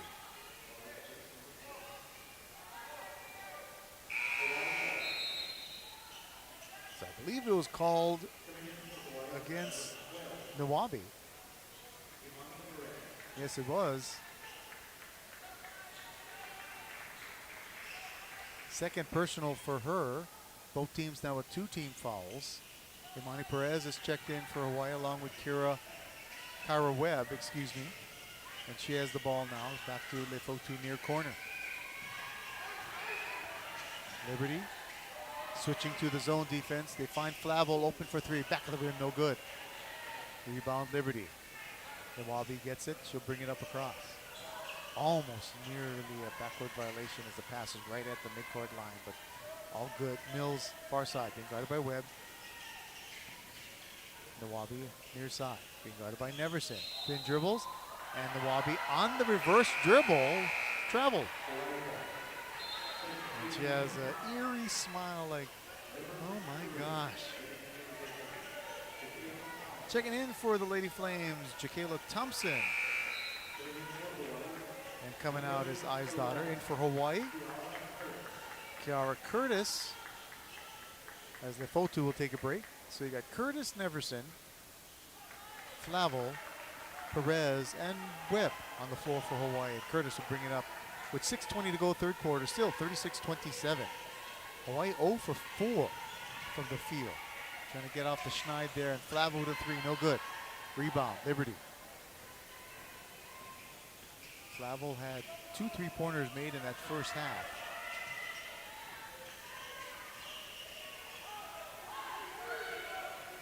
Trying to connect again as Liberty with the ball. Nawabi, 3-pointer, that's good from the far wing. Nawabi now with 6 points, makes it 36-29. Again, Liberty chipping away at this Hawaii lead. And a travel on Flavel as she did a pump fake and drive. So she shuffled her feet. Hawaii now over 3 minutes without scoring. Meanwhile, Liberty on a 7-0 run. So what Hawaii needs to do is get a stop. But their offense feeling the wrath of the third quarter. We've seen Hawaii just really struggle on certain quarters where they get really outscored significantly. Shot by Mills, blocked by Webb. Goes to Flavo. Flavo down the middle, bounce pass right side. Neverson, left hand reverse, can't get it to go. Another missed opportunity in the paint. 5:05 remaining in the third, still 36-29, and the lid is on Hawaii's basket so far. Nothing. Dribbles, kicks out to Nawabi. Nawabi now will dribble into the paint. Pull up, stop at the elbow. Her shot's blocked by Neverson. It goes to Peterson. Her shot blocked by Perez. And as she tried to save the ball from going out of bounds, she stepped on the baseline, so it'll stay with Liberty with 4:47 to go in the third, and Jade Peacock now coming in for Flavo.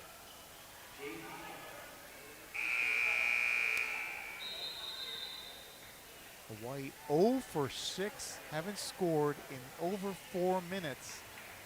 There's going to be a timeout on the floor with 4:47 to go in the third quarter. Hawaii leads it, but it has shrunk now, 36-29. This is Rainbow Wendy Basketball on ESPN Honolulu.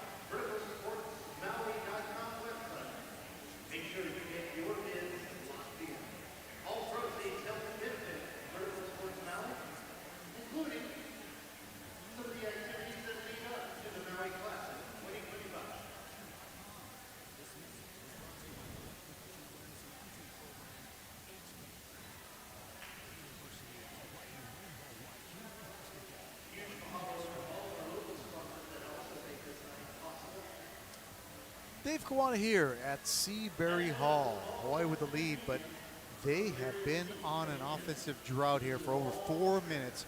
0 for their last 6, and during that time, Liberty has been on a 7-0 run and have really chipped into this Hawaii lead, which was as big as 11.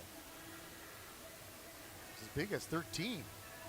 Now is only 7, 36-29. They have been outscored 7-3 in this third quarter. Liberty still out-rebounding Hawaii 25-13. Meanwhile, Hawaii's shooting percentage dropping now. They are 1 of 8 in this third quarter. Overall, down to 37%. So definitely Hawaii looking to answer in some way offensively in this quarter. And I mentioned how Hawaii has struggled in quarters. They've had some quarters where they have just been dominated.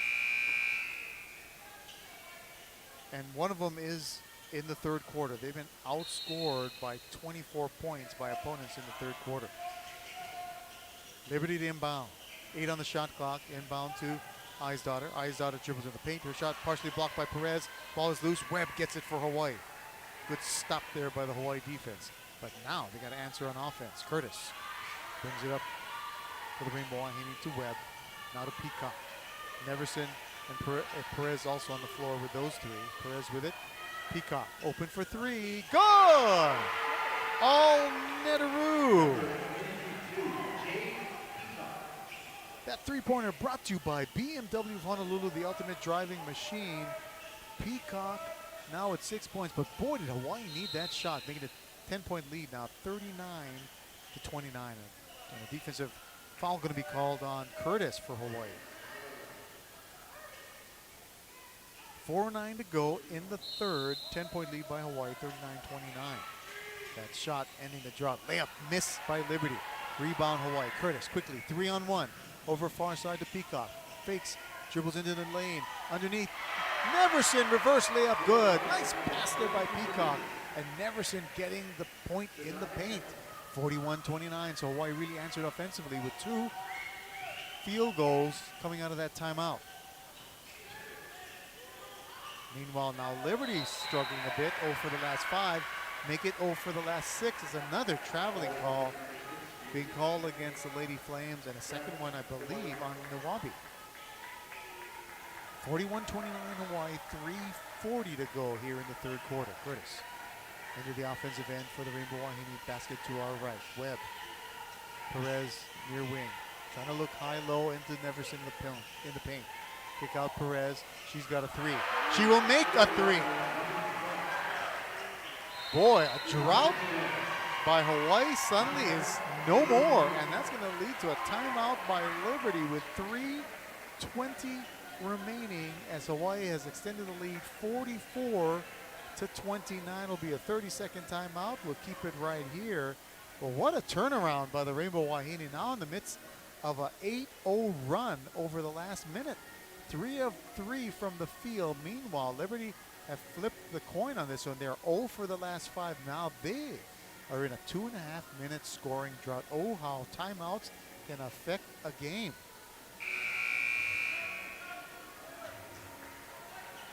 Hawaii, by the way, going to play the 3:30 game tomorrow. So the games are all earlier tomorrow. So they will have what is deemed a quick turnaround. So no shoot-around for them prior to tomorrow's game.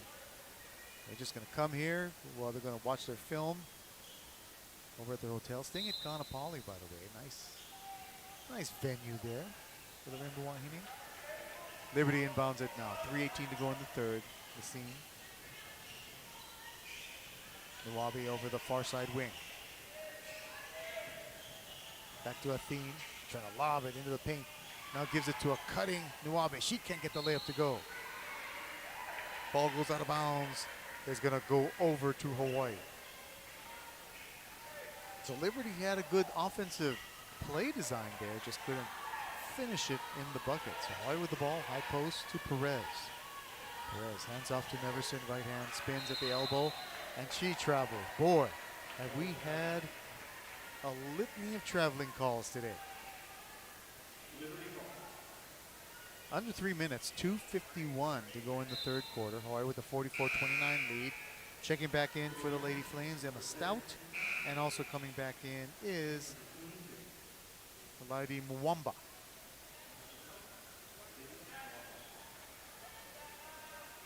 And Ifi Nawabi takes a breather. Athene will bring it up. Dribbles into the paint, right hand dribble, now stops, kicks it back out to Mills. Mills gets a high screen, right hand dribble to the free throw line. Back, shot open to Mwamba, and Mwamba hits. I think they said it was a 2-pointer. Makes it 44-31, a 2-point shot. So 44-31, 2:20 to go in the third quarter. Hawaii sit with the lead and the ball. Webb way up top, now to the elbow to Neverson. Far side Webb. Spins at the elbow. Kicks it out. Curtis for 3. That rolls in. And Curtis showing the 3 fingers like, oh my gosh, I got that one. Makes it 47-31. Hawaii under 2 minutes to go, third quarter. Athene working up the high screen. Leaves it up top to Aizdata trying to work it into paint a bit. Goes over Webb. Shot no good. Rebound chased down by Neverson for Hawaii. Here comes Curtis now. Up the middle. Leaves it back for Neverson. She's going to take a 3. Allen brims out. Rebound Liberty. Mills being held to only 4 points with 1:31 to go in the third. Into the post. Stout backing in. She'll go up for a shot and draw the foul. Foul's going to be on Neverson for Hawaii. That'll be her second. Victoria Tomillo coming back in for the Rainbow Wahine for Perez. But it'll be Stout at the line, shooting 2. 1:27 to go in the third. Free throw is good, and Liberty needed that. They were on a drought, 1 for their last 8 as far as field goals are concerned. Stout, a 63% free throw shooter. Misses the second one. Rebound Hawaii. Tamilo gives to Curtis. Curtis now slows it down, jogs across the midcourt line, left to right. Under 1:15 to go in the third quarter. Far side Peacock. Peacock. Back up top Curtis. She'll take a 3 again. And that was a high arching 3-pointer and goes in. And there's the 3-point fingers again. Curtis. Second 3-point shot for her makes it 50-32 Hawaii. Curtis with 8 points. Athene, final minute now of the third quarter. To Stout. Stout coming around the key into the post area. Quick shot, and she'll draw the foul from Tamilo. Tamilo picks up, I believe that's foul number 3 on her. With 49.3 seconds remaining. It is indeed the third foul on Tamilo, so the first one in foul trouble, and Perez going to come in at the next opportunity for her, which is right now. Stout will be at the free throw line, shooting 2, down 32-50 to Hawaii.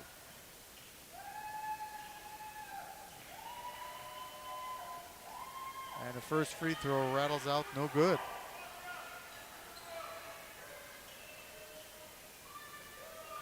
Stout, a 6'3" sophomore from San Diego, California. Second free throw, front of the rim, no good. Rebound Perez for Hawaii. Curtis now will bring it across. 45 seconds to go in the third. Peacock on the wing.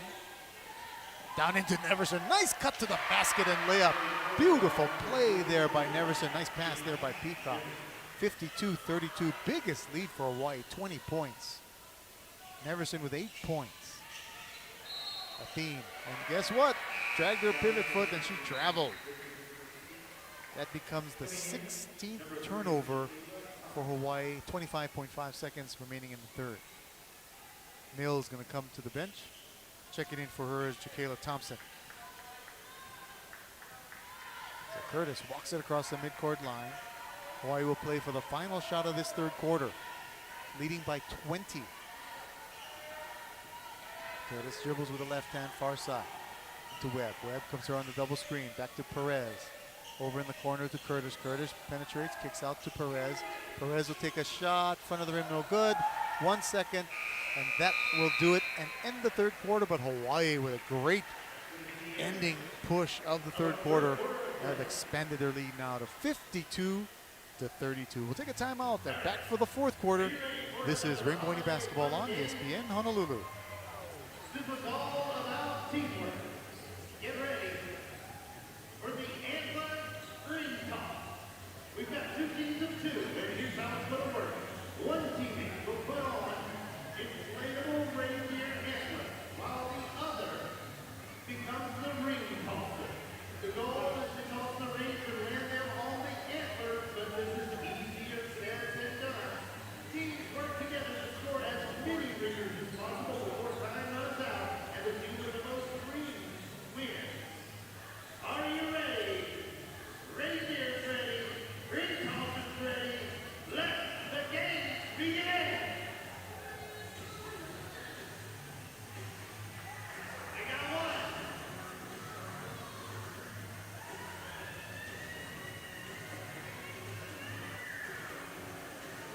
The effort doesn't stay on your hand. The ball is going to put nothing. Oh, it's down, tied up.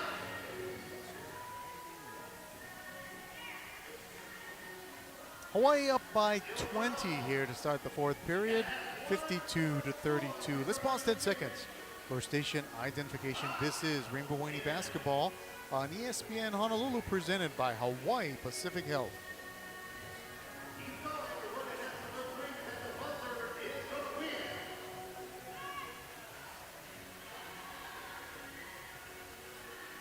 Dave Kawada here with you live from Seabury Hall on the island of Maui, specifically in Makawao. Beautiful part of this island.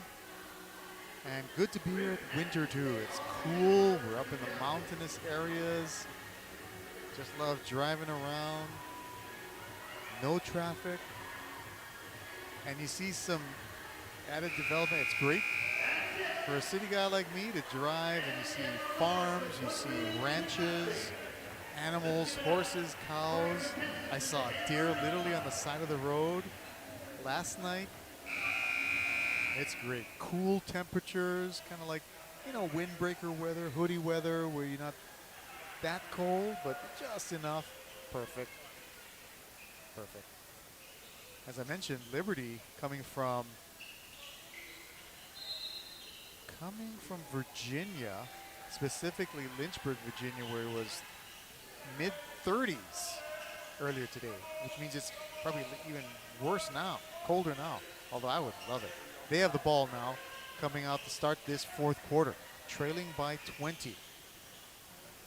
And our fourth quarter is brought to you by Enterprise Rent-A-Car and Truck Rental, proudly serving the islands for over 30 years. Basket made by Liberty makes it 52-34. Stout with the layup, and now Hawaii with the ball. Far side pass to Curtis. Curtis with 2 3-point shots made in the third quarter. Gives it to Webb. Webb penetrates to the free throw line. Left hand dribble as she tried to reverse. Got it poked away. Turnover. Here comes Liberty. Athene now from the wing. Crossover to the left hand. Stuck on the elbow. Kicks it out to Mwamba. Mwamba takes it strong to the rim, but her shot is blocked by Neverson. Goes to Hawaii. You got Curtis. Curtis goes to the far side. Webb. Webb gets a screen. Right hand dribble. Kicks out Perez.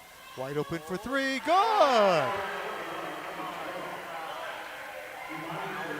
Another three-pointer brought to you by BMW of Honolulu, the ultimate driving machine. 55-34. 21-point lead by Hawaii. Largest lead for the Rainbow Wahine, and the foul going to be called on Curtis reaching in. 8:38 to go in the game.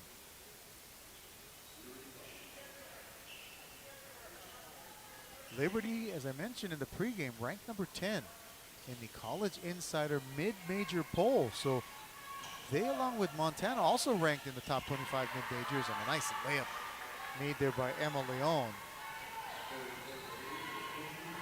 So Hawaii really performing well here against a solid team as Liberty. Perez trying to get to a cutting Webb, got it poked away, ball comes loose out of bounds, last touch by Liberty. Not a good pass, entry pass there, lucky for Hawaii to retain possession. 8:15 to go, 55-36 Rainbow Wahine. And Hawaii will play tomorrow against Montana State. It'll be a 3:30 tip. We'll be on the air right here 10 minutes prior at 3:20-ish with the pregame.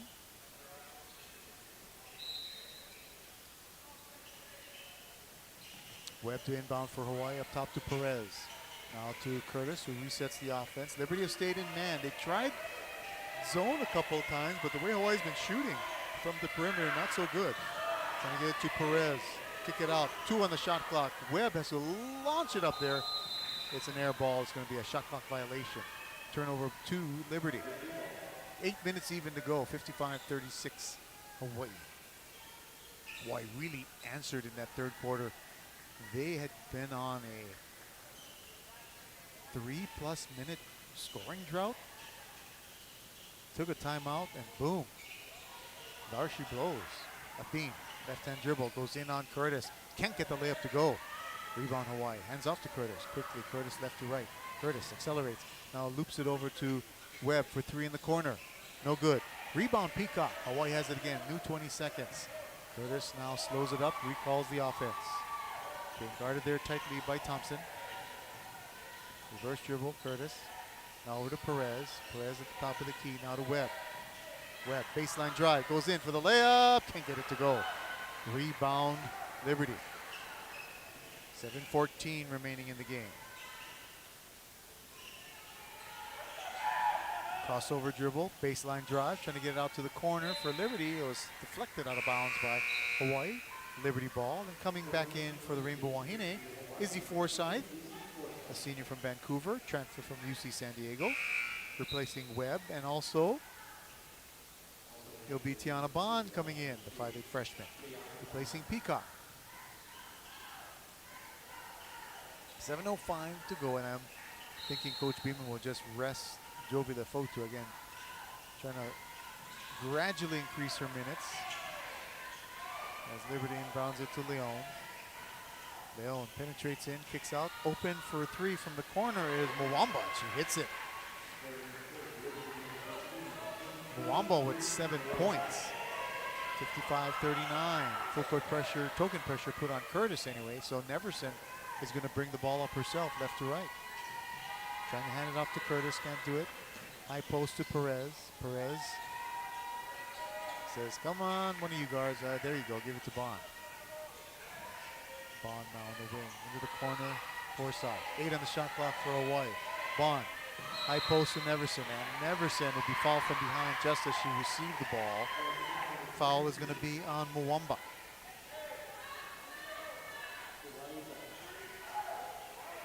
Only the first team fouls, so Hawaii will inbound. Forsyth looking into Neverson. Mwamba only her first foul. Up top, Perez from the spot she made it before, and she makes it again. Another three-pointer for Perez. She has 12 points. Now to be the scoring leader for Hawaii, and a shot from in the post, and they call an offensive foul on Emmy Stout, using the elbow to clear out. And that three-pointer by Perez, as you see on the replay, if you're watching the live stream, wide open and deep, good ball movement by Hawaii to give her that open look. Liberty going to put on full court pressure as Neverson will inbound. 6:07 remaining in this game. Hawaii up 58-39. Here's a test. You got the two freshman guards here for Hawaii, Curtis and Bond. How well they're going to handle this full court pressure. Hawaii's done a pretty good job in limiting the turnovers so far in this game. And on to Curtis, near corner. Back to Neverson, up ahead to Bond.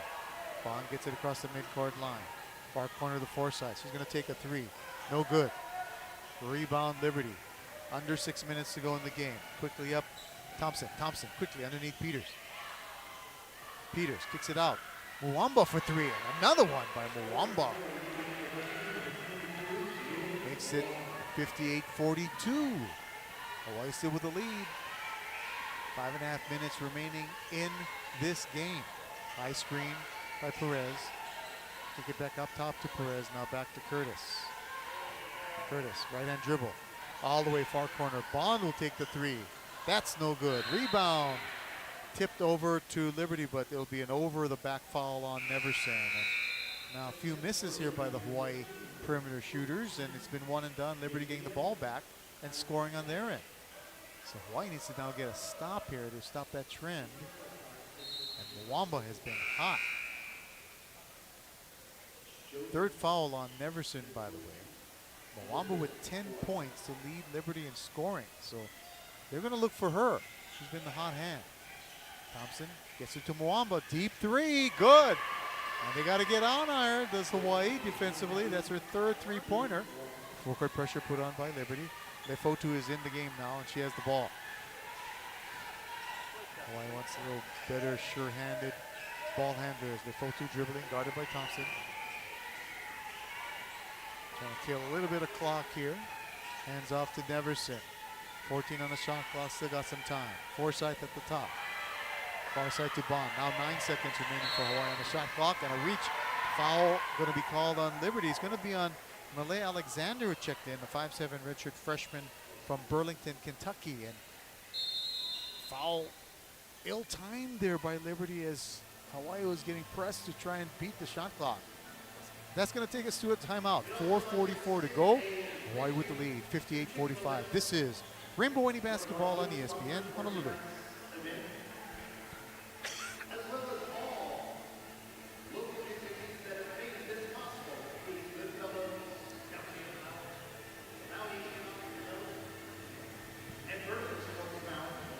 Who is working their option all the way through game 4 tomorrow night.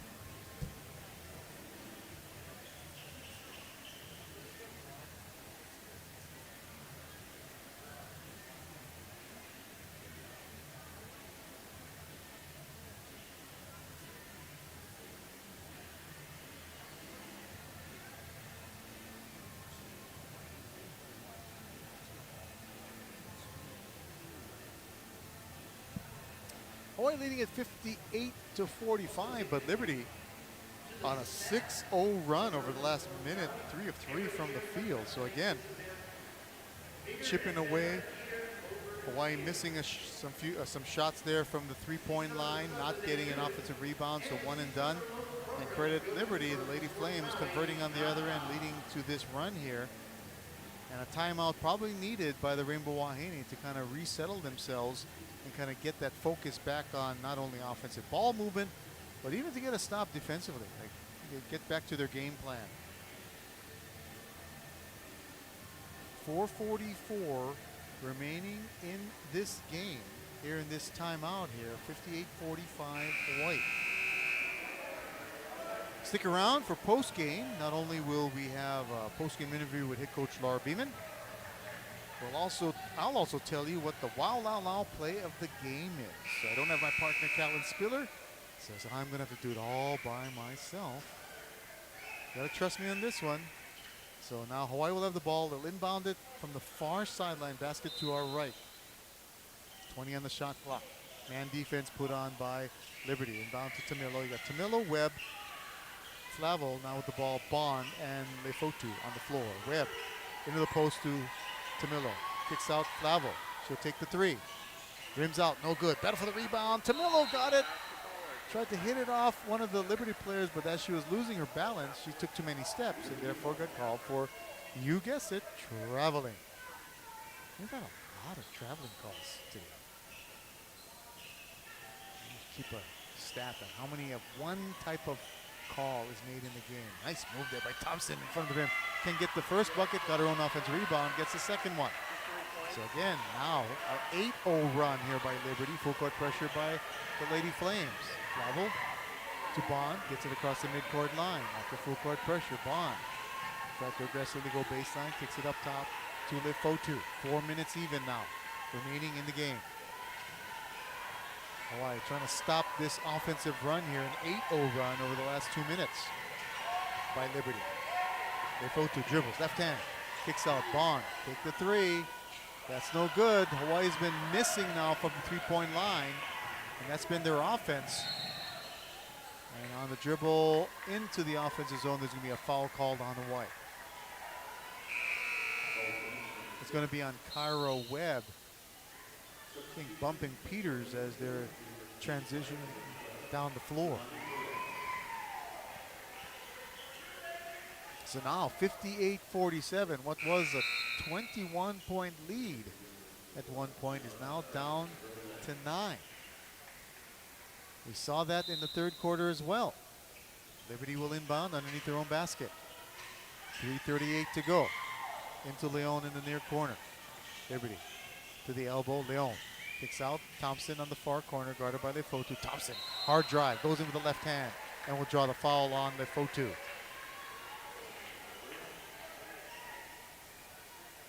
Third foul on Jovi. It's going to put Thompson at the line shooting 2 with 3:30 to go.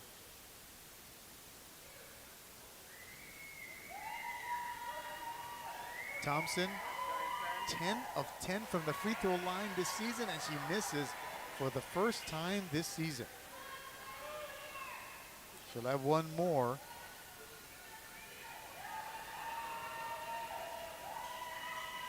And she makes it. Correction, I had my math wrong. So now it's a 10-point lead by Hawaii, 58-48. Full court pressure, Hawaii breaks it. Lefotu dribbles, now retreats back up top. Now Hawaii's offense been pretty much limited to three-point shooting, and they've missed consecutively the last few possessions. 0 for the last 4 to be exact. 9 seconds on the shot clock. Peters attacks, trying to get it to a cutting Perez, and as she went up for the ball and dropped, she got fouled, and a foul going to be called on Liberty. Not in the act of shooting. So I will inbound it. Foul is on Mwamba. That's her second. So Webb will inbound for Hawaii. 20 on the shot clock though. And tried to go way up high to Perez, but as she went back, she cut back in. It's a live ball, and Curtis for Hawaii chased it down. Good quick alertness there by Curtis, the freshman. Curtis now to the near side to Webb. Webb gets it back to Flavel. 6 on the shot clock. Flavel, left hand dribble into the paint. Does a reverse layup, no good. Oh, she almost had that one. Rebound Liberty, and on the backcourt, there's going to be a reach foul called on Lefotu. And that's going to be number 4 on Jovi. But she stays in there. 2:40 to go in the game. Hawaii up by 10. Meanwhile, attacking her, knowing that she has 4 fouls, Thompson goes right at her, makes a layup. Makes it 58-point lead. Meanwhile, Curtis quickly into the offensive end. Her layup is no good. Rebound Liberty. Muamba rips the rebound away. And it's going to be Thompson into the offensive end. So missed layups, missed 3-point shots. Hawaii 0 for their last 6, 1 of their last 10. And now a loose ball foul going to be called on Liberty. Correction, just a turnover by Thompson, so Hawaii will get the ball back, but definitely reeling a bit here. 2:15 to go. Full court pressure by Liberty. Hawaii with the ball. Flavel has it in the backcourt, being guarded by Alexander. Gets it across the midcourt line, and a timeout going to be called by Hawaii with 2:08 remaining in the game. Hawaii by 8. They have just seen what was a 21-point lead whimper away here. It'll be a 30-second timeout, so we keep it right here, 58-50. And let's see if Hawaii can execute. They were in a similar position in the third quarter. Reeling a bit, offensive drought. Liberty was on a run. Coach Beeman called a timeout. After that, Hawaii went on an 8-0 run and extended lead out to 21 points. But right now, Liberty on an 11-0 run. They're hot from the field, 5 of the last 6. Hawaii 0 for their last 6. Haven't scored in over 4 minutes.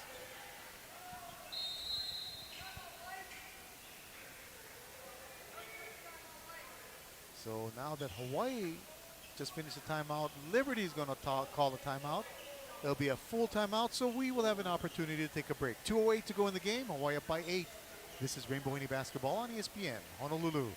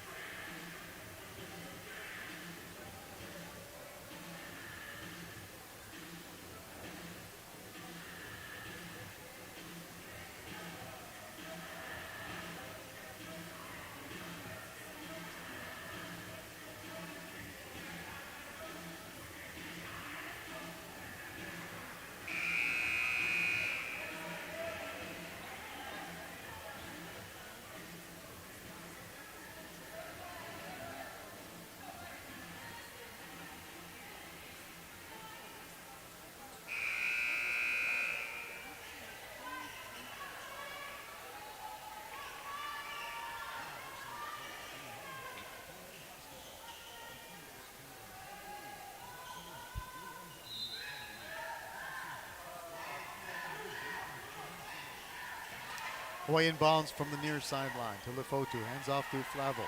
Approaching 2 minutes to go in the game. 15 on the shot clock. Flavel retreating near the midcourt line. Now attacks to Lefotu. Lefotu bounce pass to Curtis. Short corner back to Lefotu. Tried to go in for a layup and she lost the ball. Goes out of bounds. It'll be Liberty ball. Lefotu arguing that she got the ball hit out of the ball, out of her hands. Not to be. So here comes Liberty now with 1:50 to go.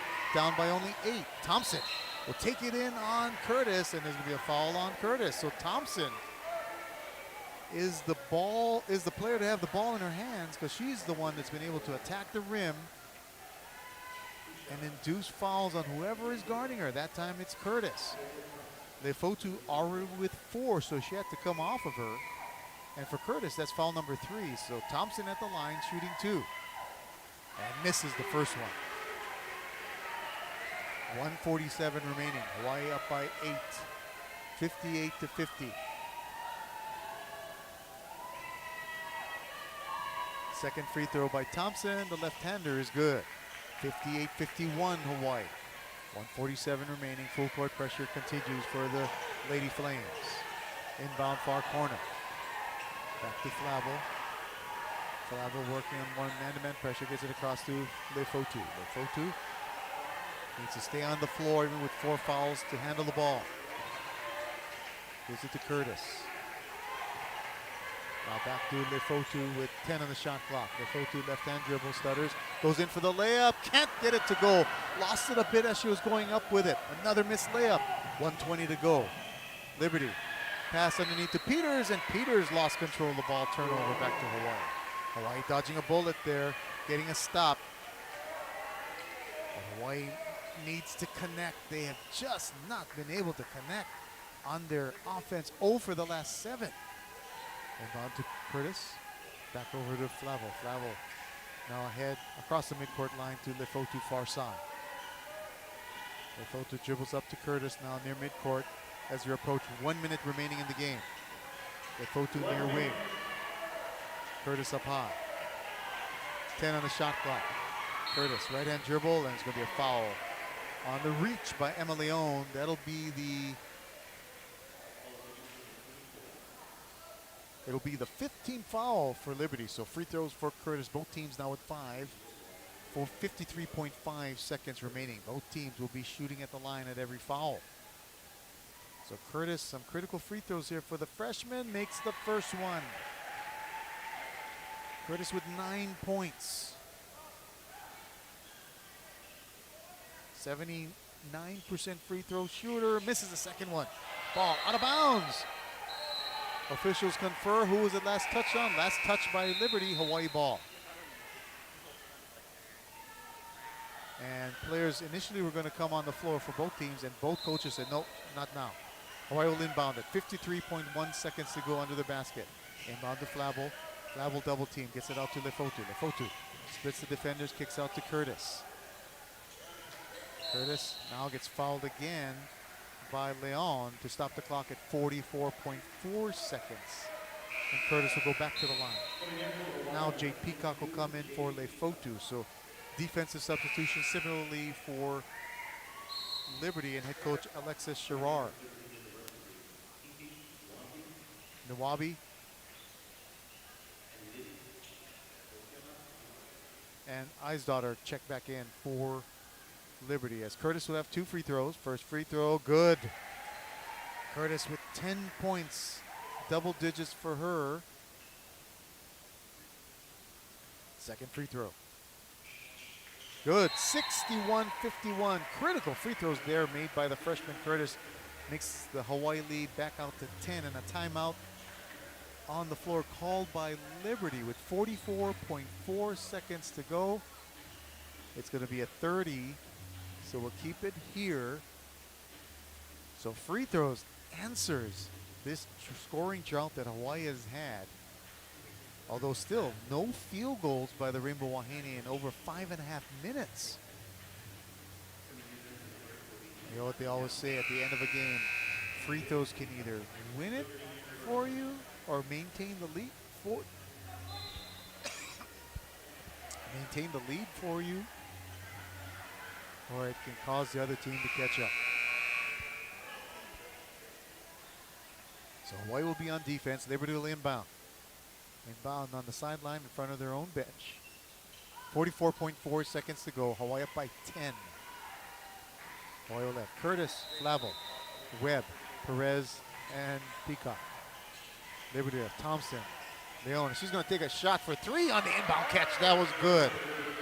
What a play and shot. And that did not make head coach Laura Beeman happy. When you can catch it and make the shot that quickly, not the defense they wanted. But Hawaii needs to answer here with 42.2 seconds remaining. Three-pointer made it 61-54. Hawaii still a 30-second timeout. We'll keep it here. And this is where the execution, you have a young team, you have freshmen, how you can anticipate screens, who are the potential shooters.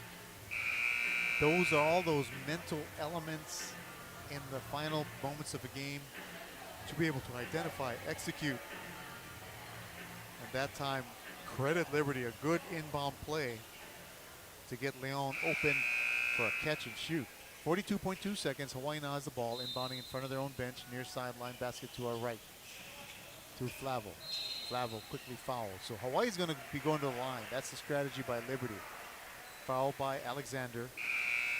They're going to see if Rainbow Wahine can make it from the free throw line. They're going to foul the freshman, put the pressure on him. Flavel now at the line.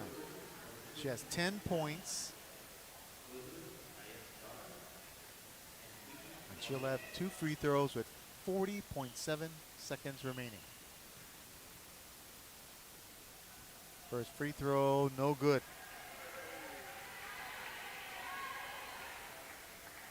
Flavel, a 70% free throw shooter.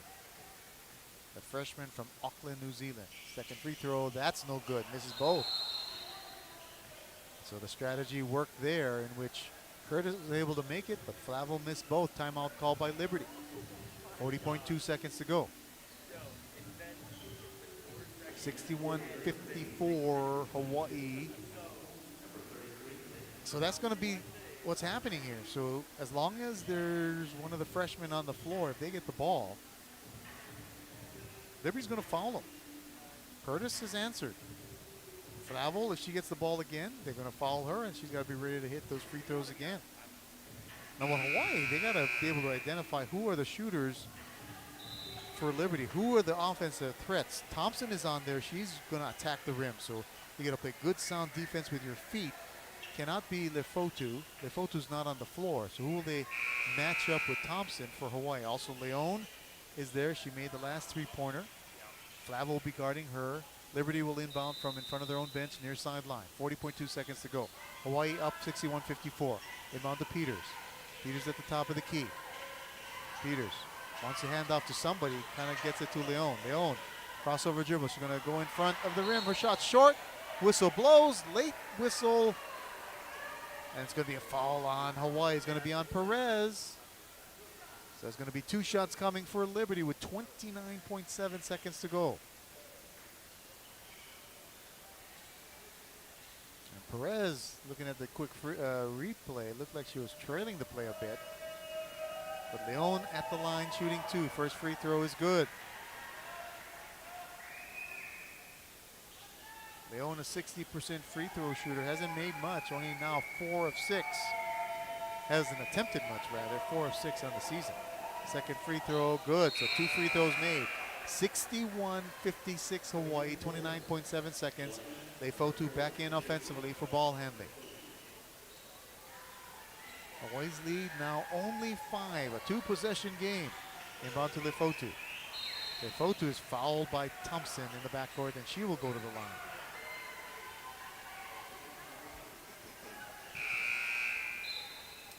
Now keep in mind now, Jovi Lefotu hasn't gone the free throw line much, as she's missed a lot of games in this early part of the season. She is 6 of 6. Let's see if she can keep that streak going with 27.9 seconds to go. First free throw, good. So the junior, the leader of this team, one more free throw, 62-56. One more for Lefotu. That's good, 2 of 2. Makes it 63-56. Critical free throws made. She comes off with a smile. Peacock in defensively. 27.9 seconds remaining. Hawaii putting on some full court pressure. Inbound to Thompson. Thompson in the backcourt.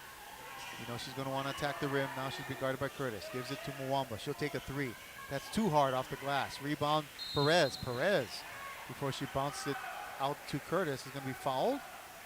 Fouled by Alexander. So Perez now will go to the line with 17.2 seconds to go. Again, free throws need to be made.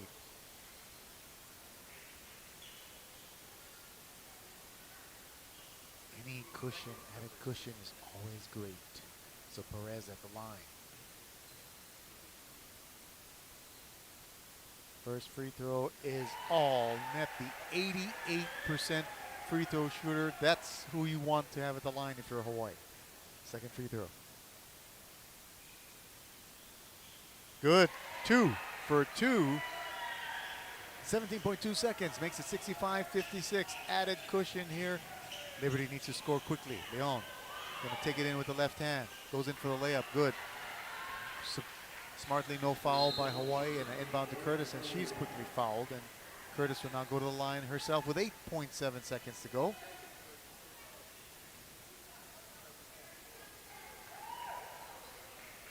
Curtis, good night for her. 11 points, 3 of 6 from the field, including 2 3-point shots. And she's 3 for 4 from the line. 8.7 seconds to go.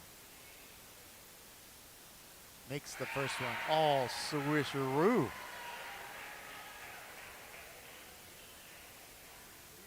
This trip to the free throw line brought to you by Hawaiian Financial Federal Credit Union for Life. Makes the second one 67-58. And that should do it. Checking in for Liberty. Zeynep Ovji. She has the ball. Final 3 seconds. A launch by Alexander. That's not going to be good. And that will end it. Hawaii comes away with a tough victory. 67-58. A game of surges, momentum swings, but Hawaii answered all of it. We'll take a timeout. Come back and have a chat with head coach Laura Beeman right after this. This is Rainbow Hawaii Basketball on ESPN Honolulu. And mahalo all of you that have made your way out tonight to watch the event. Tomorrow, we'll be back for 2 more games with 4 awesome teams. Remember, our auction will be going all the way through Game 4. So, if you haven't registered your items now, gotta bid in. Go to bourbonsportsrally.com and get your bids in. On behalf of everybody here, including myself, Jenny, from the Hawaii mahalo, aloha, and have a safe trip home tonight. We'll see you Test, 1, 2.